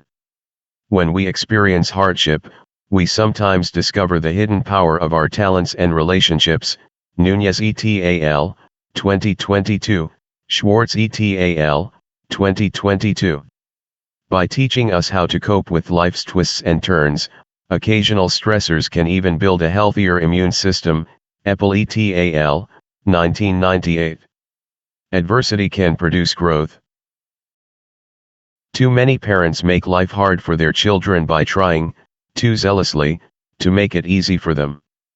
German author Johann Wolfgang von Goethe, 1749–1832. But stress can also harm us. Stress can trigger risky decisions and unhealthy behaviors. Cohen et al., 2016, Stark and Brand, 2016. And stress can affect health directly, by increasing infectious disease-related illnesses and even deaths. Epple et al., 2004, Hamer et al., 2019. Those who endure extreme stress during pregnancy tend to have shorter pregnancies, which pose health risks for infants. Ding et al., 2021. What is your perceived stress level? Figure 39.2. So, there is an interplay between our head and our health. That isn't surprising. Mind and body interact, everything psychological is simultaneously physiological. Before exploring that interplay, let's look more closely at stressors and stress reactions. Watch this video, The Upside of Stress, for a helpful overview. Stressors, things that push our buttons. Stressors fall into three main types: catastrophes, significant life changes, and daily hassles, including social stress. Catastrophes. Catastrophes are large-scale disasters, think earthquakes, hurricanes, wildfires, wars. Their damage to emotional and physical health can be significant. In the 4 months after Hurricane Katrina in 2005, New Orleans suicide rate tripled, Salny, 2006. And in surveys taken in the 3 weeks after the 9/11 terrorist attacks, 58% of Americans said they were experiencing greater than average arousal and anxiety, Silver et al., 2002.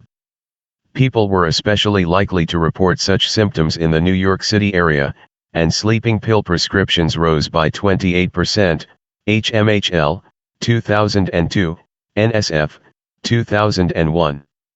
Worldwide, a similar uptick in anxiety and depression occurred during the initial months of the COVID pandemic, Acnon et al., 2022. For those who respond to catastrophes by relocating to another country, the stress may be twofold. The trauma of uprooting and family separation may combine with the challenges of adjusting to a new culture's language, ethnicity, and social norms, Piffer, 2002. Newcomers often feel marginalized and experience culture shock, leading to stress-related inflammation, Gonzalez et al., 2018, Scholask et al., 2018. This acculturative stress can decline over time, especially when people engage in meaningful activities and connect socially, Bastian and Gillespie, 2017, Kim et al., 2012. Significant life changes. Life transitions: leaving home, having a loved one die, taking on student debt, losing a job, getting divorced are often keenly felt. Even happy transitions, such as graduating or getting married, can be stressful. Many stresses peak during adolescence and young adulthood. A massive Canadian survey investigating people's responses to difficult problems revealed that adolescents struggled the most, Statistics Canada, 2019. In another survey, nearly 2/3 of U.S. 15 to 29-year-olds but less than half of those over 50 reported experiencing stress during a lot of the day yesterday, Ray, 2019. Some psychologists study the health effects of life changes by following people over time. Others compare the life challenges previously endured by those who have, or have not, experienced a health problem, such as a heart attack. In such studies, recently widowed, fired, or divorced people have been more vulnerable to disease, Doreen Wendt et al., 1982, Sabara et al., 2015, Stroley, 2009. One Finnish study of 96,000 widowed people found that the survivor's risk of death doubled in the week following a partner's death, Caprio et al., 1987. A cluster of crises: losing a job, home, and partner puts one at even greater risk. Daily hassles and social stress. Events don't have to remake our lives to cause stress. Stress also comes from daily hassles: aggravating housemates, incessant social media notifications, bumper-to-bumper traffic, and overflowing to-do lists, Lazarus, 1990, Pascoe and Richmond, 2009, Ruffin, 1993. We might have to give a speech or do difficult math problems, Dickerson and Kamini, 2004, Meyer et al., 2022, Figure 39.3. Some people shrug off such hassles, others cannot. Daily pressures can become especially toxic when they are serious and ongoing. Chronic workplace stress can cause worker burnout, feeling ineffective, emotionally depleted, and disconnected, Guthier et al., 2020. Others may wake up each day facing housing problems, unreliable childcare, budgets that won't stretch to the next payday, physical or emotional challenges, or poor health. Such daily hassles can harm physical health years later and even shorten life, Chang et al., 2018, Ledger et al., 2022. Daily pressures may be compounded by social stressors, such as prejudice. Like other stressors, prejudice can have significant psychological and physical consequences. Michaels et al., 2022, Pascoe et al., 2022. Thinking that some of the people you encounter each day will dislike, distrust, or doubt you is a toxic stressor. Many transgender and gender nonconforming people experience the stress of stigma and discrimination. Valentine and Schifford, 2018. People with the same-sex sexual orientation who face frequent prejudice in their communities have died, on average, 12 years earlier than have those who live in more accepting communities. Hatzenbuehler, 2014. For many Black Americans, the stress of racial discrimination can lead to unhealthy blood pressure and insulin levels and inflammation. Agilary and Thames, 2020, Brody et al., 2018, Lawrence et al., 2022. Black Americans who have experienced police brutality are also at greater risk of depression, anxiety, and heart disease. Alung et al., 2022, Friedman et al., 2022.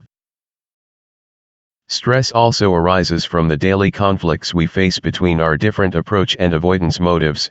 Hovland and Sears, 1938, Lewin, 1935. Least stressful are the approach conflicts, in which two attractive but incompatible options pull us to choose tacos or pizza, a dance or music class, the green or the gray hoodie. Other times, we face an avoidance conflict between two undesirable alternatives. Do you avoid studying a disliked subject, or avoid failure by doing your reading? Do you suffer someone's wrath for admitting the truth, or feelings of guilt for having lied? In times of approach avoidance conflict, we feel simultaneously attracted and repelled. You may enjoy your job but dislike its lack of remote work flexibility. From a distance, the goal making a good living looks appealing. But as you approach that goal, your avoidance tendency may begin to overtake your approach tendency and you feel an urge to escape. Stepping back, the negative aspects fade, and you again feel attracted. Stress multiplies when we face several approach avoidance conflicts simultaneously: where to work, which courses to take, whom to date. The stress response system. LOQ 39-2. How do we respond and adapt to stress? Medical interest in stress began with Hippocrates, 460 to 377 BCE. Centuries later, Walter Cannon, 1929, confirmed that the stress response is part of a unified mind-body system. He observed that extreme cold, lack of oxygen, and emotion-arousing events all trigger an outpouring of the adrenal stress hormones epinephrine and norepinephrine. When alerted by any of a number of brain pathways, the sympathetic nervous system arouses us, preparing the body for the wonderfully adaptive response Cannon called the fight or flight response. It increases heart rate and breathing, diverts blood from digestion to the skeletal muscles for greater mobility, dulls feelings of pain, and releases sugar and fat from the body's energy stores. The sympathetic nervous system helps more with immediate or acute threats, a poisonous snake nearby, than with distant or looming threats, a climate apocalypse. By fighting or fleeing, we increase our chances of survival. Since Cannon's time, physiologists have identified an additional stress response system. On orders from the cerebral cortex, via the hypothalamus and pituitary gland, the outer part of the adrenal gland secretes glucocorticoid stress hormones such as cortisol. The two systems work at different speeds, explained biologist Robert Sapolsky, 2003. In a fight or flight scenario, epinephrine is the one handing out guns, glucocorticoids are the ones drawing up blueprints for new aircraft carriers needed for the war effort. The epinephrine guns were firing at high speed during an experiment inadvertently conducted on a British Airways San Francisco to London flight. 3 hours after takeoff, a mistakenly played message told passengers the plane was about to crash into the sea. Although the flight crew immediately recognized the error and tried to calm the terrified passengers, several required medical assistance, Associated Press, 1999. Canadian scientist Hans Selye, 1936, 1976, 40 years of research on stress extended Cannon's findings. Selye's studies of animals' reactions to various stressors, such as electric shock and surgery, helped make stress a major concept in both psychology and medicine. Selye proposed that the body's adaptive response to stress is so general that, like a burglar alarm, it sounds, no matter what intrudes. He named this response the General Adaptation Syndrome, GAS, which he saw as a three-phase process. Let's say you're experiencing physical or emotional trauma. In phase 1, you have an alarm reaction, as your sympathetic nervous system is suddenly activated. Your heart rate zooms. Blood is diverted to your skeletal muscles. With your resources mobilized, you are now ready to fight back. During phase 2, resistance, your temperature, blood pressure, and respiration remain high. Your adrenal glands pump epinephrine and norepinephrine into your bloodstream. You are fully engaged, summoning all your resources to meet the challenge. As time passes, with no relief from stress, your body's reserves begin to dwindle. You have reached phase 3, exhaustion. With exhaustion, you become more vulnerable to illness or, in extreme cases, collapse and even death. Selye's basic point: although the human body copes well with temporary stress, prolonged stress can damage it. Syria's civil war, for example, has taken a toll on Syrians' physical health and increased their risk for PTSD. Al-Ibrahim et al., 2017, figure 39.4. Severe childhood stress gets under the skin, leading to greater adult stress, sleeplessness, and heart disease. Jakubowski et al., 2018, Puterman et al., 2016, Talvatai et al., 2019. Some examples. In one 2-decade study, severely stressed Welsh children were 3 times more likely to develop heart disease as adults. Ashton et al., 2016. Black Americans who experience frequent racial discrimination develop shorter telomeres, DNA pieces protecting the chromosome ends. Che et al., 2020. That helps explain why, compared with white Americans, Black Americans have a shorter life expectancy.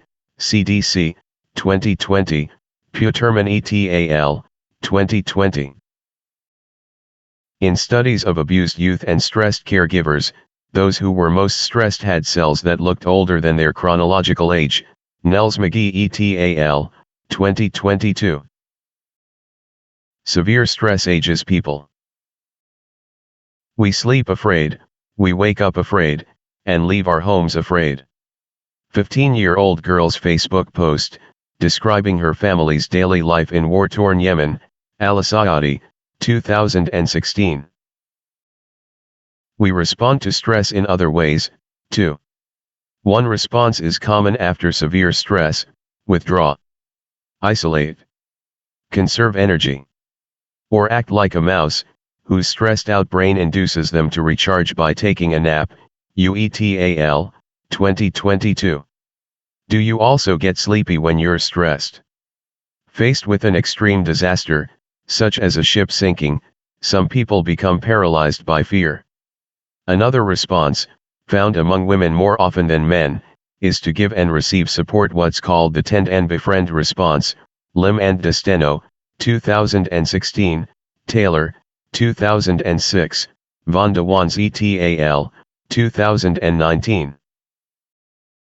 Bring to mind a personal experience related to the COVID pandemic. What stressors affected you? What stress responses did you experience? How did you cope? Retrieval practice. Answers in Appendix E. Stress and vulnerability to disease. LOQ 39-3. How does stress make us more vulnerable to disease? It often pays to spend our resources in fighting or fleeing an external threat. But we do so at a cost. When stress is momentary, the cost is small. When stress persists, the cost may be greater, in the form of lowered resistance to infections and other threats to mental and physical well-being.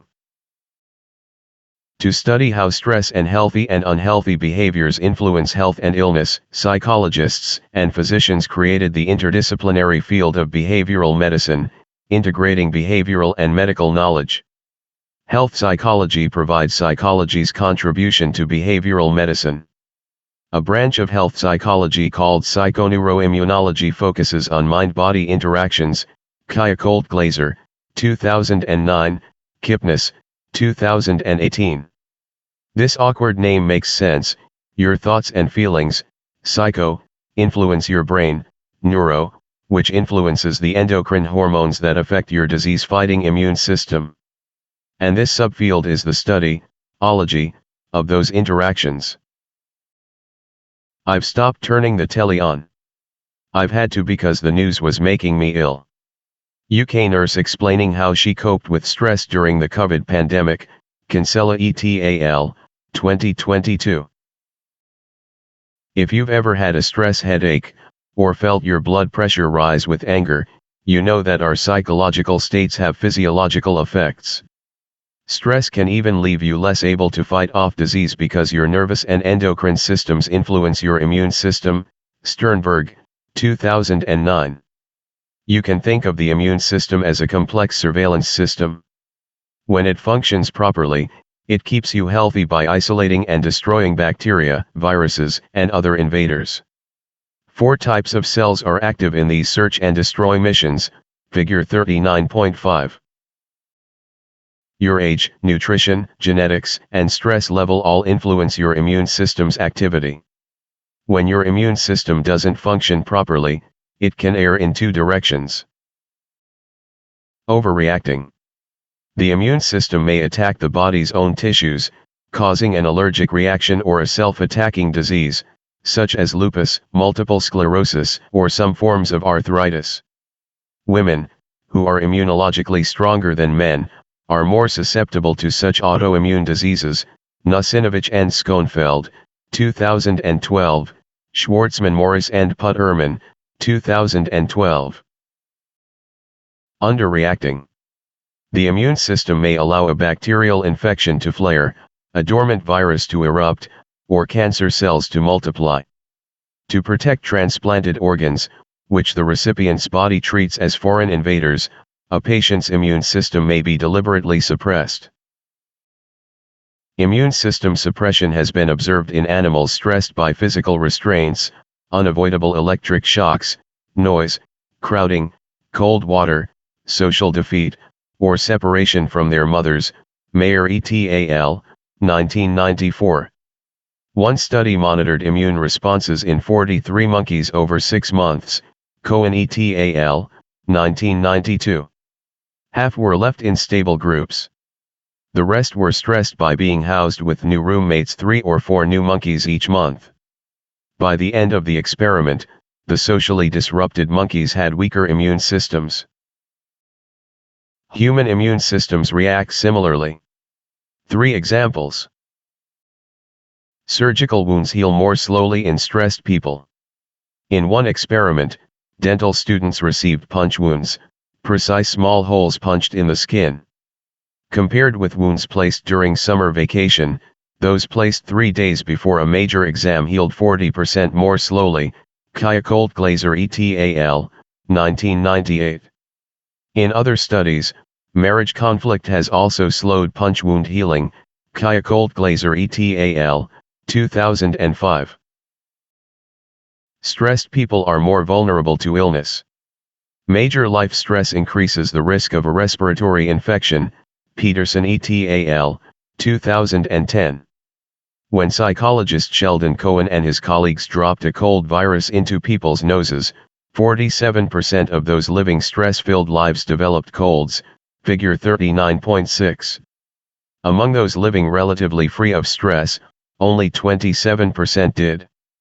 In a UK study, High stress levels at the outset of the COVID pandemic predicted a greater likelihood of COVID infection 8 months later, ailing et al., 2022. Stress can hasten the course of disease. As its name tells us, AIDS, acquired immune deficiency syndrome, is an immune disorder, caused by the human immunodeficiency virus, HIV. Stress cannot give people AIDS. But a global analysis of 33,252 people found that stress and negative emotions sped the transition from HIV infection to AIDS. And stress predicted a faster decline in those with AIDS, Chitta and Vidhara, 2009. The stress effect on immunity makes physiological sense. It takes energy to track down invaders, produce swelling, and maintain fevers. Thus, when diseased, your body reduces its muscular energy output by decreasing activity, and increasing sleep. Stress creates a competing energy need. During an aroused fight or flight reaction, your stress responses divert energy from your disease-fighting immune system and send it to your muscles and brain. This renders you more vulnerable to illness. Even within twin pairs, the less happy twin tends to die first, Saunders et al., 2018. The point to remember, stress gets under the skin. It does not make us sick, but it does alter our immune functioning, which leaves us less able to fight infection and more likely to get sick. Retrieval practice. Answers in Appendix E. Stress and heart disease. LOQ 39-4. Why are some of us more prone than others to coronary heart disease? Imagine a world where you wake up each day, make your breakfast, and check the news. Among the headlines, you see that 64 jumbo jets crashed again yesterday, killing another 25,000 passengers. You finish your breakfast and go on with your morning. It's just an average day. Replace airline crashes with coronary heart disease, the United States' leading cause of death, and you have re-entered reality. More than 9 million people die annually from heart disease, Roth et al., 2020. High blood pressure and a family history of the disease increase the risk. So do smoking, obesity, an unhealthy diet, physical inactivity, and a high cholesterol level. Such factors, along with more opioid deaths, the COVID pandemic, and economic inequality, help explain why, despite spending much more on healthcare, U.S. life expectancy is lower than in other high-income countries, and has been declining since 2014, Rabin, 2022, Roser, 2021. Worldwide, coronary heart disease kills more men than women, Zhang et al., 2021. Stress and personality also play a big role in heart disease. The more ongoing stress people experience, the more their bodies generate inflammation, which is associated with heart and other health problems, including depression, Madison et al., 2022. Plucking a hair and measuring its level of the stress hormone cortisol can help indicate whether women were exposed to violence or children have experienced prolonged stress, Bergen et al., 2022, Lynch et al., 2022. Cortisol in a fingernail clipping can also indicate people's prior stress exposure and current heart problems and depression, Izawa et al., 2017, Phillips et al., 2021. The effects of personality, pessimism, and depression. In a classic study, Meyer-Friedman, Ray Rosenman, and their colleagues tested the idea that stress increases vulnerability to heart disease. At different times of the year, they measured the blood cholesterol level and clotting speed of 40 U.S. male tax accountants, Friedman and Ulmer, 1984. The test results were initially typical, but as the accountants scrambled to finish their clients' tax returns before the April 15 filing deadline, their cholesterol and clotting measures rose to dangerous levels. After the deadline, the measures returned to typical levels. For these men, stress predicted heart attack risk. The researchers then launched a longitudinal study of more than 3,000 healthy middle-aged men. They interviewed each man for 15 minutes, noting his work and eating habits, manner of talking, and other behavior patterns, and then identified him as either type A or type B, with a roughly equal number of each type. In India and the United States, type A bus drivers are literally hard driving. They brake, pass, and honk their horns more often than their more easygoing type B colleagues. Evans et al., 1987. 9 years later, 257 men had experienced heart attacks, 69% of them type A. Moreover, not one of the pure type Bs, the most mellow and laid back of their group, had experienced a heart attack.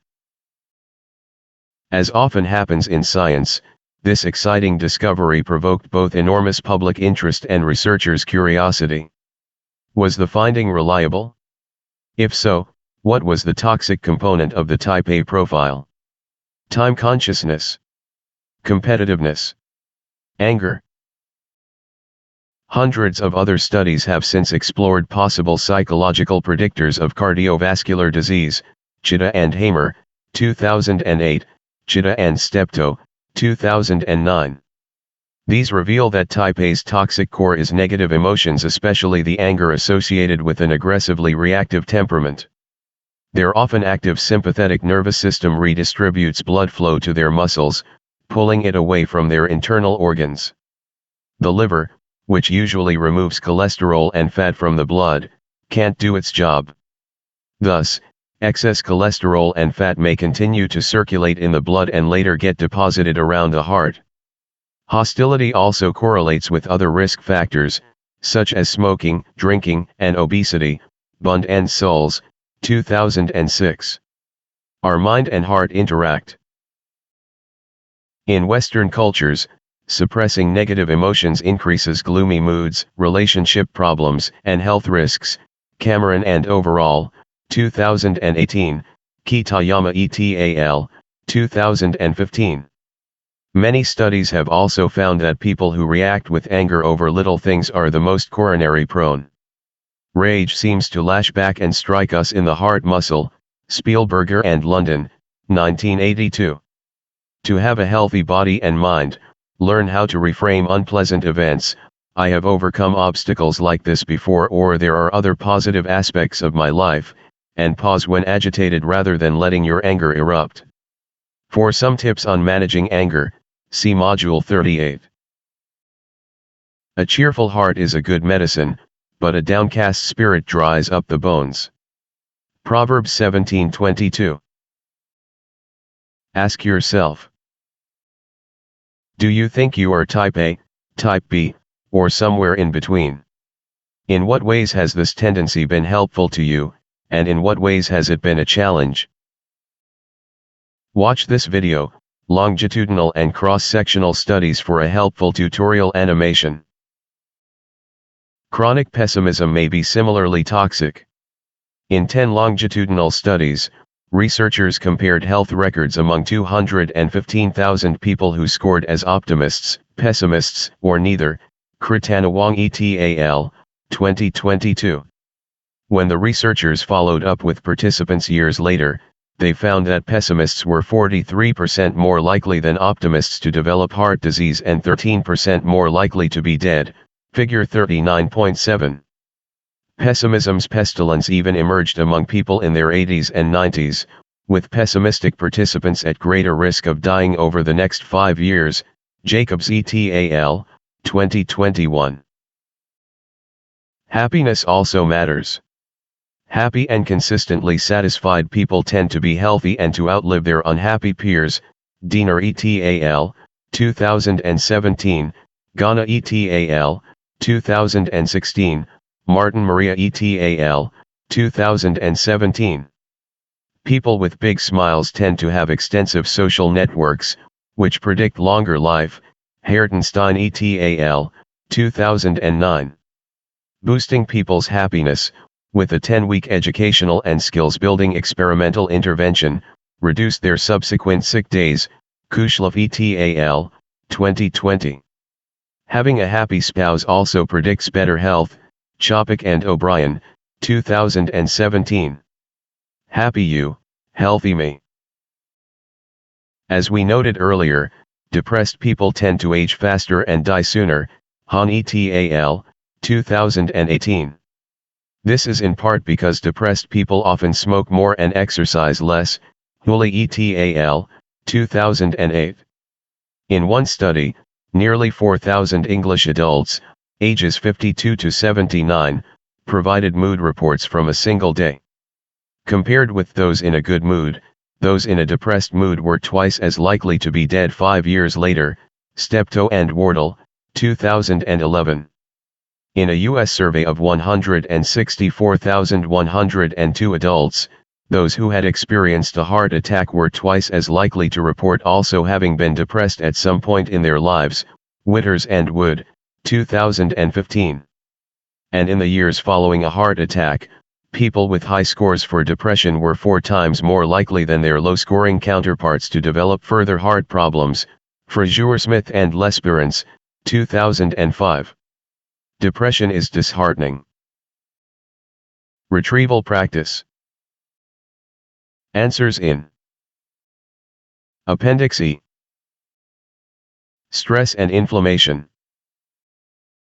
Stress is also disheartening. Work stress, involuntary job loss, and trauma-related stress symptoms increase heart disease risk. Aliso et al., 2010, Gallo et al., 2006, Kubczynski et al., 2009, Slopin et al., 2010. Both heart disease and depression may result when chronic stress triggers blood vessel inflammation, disrupting the body's disease-fighting immune system. Miller and Blackwell, 2006, Mommersteig et al., 2016. People who experience social threats, including harshly raised children, are more prone to inflammation responses. Chang et al., 2022, Dickerson et al., 2009. So are bereaved spouses experiencing severe grief. Brown et al., 2022. Inflammation fights infections. But persistent inflammation can produce problems such as asthma or clogged arteries, and worsen depression. Inak et al., 2019, Sforzini et al., 2019. So, stress can affect our health in many ways. See Thinking Critically About Stress and Health. The stress-illness connection is a price we pay for the benefits of stress. Stress invigorates our lives by arousing and motivating us. See the What Drives Us modules for a discussion of motivation. An unstressed life would hardly be challenging, productive, or even safe. LOQ 39-5. So, does stress cause illness? Research on stress and health reminds us that psychological states are physiological events that influence other parts of our physiological system. Just pausing to think about biting into an orange wedge, imagine the sweet, tangy juice from the pulpy fruit flooding across your tongue can trigger salivation. As the ancient Indian text the Mahabharata recognized, mental disorders arise from physical causes, and likewise physical disorders arise from mental causes. We are biopsychosocial systems. Review. Module 39, Stress and Illness. Learning objectives. Test yourself. Answer these repeated learning objective questions on your own, before showing the answers here, or checking the answers in Appendix D, to improve your retention of the concepts. McDaniel et al., 2009, 2015. Terms and concepts to remember. Test yourself. Write down the definition in your own words, then check your answer. Stress. Approach and avoidance motives. Fight or flight response. General adaptation syndrome, GAS. Tend and befriend response. Health psychology. Psychoneuroimmunology. Coronary heart disease. Type A. Type B. Module test. Test yourself. Answer the following questions on your own first, then show the answers here, or check your answers in Appendix E. Module 40, Health and Coping. Promoting health begins with implementing strategies that prevent illness and enhance wellness. Traditionally, people have thought about their health only when something goes wrong and they visit a physician. That, say health psychologists, is like ignoring a car's maintenance and going to a mechanic only when the car breaks down. Health maintenance includes alleviating stress, preventing illness, and promoting well-being. Coping with stress. LOQ 40-1. In what two ways do people try to alleviate stress? Stressors are unavoidable. This fact, coupled with the fact that persistent stress correlates with heart disease, depression, and lowered immunity, gives us a clear message. We need to learn to cope with the stress in our lives. Coping strategies. We address some stressors directly, with problem-focused coping. If our impatience leads to a family fight, we may go directly to that family member to work things out. We tend to use problem-focused strategies when we feel a sense of control over a situation and think we can change the circumstances, or at least change ourselves to deal with the circumstances more capably. We turn to emotion-focused coping when we believe we cannot change a situation. If, despite our best efforts, we cannot get along with that family member, we may relieve stress by reaching out to friends for support and comfort. Some emotion-focused strategies can harm our health, such as when we respond by eating unhealthy comfort foods. When challenged, some of us tend to respond with problem-focused coping, others with emotion-focused coping. Connor Smith and Flaxbart, 2007. Our feelings of personal control, our explanatory style, our sense of humor, and our supportive connections all influence our ability to cope successfully. Retrieval practice. Answers in Appendix E. Perceived lack of control. LOQ 40-2. How does a perceived lack of control affect health? Picture the scene: two rats receive simultaneous shocks. Only one of them can turn a wheel to stop the shocks. The helpless rat, but not the wheel turner, becomes more susceptible to ulcers and lowered immunity to disease. Laudenslager and Riet, 1984. In humans, too, uncontrollable threats trigger the strongest stress responses. Dickerson and Kamini, 2004. Any of us may feel helpless, hopeless, and depressed after experiencing a series of bad events beyond our personal control. One Syrian refugee in Canada reflected on life during the COVID-19 pandemic: "We have all been made refugees by this virus, trapped and terrified. We are all in this together, facing the same pandemic." Alcantar, 2020. Martin Seligman and his colleagues have shown that for some animals and people, a series of uncontrollable events creates a state of learned helplessness. In experiments, which likely would not be repeated today, dogs were strapped in a harness and given repeated shocks, with no opportunity to avoid them. Seligman and Mayer, 1967. Later, when placed in another situation where they could escape the punishment by simply leaping a hurdle, the dogs displayed learned helplessness. They cowered as if without hope. Other dogs that had been able to escape the first shocks reacted differently.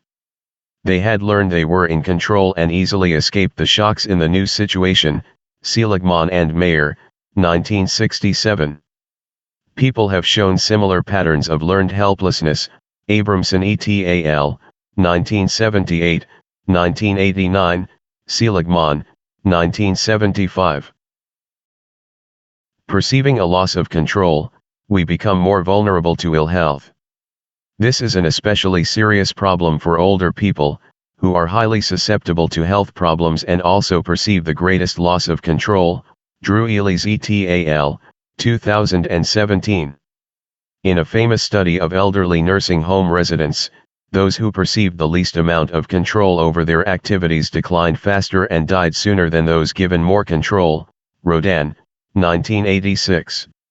Workers able to adjust office furnishings and control interruptions and distractions in their work environment have also experienced less stress, O'Neill, 1993. Such findings help explain why British executives have tended to outlive those in clerical or laboring positions, and why Finnish workers with low job stress have been less than half as likely to die of stroke or heart disease as those with a demanding job and little control. The more control workers have, the longer they live, Bosma et al., 1997, 1998, Kivimaki et al., 2002, Marmot et al., 1997.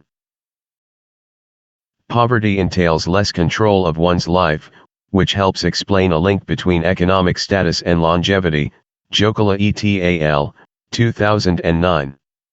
In one study of 843 grave markers in an old cemetery in Glasgow, Scotland, those with the costliest, highest pillars, indicating the most affluence, tended to have lived the longest, Carroll et al., 1994. Likewise, U.S. presidents, who are generally high-income and well-educated, have had above-average lifespans, Olshansky, 2011.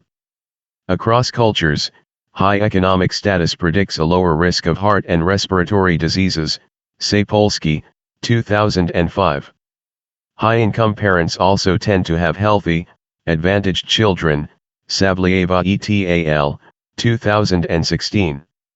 With higher economic status comes reduced risk of low birth weight, infant mortality, smoking, and violence. Even among other primates, those at the bottom of the social pecking order have been more likely than their higher status counterparts to become sick when exposed to a cold virus, Cohen et al., 1997. When rats cannot control shock or when humans or other primates feel unable to control their environment, stress hormone levels rise, blood pressure increases, and immune responses drop, Rodan, 1986, Sapolsky, 2005. The greater nurses' workload, the higher their cortisol level and blood pressure, but only among nurses who reported little control over their environment, Fox et al., 1993. The crowding in high-density neighborhoods, prisons, and college and university dorms is another source of diminished feelings of control and of elevated levels of stress hormones and blood pressure, Fleming et al., 1987, Ostfeld et al., 1987. Benefits of boosting control. Increasing control, allowing prisoners to move chairs and to control room lights and the TV, having workers participate in decision-making, allowing people to personalize their workspace has often improved health and morale, Humphrey et al., 2007, Ng et al., 2012, Rabak et al., 1986. In the case of nursing home residents, 93% of those who were given more control over how they arranged their room and spent their time became more alert, active, and happy, Langer and Rodan, 1976. As researcher Ellen Langer concluded, perceived control is basic to human functioning, 1983, p. 291. For the young and old alike, she suggested, environments should enhance people's sense of control over their world. No wonder mobile devices and online streaming, which enhance our control of the content and timing of our entertainment, are so popular. People thrive when they live in conditions of personal freedom and empowerment. At the national level, citizens of stable democracies report higher levels of happiness, Engelhardt et al., 2008. Freedom and personal control foster human flourishing. But does ever-increasing choice breed ever happier lives? Today's Western cultures may offer an excess of freedom, too many choices. The result can be decreased life satisfaction, increased depression, or even behavior paralysis, Schwartz, 2000, 2004. In one study, people offered a choice of one of 30 brands of jam or chocolate were less satisfied with their decision than were others who had chosen from only 6 options, Iyengar and Lepper, 2000. This tyranny of choice brings information overload and a greater likelihood that we will feel regret over some of the things we left behind, Cherna et al., 2015. Do you, too, ever waste time agonizing over too many choices? For an explanation of how the number of choices you have affects the way you feel, watch this video, Why More Choices Don't Make You Happy. Internal versus external locus of control. Consider your own perceptions of control, and how they have been influenced by your upbringing and culture. Do you believe that your life is beyond your control? That getting a good job depends mainly on being in the right place at the right time? Or do you more strongly believe that you control your own fate? That being a success is a matter of hard work? Hundreds of studies have compared people who differ in their perceptions of control. On one side are those who have what psychologist Julian Rotter called an external locus of control. In one study of more than 1,200 Israeli people exposed to missile attacks, those with an external locus of control experienced the most post-traumatic stress symptoms, Hoffman et al., 2016. On the other side are those who perceive an internal locus of control. In study after study, the internals have achieved more in school and work, acted more independently, enjoyed better health, and felt less depressed than did the externals, Lefcourt, 1982, NG et al., 2006. In longitudinal research on more than 7,500 people, those who had expressed a more internal locus of control at age 10 exhibited less obesity, lower blood pressure, and less distress at age 30, Gale et al., 2008. Compared with non-leaders, military and business leaders have lower than average levels of stress hormones and report less anxiety, thanks to their greater sense of control, Sherman et al., 2012. Compared with their parents' generation, today's U.S. youth more often express an external locus of control, Twen et al., 2004. This shift may help explain an associated increase in rates of depression and other psychological disorders in young people, Twen et al., 2010. We tend to believe we are in control of our own life when we say we have free will. Studies show that people who believe they have free will behave more helpfully, learn better, and persist and perform better at work, Job et al., 2010, Jaley et al., 2018, Stillman et al., 2010. Across varied cultures, those who believe in free will also experience greater job satisfaction, Feldman et al., 2018. Belief in free will feeds self-control, to which we turn next.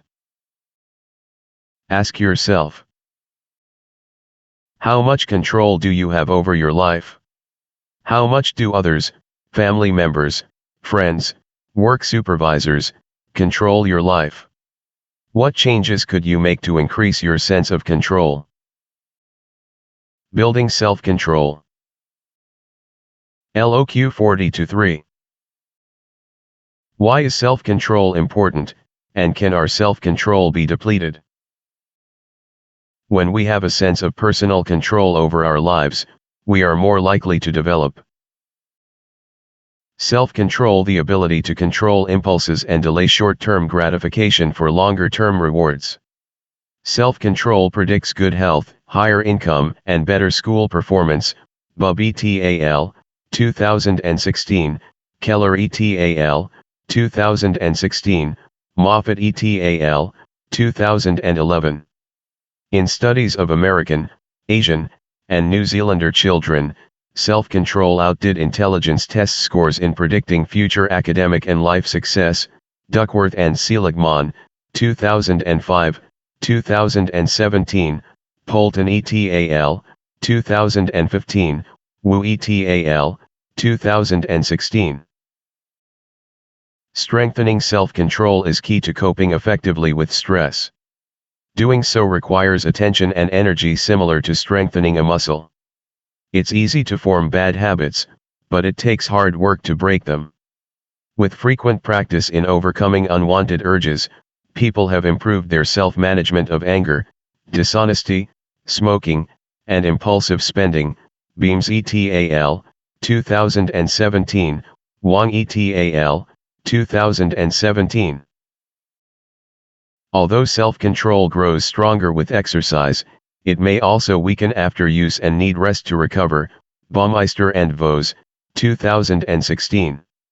While some researchers debate the reliability of this effect, Hager et al., 2016, others have shown that exercising willpower can temporarily consume the mental energy we need for self-control on other tasks. Dang et al., 2021, Vos et al., 2021. In one famous experiment, hungry people expended willpower to resist eating tasty cookies. They then abandoned a frustrating task sooner than those who hadn't had to deal with the cookies. Baumeister et al., 1998. The bottom line, research on self-control teaches us that developing self-discipline can lead to a healthier, happier, and more successful life. Baumeister et al., 2018, Tuck et al., 2015. Delaying a little fun now can lead to bigger future rewards.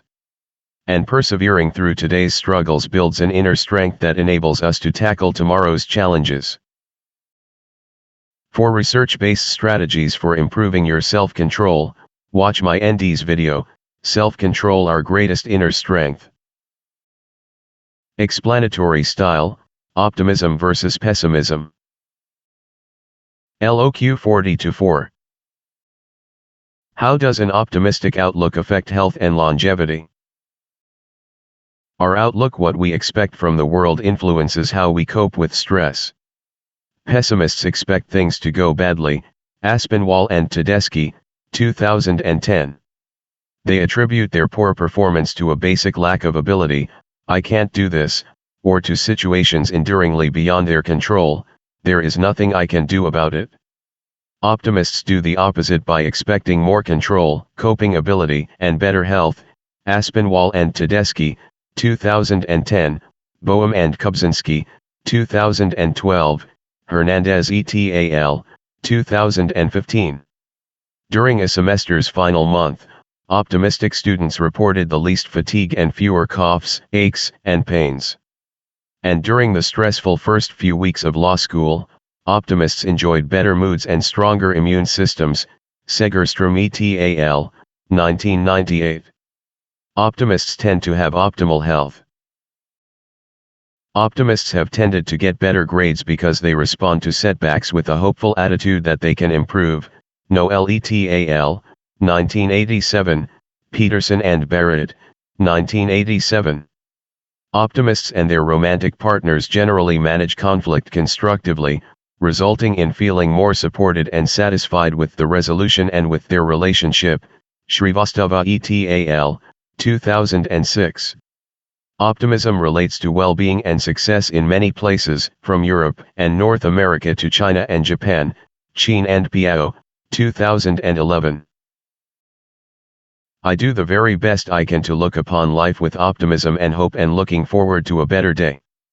Civil rights activist Rosa Parks, Standing Up for Freedom, 2005. Consider the consistency and startling magnitude of the optimism and positive emotions factor in several longitudinal studies. Long lives. One research team followed 70,021 nurses over time. Those scoring in the top quarter on optimism were nearly 30% less likely to have died than those scoring in the bottom quarter. Kim et al., 2017. Even greater optimism longevity differences have been found in studies of Finnish men and U.S. Vietnam War veterans. Everson et al., 1996, Phillips et al., 2009. In long-term studies of nurses and veterans, the most optimistic were 50 to 70% more likely than pessimists to live beyond age 85. Lee et al., 2019. In fact, just being not pessimistic predicts good health, Share et al., 2021. The famous nun study. A classic study followed up on 180 Catholic nuns who had written brief autobiographies at about 22 years of age and had thereafter lived similar lifestyles. Those who had expressed happiness, love, and other positive feelings in their autobiographies lived an average 7 years longer than their more dour counterparts, Danner et al., 2001. By age 80, some 54% of those expressing few positive emotions had died, as had only 24% of the most positive-spirited. Optimism and the end of life. Optimists not only live longer lives, they approach the end of life positively. One study followed more than 68,000 U.S. women, ages 50 to 79 years, for nearly 2 decades, Zaslavsky et al., 2015.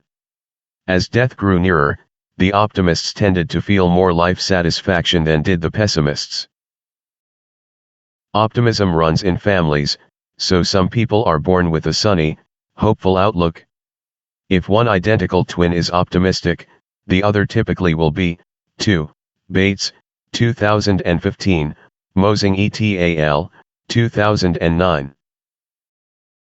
The good news is that all of us, even the most pessimistic, can learn to become more optimistic. Compared with a control group of pessimists who simply kept diaries of their daily activities, pessimists in a skill-building group who learned ways of seeing the bright side of difficult situations and of viewing their goals as achievable reported lower levels of depression, Sargent and Mongrain, 2014. In other experiments, people instructed to imagine their best possible future, one where they have worked hard and succeeded in all their life goals, became more optimistic, Malouf and Schutt, 2017. Positive expectations often motivate eventual success. Optimism is the light bulb that can brighten anyone's life. Emotion regulation. LOQ 40-5. How does controlling our feelings affect our well-being and health? Life is full of emotions. A frustrating conversation with a friend can throw us off for the rest of the day. An upcoming class presentation can strike us with fear and get our heart pounding. People vary in how often and how well we manage our feelings. And how we navigate our emotional ups and downs matters for our health. Getting angry is easy and everyone can do it, but doing it, in the right amount, at the right time, and for the right end, and in the right way is no longer easy, nor can everyone do it. Aristotle, Nicomachean Ethics, 2.9, 1109-27. Our emotions can be our best friends or our worst enemies. It all depends how well we manage them. Gross, 2013. Think back to a time when you felt really upset. Were you able to control your feelings? Healthy emotion regulation enables more happiness, better life satisfaction, closer social relationships, and even less depression and anxiety. Aldeo et al., 2010, Gross, 1998. In what ways do we change our feelings? We can increase or decrease emotional intensity and how long our feelings last, and we can control which kinds of emotions we feel. Gross et al., 2011. People most often report trying to decrease their negative feelings, sadness, anger, worry, and increase their positive feelings, joy, love, contentment. Gross et al., 2006, Koidbuck et al., 2010. But sometimes people aim for the reverse. They may embrace their anger at social justice protests. And any parent knows the importance of helping young children calm excited feelings before bedtime. Figure 40.1. The idea that changing our thoughts upstream can shape our moods and feelings downstream is at the heart of modern-day cognitive therapy for depression and anxiety. See the therapy modules. Psychologist James Gross, 1998, 2015, describes 3 strategies people often use, with the first 2 usually being more helpful than the third. Situation selection: change your situation to alter your feelings, such as by getting new roommates. Cognitive reappraisal: think about a situation in a more neutral way to dampen its negativity, such as reminding yourself that a mediocre grade on an exam could have been worse. Suppression: contain those feelings, as when forcing a smile after an argument. As we will see, this strategy can backfire. Some strategies seem to benefit us more than others. In one study, participants watched a disturbing video of a gory medical procedure. Researchers had asked some viewers to step back and adopt a detached and unemotional attitude, reappraisal, and others to behave so that someone watching you would not know that you are feeling anything at all, suppression.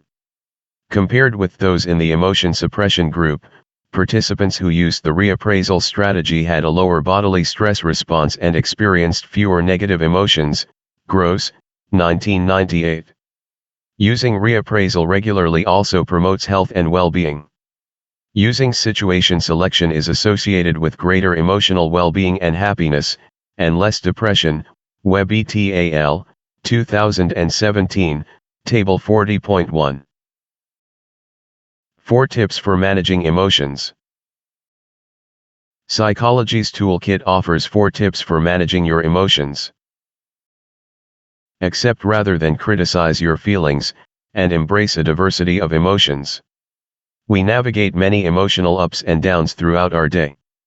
That is perfectly okay. Our emotions are pieces of information about our world that help us get through tough times and appreciate good ones. A sad mood may remind us of what matters to us, and a dose of fear can keep us alert and safe. We are healthier when we let ourselves feel our natural negative and positive emotions rather than pressuring ourselves to be happy all the time. Koidbuck et al., 2014, see also.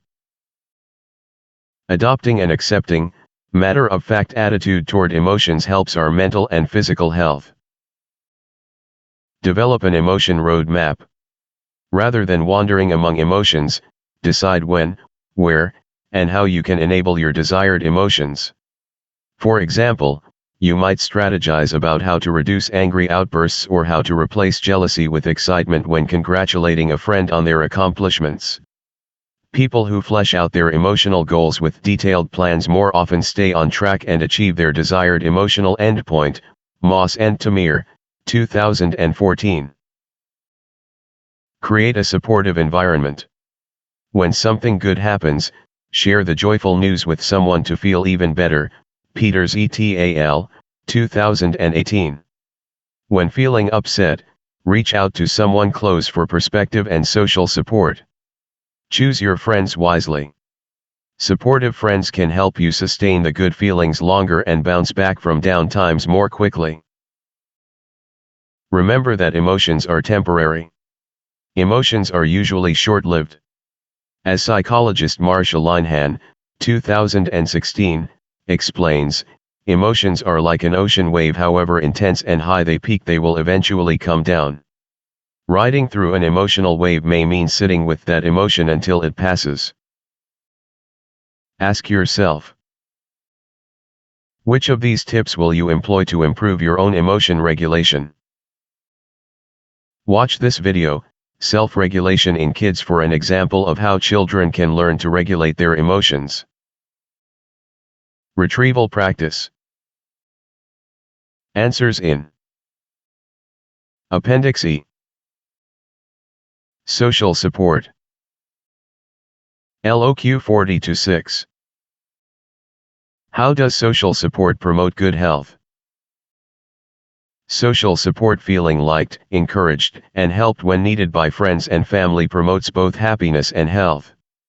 When randomly prompted by a researcher's phone app, people report more happiness when with others. Koidbuck et al., 2019. In international studies following thousands of people over several years, close relationships have predicted happiness and health in both individualist and collectivist cultures. Brannon et al., 2013, Chu et al., 2010, Ruger et al., 2016. People supported by close relationships tend to enjoy better health and longer lives, Holt Lundstad, 2021, Vila, 2021. When researchers combined data from 70 studies of 3.4 million people worldwide, they confirmed a striking social support benefit, compared with those who had ample social connections. Socially isolated or lonely people had a 30% greater death rate during the 7-year study period, Holt Lundstad et al., 2010, 2015, 2017.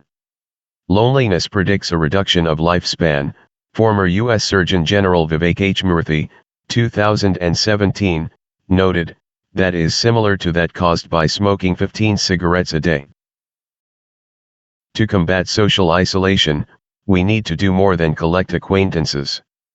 We need people who genuinely care about us, Cacioppo et al., 2014, Hockley et al., 2008. Some fill this need by connecting with friends, family, co-workers, members of a faith community, or support groups. Others connect in positive, supportive marriages.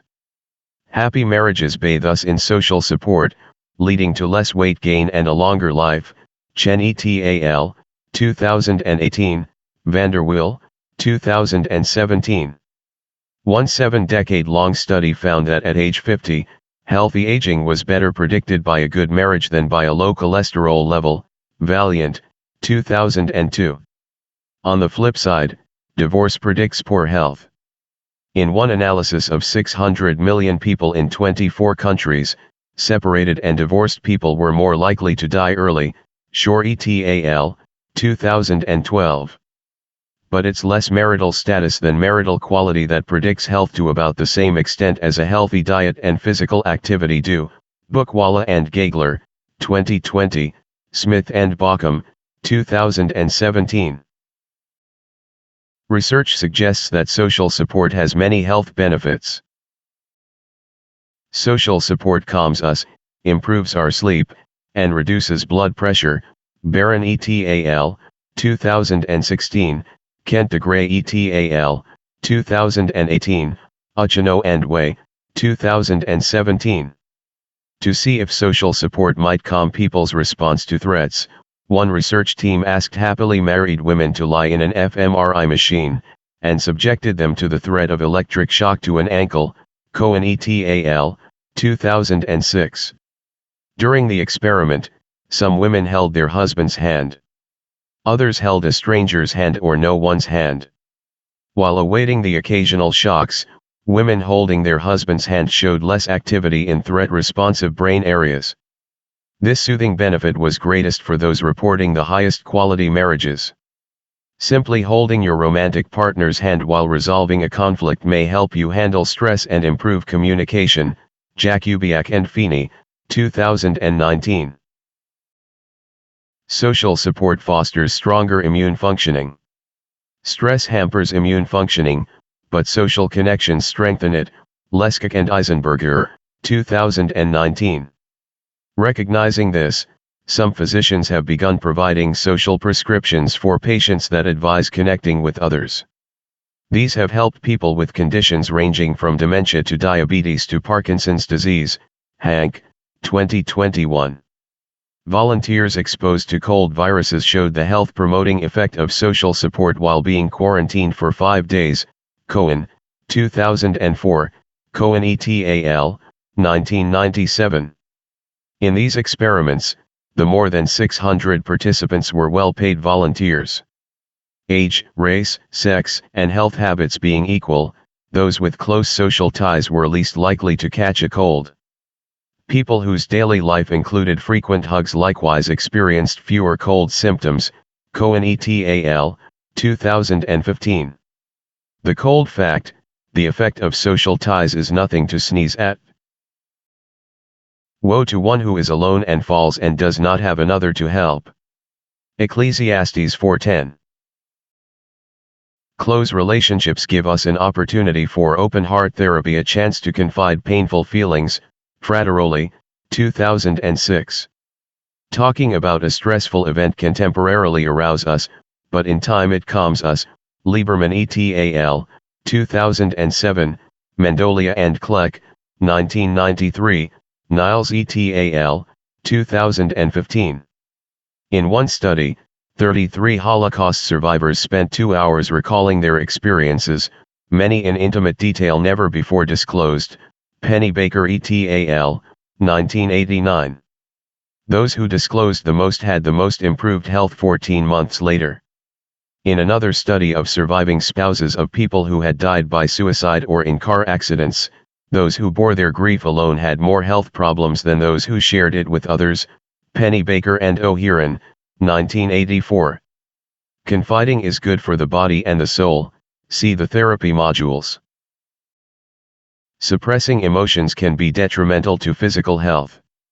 When psychologist James Penny Baker, 1985, surveyed more than 700 undergraduate women, those who had experienced a traumatic sexual experience in childhood reported more headaches and stomach ailments than those who had experienced other traumas, possibly because survivors of sexual abuse are less likely than other trauma survivors to confide in others. Another study, of 437 Australian ambulance drivers, confirmed the ill effects of suppressing one's emotions after witnessing traumas. Wastel, 2002. Even writing about personal traumas in a diary can help.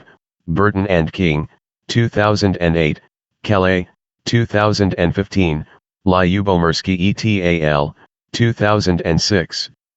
For trauma survivors, writing therapy reduces post-traumatic stress. Pavlasik et al., 2019.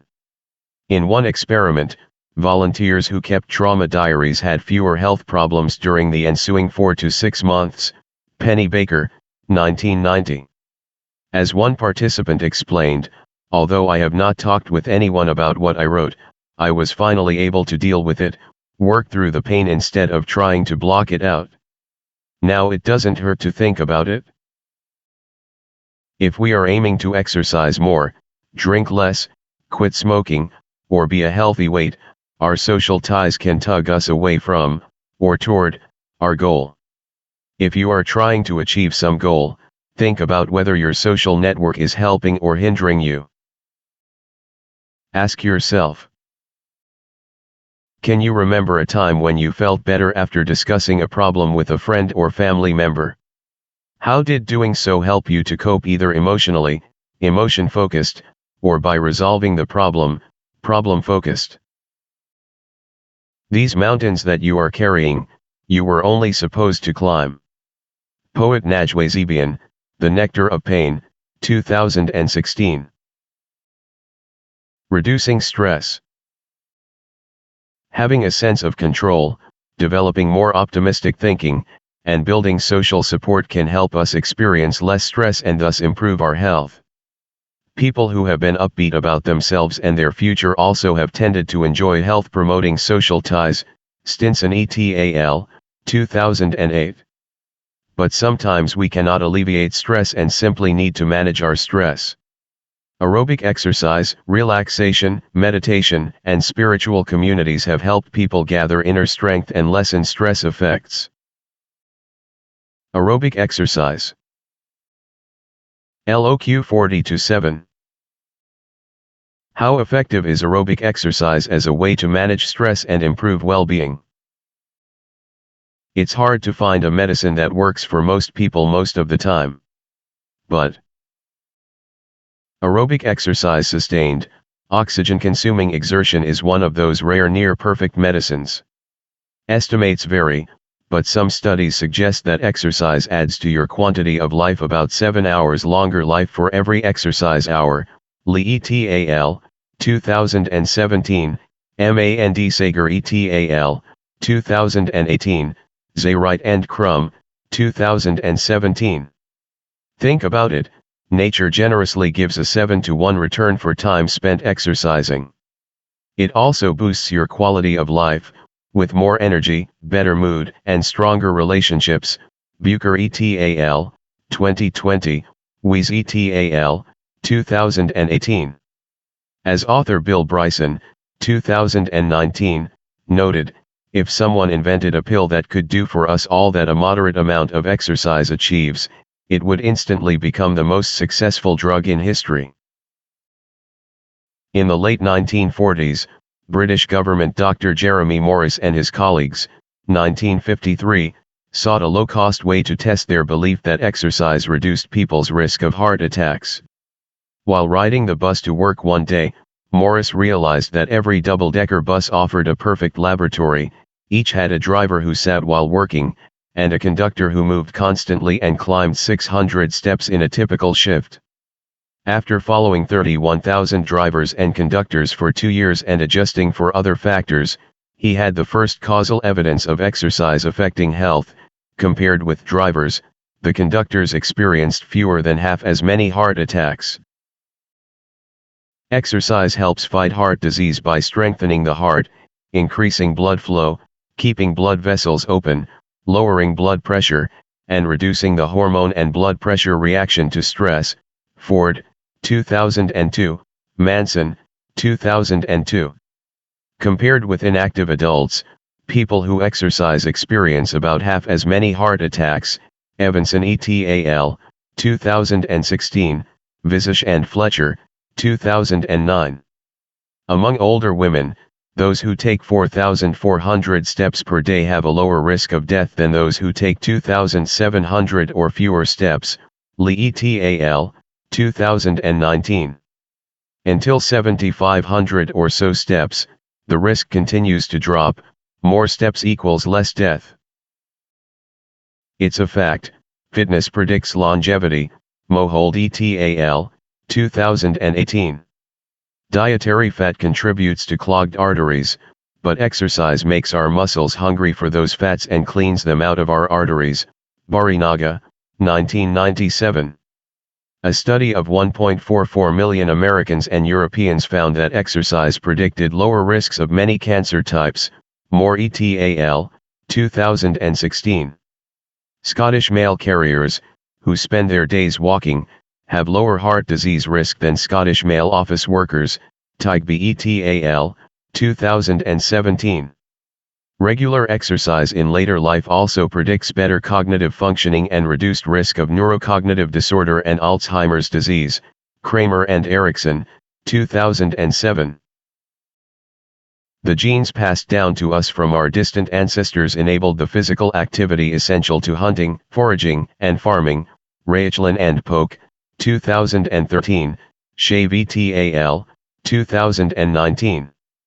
In muscle cells, those genes, when activated by exercise, respond by producing proteins. We are made for exercise. In the modern inactive person, these genes produce lower quantities of proteins and leave us susceptible to more than 20 chronic diseases, such as type 2 diabetes, coronary heart disease, stroke, and cancer. Booth and Neufer, 2005. Inactivity is thus potentially toxic. Physical activity can weaken the influence of some genetic risk factors. In one analysis of 45 studies, the risk of obesity fell by 27%. Kilpalainen et al., 2012. Does exercise also boost the spirit? In a 21-country survey of university students, physical exercise was a strong and consistent predictor of life satisfaction. Grant et al., 2009. People from the United States, Canada, and the United Kingdom who do aerobic exercise at least 3 times a week manage stress better, exhibit more self-confidence, have more vigor, and feel less depressed and fatigued than their inactive peers. Rebar et al., 2015, Smits et al., 2011. One analysis of 1.2 million Americans compared exercisers with non-exercisers. After controlling for other physical and social differences among them, the exercisers experienced 43% fewer days of poor mental health in the last month. Check Rout et al., 2018. Exercise has a large and significant antidepressant effect, concluded one digest of 49 controlled studies. Scutch et al., 2018. But remember, correlation does not imply causation. We could state this observation another way: stressed and depressed people exercise less. To sort out cause and effect, researchers experiment. They randomly assign stressed, depressed, or anxious people either to an aerobic exercise group or to a control group. Next, they measure whether aerobic exercise, compared with a control activity not involving exercise, produces a change in stress, depression, anxiety, or some other health-related outcome. One classic experiment randomly assigned mildly depressed female college students to 3 groups. 1/3 participated in a program of aerobic exercise.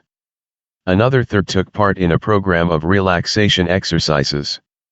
The remaining 1/3, the control group, formed a no-treatment group, McKen and Holmes, 1984.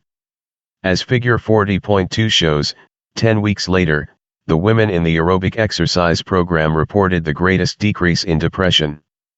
Many had, quite literally, run away from their troubles. For a helpful tutorial animation, watch this video, Random Assignment. Dozens of other experiments and longitudinal studies confirm that exercise reduces or prevents depression and anxiety. Catalan Matamoros et al., 2016, Harvey et al., 2018, Stubbs et al., 2017. When experimenters randomly assigned depressed people to an exercise group, an antidepressant group, or a placebo pill group, exercise diminished depression as effectively as antidepressants and with longer-lasting effects. Hoffman et al., 2011.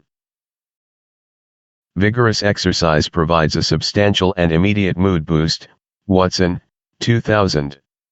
Even a 10-minute walk stimulates 2 hours of increased well-being by raising energy levels and lowering tension. Thayer, 1987, 1993. Exercise works its magic in several ways.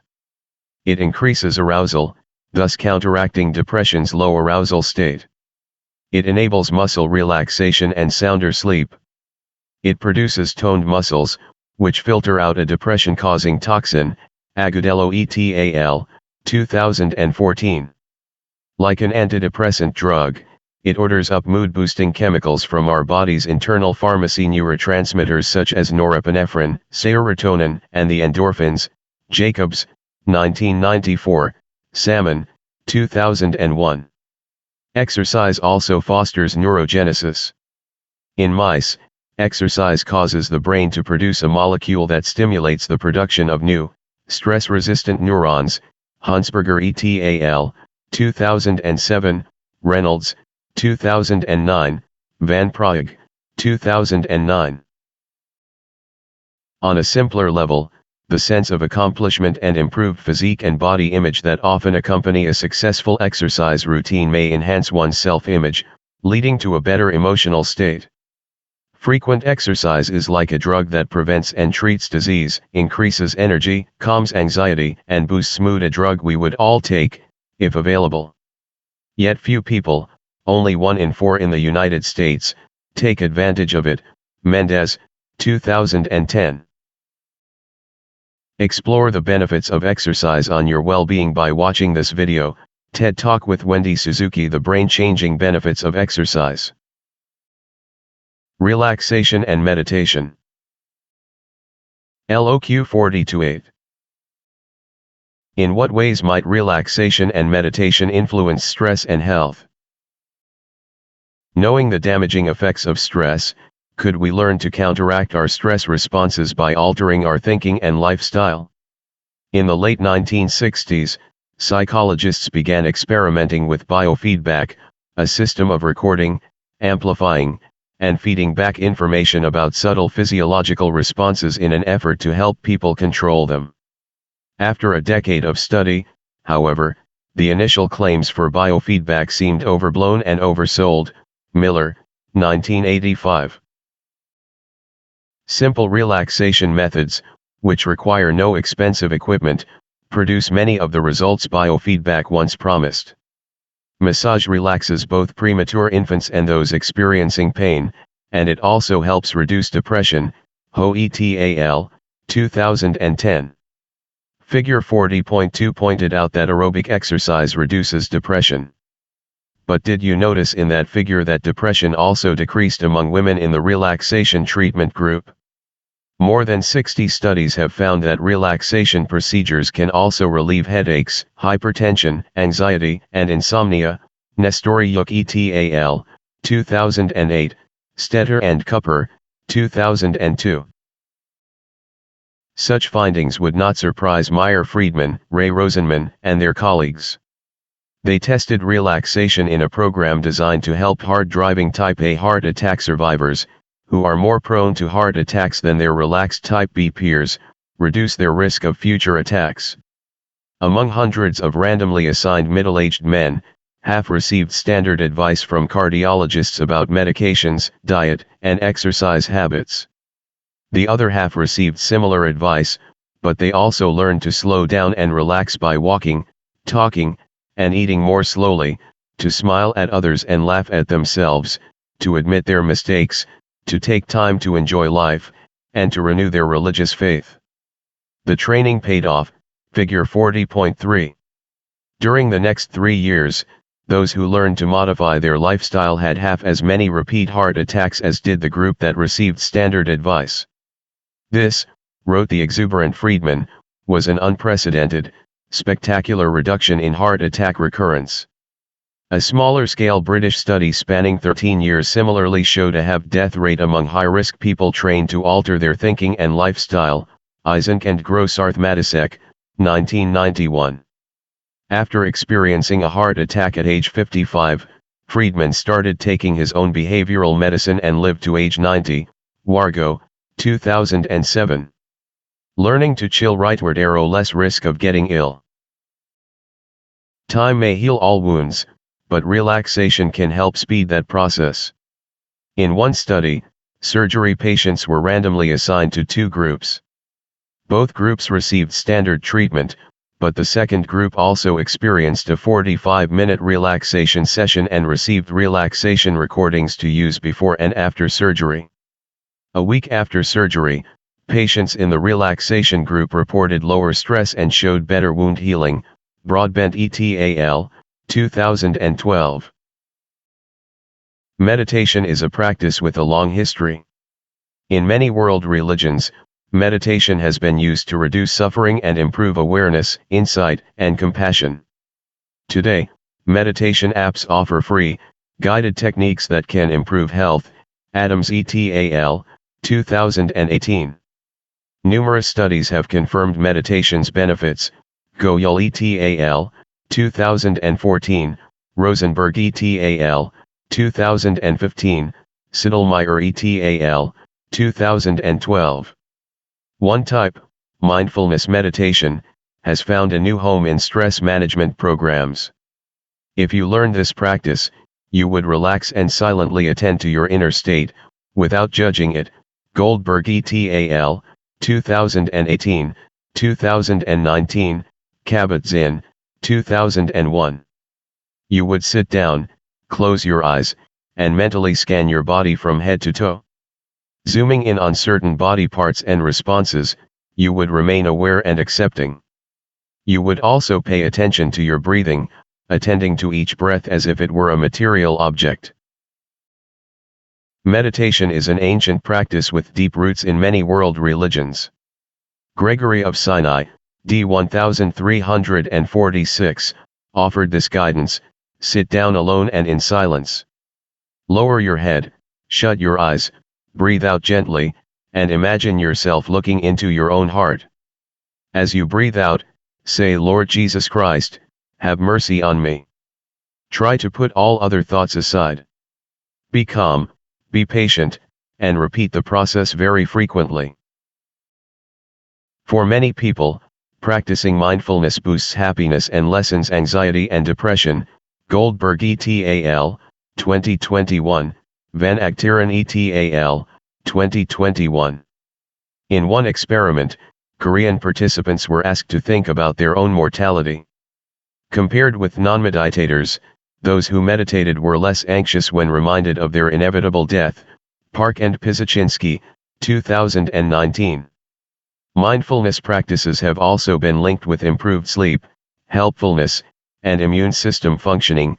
Donald et al., 2018, Rush et al., 2019, Villalba et al., 2019. They also increase the length of the telomeres protecting our chromosome tips, which reduces the risk of cancer and heart disease. Conklin et al., 2018.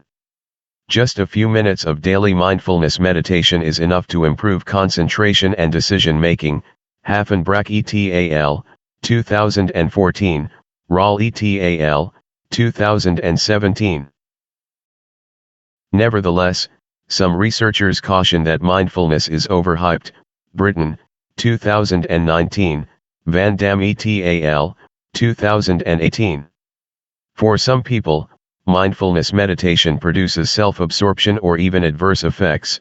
Britain, 2019, Van Dam et al., 2018, Vonk and Visser, 2021. Moreover, say critics, meditation's stress relief is mirrored by mere solitude, which can similarly relax us and reduce stress. Nguyen et al., 2018. Even so, meditation's positive results make us wonder, what's going on in the brain as we practice mindfulness? Correlational and experimental studies offer three explanations. Mindfulness strengthens connections among brain regions. The affected regions are those associated with focusing our attention, processing what we see and hear, and being reflective and aware. Berkavi Shohana et al., 2014, Ives Dilapiri et al., 2011, Kilpatrick et al., 2011. Activates brain regions associated with emotion regulation. Davidson et al., 2003, Wei et al., 2010. When labeling emotions, mindful people show less activation in the amygdala, a brain region associated with fear, and more activation in the prefrontal cortex, which aids emotion regulation. Cresswell et al., 2007, Godink et al., 2016. Calms brain activation in emotional situations. This lower activation was clear in one study in which participants watched two movies, one sad, one neutral. Those in the control group, who were not trained in mindfulness, showed strong brain activation differences when watching the two movies. Those who had received mindfulness training showed little change in brain response to the two movies. Farb et al., 2010. Emotionally unpleasant images also trigger weaker electrical brain responses in mindful people than in their less mindful counterparts. Brown et al., 2013. A mindful brain is strong, reflective, and calm. And then there are the mystics who seek to use the mind's power to enable Novocaine-free cavity repair. Their aim, transcendental medication. Faith communities and health. LOQ 40-9. What is the faith factor, and what are some possible explanations for the link between faith and health? A wealth of studies, more than 2,000 in the 21st century's first 2 decades alone, has revealed a curious correlation called the faith factor. Oman and Syme, 2018, Vanderwiel, 2018. Religiously active people, especially in more religious cultures, tend to live longer than those not religiously active. Ebert et al., 2020. One such study compared the death rates for 3,900 people living in 2 Israeli communities. The first contained 11 religiously orthodox collective settlements, the second contained 11 matched, non-religious collective settlements. Kark et al., 1996.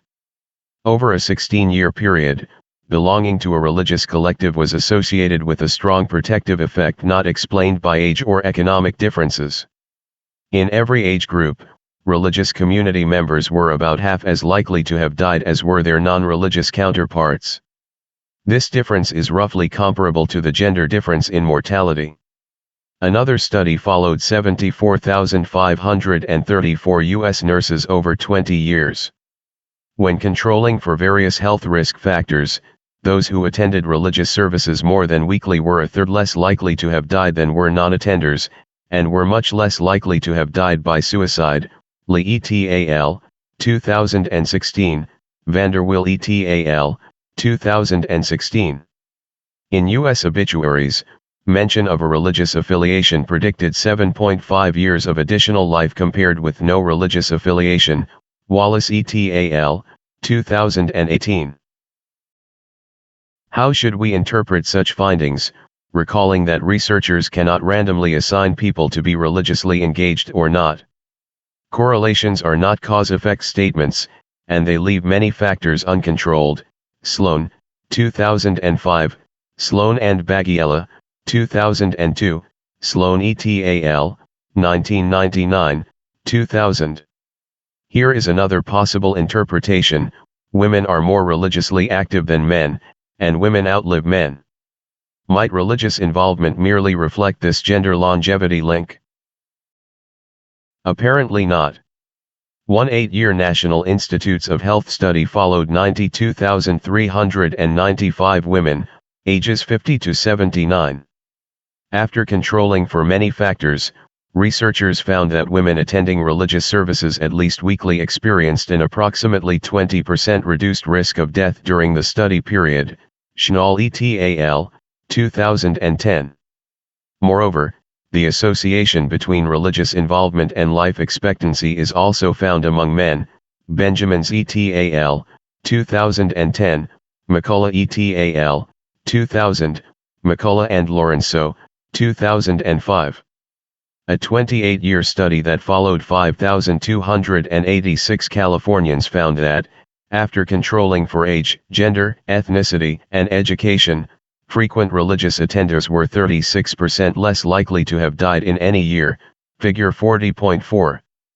In another 8-year controlled study of more than 20,000 people, Hummer et al., 1999, this effect translated into a life expectancy of 83 years for those frequently attending religious services and 75 years for non-attenders. Research points to 3 possible explanations for the religiosity-longevity correlation. Figure 40.5. Healthy behaviors. Religion promotes self-control. DeWall et al., 2014, McCullough and Willoughby, 2009. This helps explain why religiously active people tend to smoke and drink much less and to have healthier lifestyles. Islam and Johnson, 2003, Koenig and Valiant, 2009, Masters and Hooker, 2013, Park, 2007. In one large U.S. Gallup survey, 15% of the very religious were smokers, as were 28% of the non-religious. Newport et al., 2010. But such lifestyle differences are not great enough to explain the dramatically reduced mortality in the Israeli religious settlements. In U.S. studies, too, about 75% of the longevity difference remained when researchers controlled for unhealthy behaviors, such as inactivity and smoking. Music et al., 1999. Social support. To belong to a faith community is to participate in a support network. Religiously active people are often there for one another when misfortune strikes. In the 20-year nurses study, for example, religious people's social support was the best predictor of their good health. Moreover, religion encourages marriage, another predictor, when happy, of health and longevity. Bookwalla and Gagler, 2020. Positive emotions. Even after controlling for social support, unhealthy behaviors, gender, and pre-existing health problems, studies have found that religiously engaged people tend to live longer. Chita et al., 2009. Researchers speculate that religiously active people may benefit from a stable, coherent worldview, a sense of hope for the long-term future, feelings of ultimate acceptance, and the relaxed meditation of prayer or other religious observances. The religiously active have had healthier immune functioning, fewer hospital admissions, and, for people with AIDS, fewer stress hormones and longer survival. Ironson et al., 2002, Koenig and Larson, 1998, Lutgendorf et al., 2004. Ask yourself, what strategies have you used to cope with stress in your life? How well have they worked? What other strategies could you try? Retrieval practice. Answers in Appendix E. Review. Module 40, Health and Coping. Learning objectives. Test yourself. Answer these repeated learning objective questions on your own, before showing the answers here, or checking the answers in Appendix D, to improve your retention of the concepts. McDaniel et al., 2009, 2015. Terms and concepts to remember. Test yourself. Write down the definition in your own words, then check your answer. Coping. Problem-focused coping. Emotion-focused coping. Personal control. Learned helplessness. External locus of control. Internal locus of control. Self-control. Emotion regulation. Aerobic exercise. Mindfulness meditation. Module test. Test yourself. Answer the following questions on your own first, then show the answers here, or check your answers in Appendix E. Chapter 13 Social Psychology, Modules 41 to 44. Module 41 Social Thinking. The Fundamental Attribution Error. Attitudes and Actions. Persuasion. Thinking critically about how to be persuasive. Module 42 Social Influence. Conformity, complying with social pressures. Obedience, following orders. Lessons from the conformity and obedience studies. Group behavior. Thinking critically about the Internet as social amplifier. Module 43 Antisocial Relations. Prejudice. Aggression. Module 44 Prosocial Relations. Attraction. Altruism. From conflict to peace. Dirk Willems faced a moment of decision in 1569. Threatened with torture and death as a member of a persecuted religious group, he escaped from his Asperen, Holland, prison and fled across an ice-covered pond. His stronger and heavier jailer pursued him but fell through the ice. Unable to climb out, the jailer pleaded for help. With his freedom in front of him, Willems acted with ultimate selflessness. He turned back and rescued his pursuer, who, under orders, took him back to captivity. A few weeks later Willems was condemned to be executed with fire, until death ensues. For his martyrdom, present-day Asperen has a street named in honor of its folk hero, Toes, 2004. What drives groups, such as Willems' community, to act so heartlessly toward those who differ from them? What motivates people, such as Willems' jailer, to carry out unjust orders? And what inspired the selflessness of Willems' response, and the selflessness of so many who have died trying to save others? Indeed, what motivates any of us who volunteer kindness and generosity? We are social animals. We cannot live for ourselves alone. Many of us felt this keenly during the COVID-19 pandemic, when social distancing meant going without the face-to-face social interactions we'd once taken for granted. Social psychologists explore our connections by scientifically studying how we think about and influence others, modules 41 and 42, and also how we relate to one another, modules 43 and 44. Module 41, Social Thinking. Earning objective question LOQ 41-1. What do social psychologists study? How do we tend to explain others' behavior and our own? Personality psychologists focus on the person. They study the personal traits and dynamics that explain why, in a given situation, different people act differently. Would you have helped your jailer out of the icy water? Social psychologists focus on the situation. They study the social influences that explain why the same person acts differently in different situations. Might Willem's jailer have released him under other circumstances?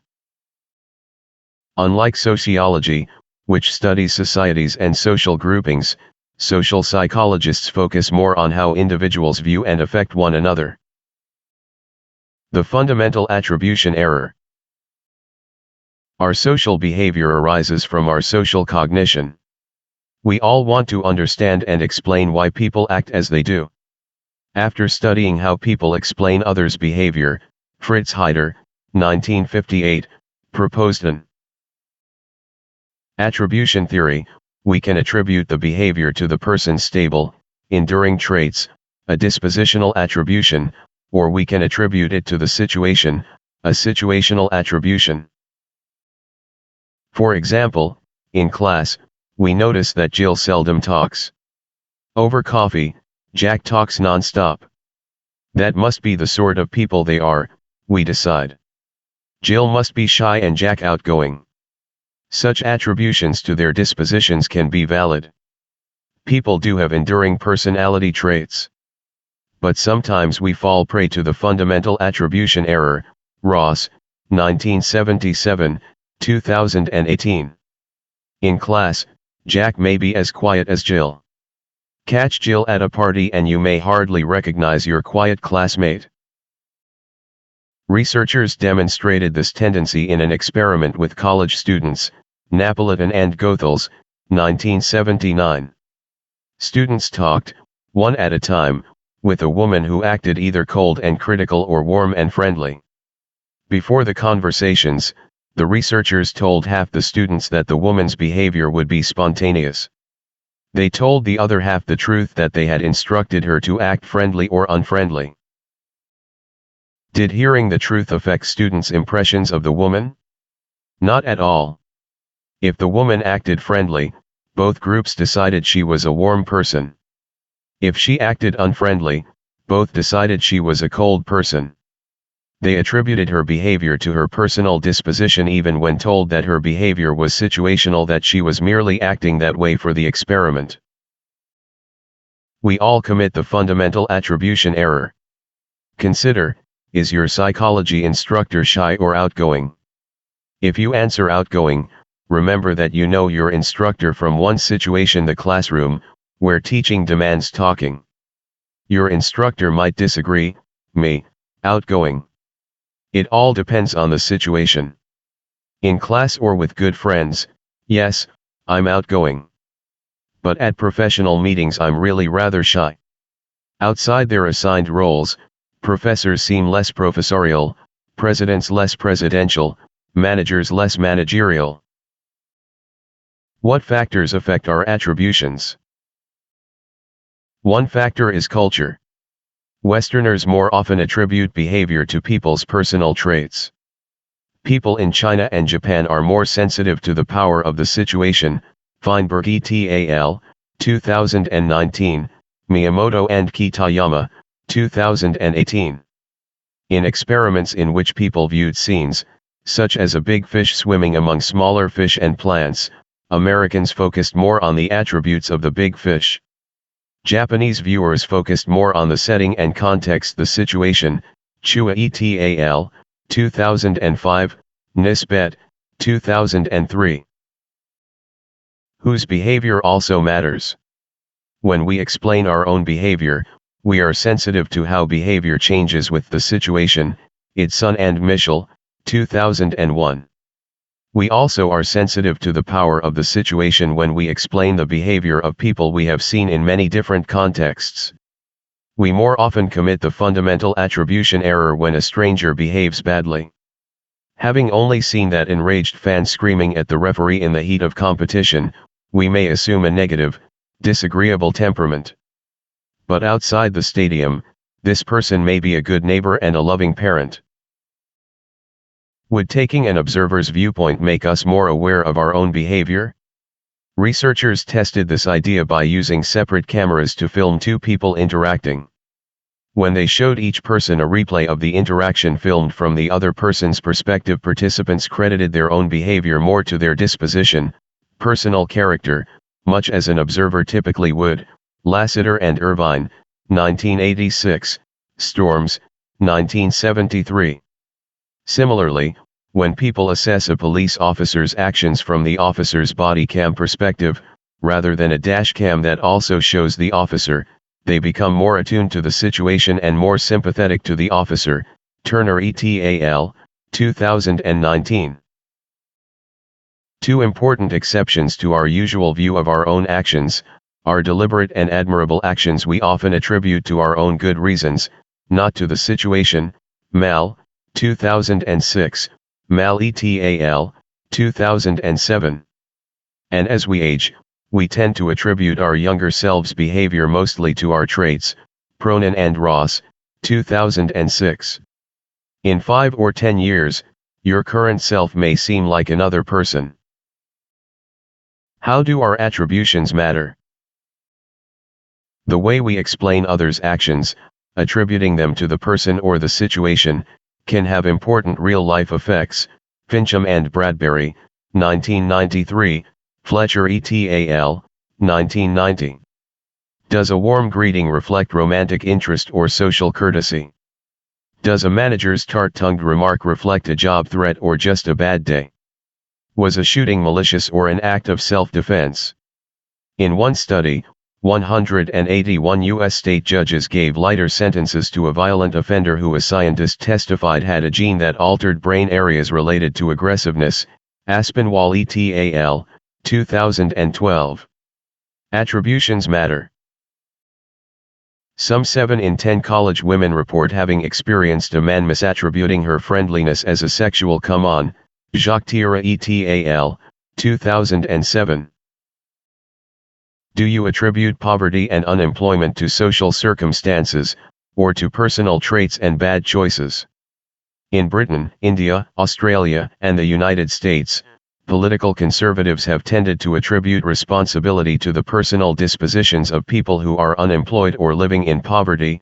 Dunn, 2018, Fernham, 1982, Ponda et al., 1982, Wagstaff, 1982, Zucker and Wiener, 1993. They assume that people make their choices and that anybody who works hard can still get ahead. In experiments, those who reflect on the power of choice either by recalling their own choices or by taking note of another's choices become more likely to think that people get what they deserve. Savani and Rattan, 2012. Political liberals, and those not primed to consider the power of choice, are more likely to blame past and present situations. They assume that anyone who lacks access to quality education and other opportunities, and faces discrimination, would struggle to get ahead, no matter how hard they work. The point to remember, our attributions to a person's disposition or to the situation have real consequences.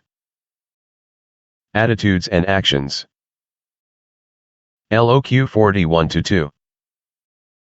How do attitudes and actions interact? Attitudes predispose our reactions to objects, people, and events.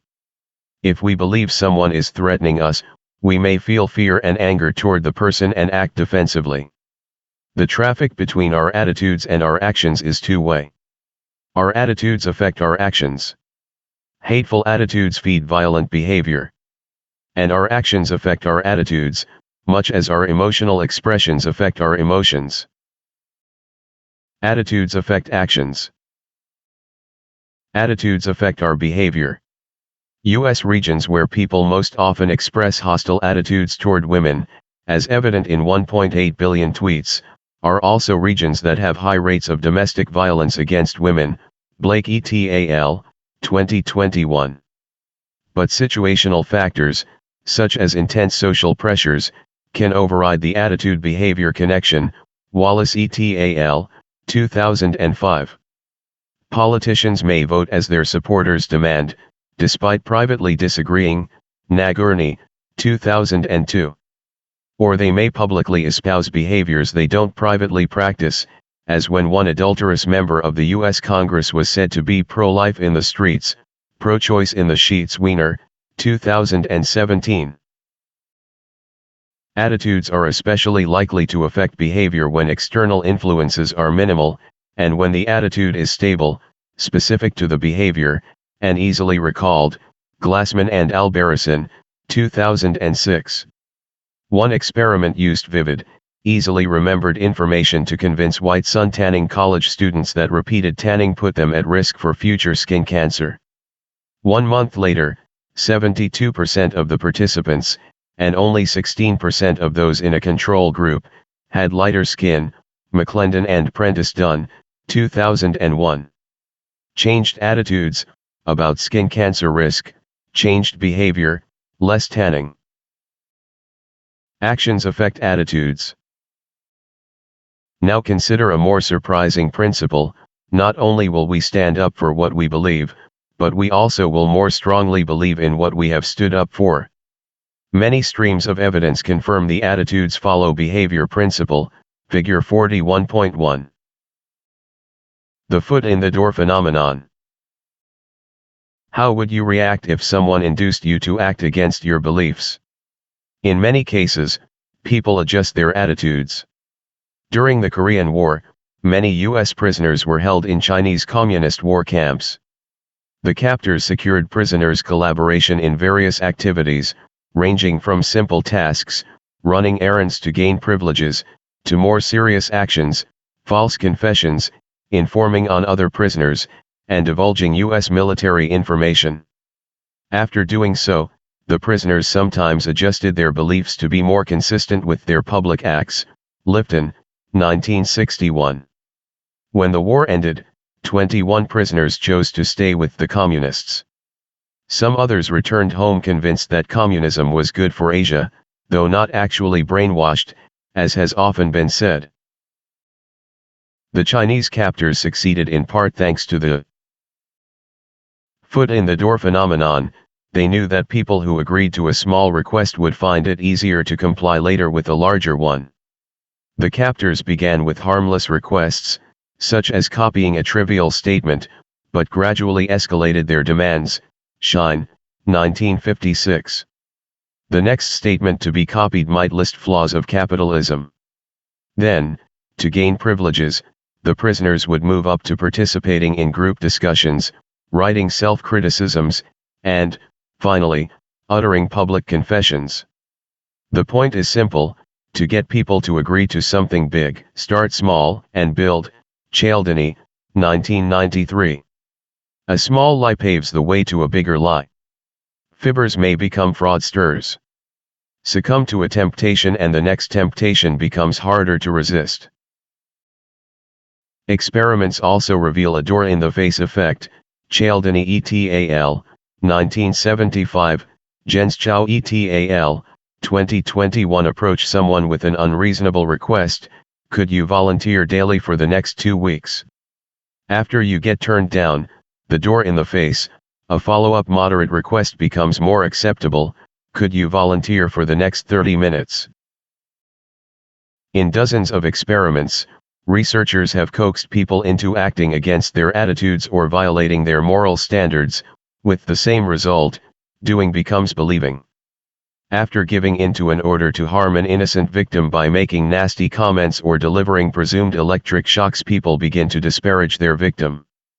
After speaking or writing on behalf of a position they have qualms about, they begin to believe their own words. Fortunately, the attitudes follow behavior principle works with good deeds as well. In one classic experiment, researchers sought permission to place a large "Drive carefully" sign in people's front yards. Friedman and Fraser, 1966. The 17% rate of agreement soared to 76% among those who first did a small favor, placing a 3-inch high "Be a Safe Driver" sign in their window. The foot in the door tactic has helped boost charitable contributions and blood donations. When mandates required seatbelt use or COVID vaccination, many people at first protested, but then, after behaving in accord with the mandate, came to accept it. Behaving became believing. Likewise, after U.S. schools were desegregated and Congress passed the 1964 Civil Rights Act, white Americans expressed diminishing racial prejudice. And as Americans in different regions came to act more alike thanks to more uniform national standards against discrimination, they began to think more alike. Experiments confirm the point: moral actions strengthen moral convictions. Ask yourself, do you have an attitude or tendency you would like to change? Using the attitudes follow behavior principle, how might you go about changing that attitude? Role-playing affects attitudes.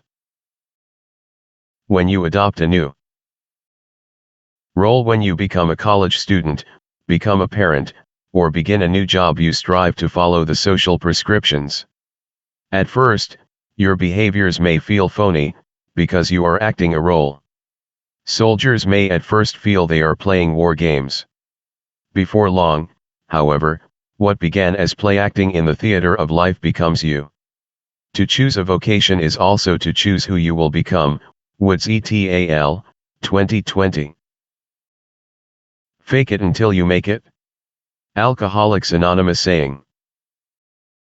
Step-by-step role-playing has even been used to train torturers. Staub, 1989. In the early 1970s, the Greek military government eased men into their roles. First, a trainee played the role of guard outside an interrogation cell. After this foot in the doorstep, he stood guard inside. Only then was he ready to become actively involved in the questioning and torture role. In one study of German men, military training toughened their personalities, leaving them less agreeable even 5 years later. After leaving the military, Jackson et al., 2012. What we do, we gradually become. Every time we act like the people around us, we slightly change ourselves to be more like them and less like who we used to be. Yet people differ. In real-life atrocity-producing situations, some people have succumbed to the situation and others have not. Haslam and Riker, 2007, 2012, Mastroianni and Reed, 2006, Zimbardo, 2007. Person and situation interact.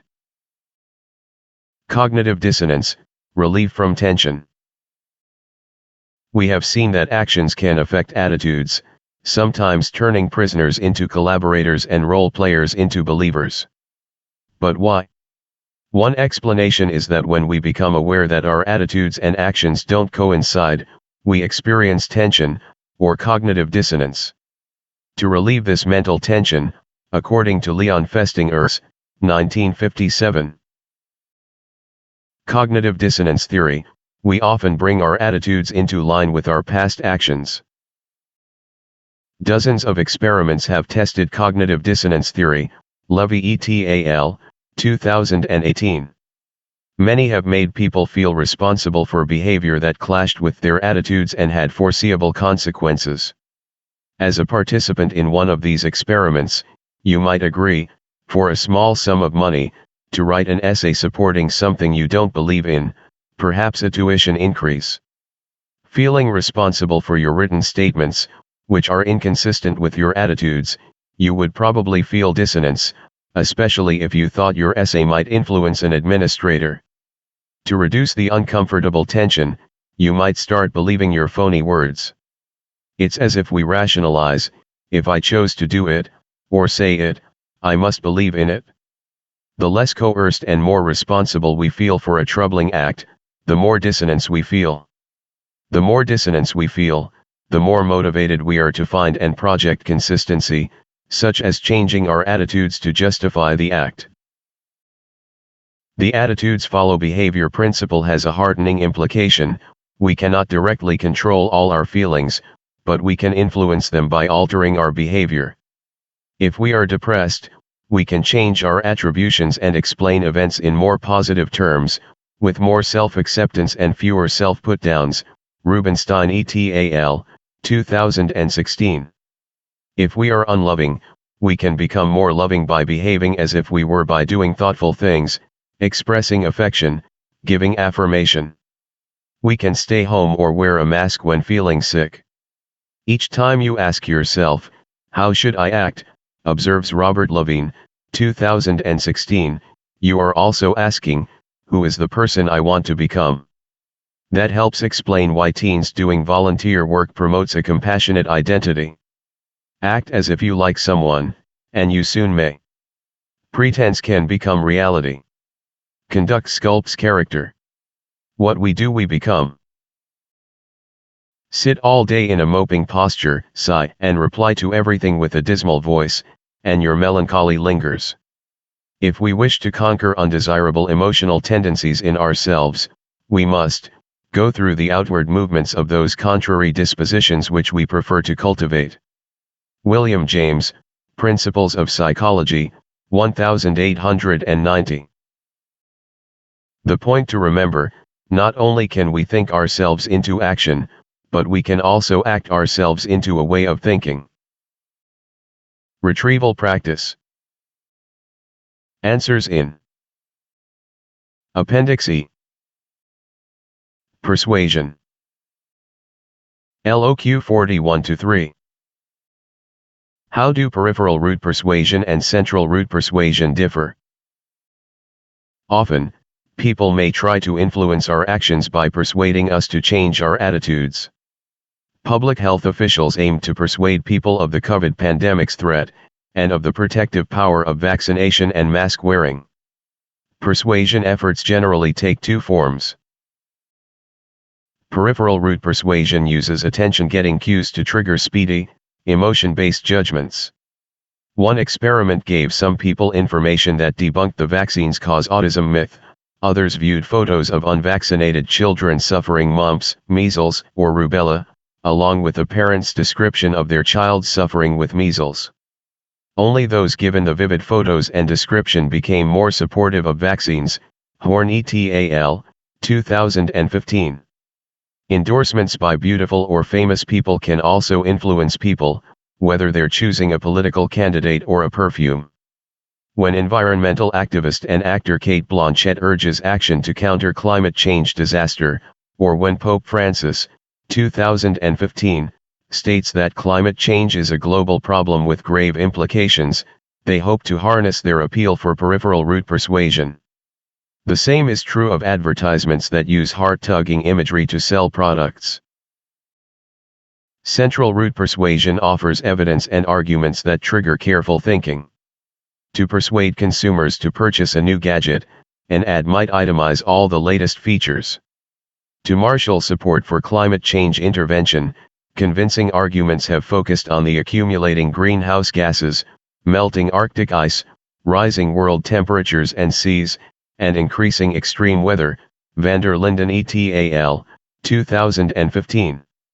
Central root persuasion works well for people who are naturally analytical or involved in an issue. And because it is more thoughtful and less superficial, it is more durable. When people actively process a message, when they mentally elaborate on it, they more often retain it, a phenomenon described by the elaboration likelihood model. Have you ever noticed how one example, good or bad, can prompt others to follow? How one illegally parked car can give permission for others to do likewise? How one racial joke can fuel another? Marian Wright Edelman, The Measure of Our Success, 1994. With time and persuasion, attitudes can change dramatically. What yesterday's people accepted without question, slavery, climate destruction, anti-gay policies, orca captures, today's people mostly mourn. So how can we be more successful at getting others to see our point of view? And how can we more effectively counter misinformation, such as from anti-vaccine activists or conspiracy theorists? For more on effective persuasion strategies, see Thinking Critically About How to be persuasive. LOQ 41-4.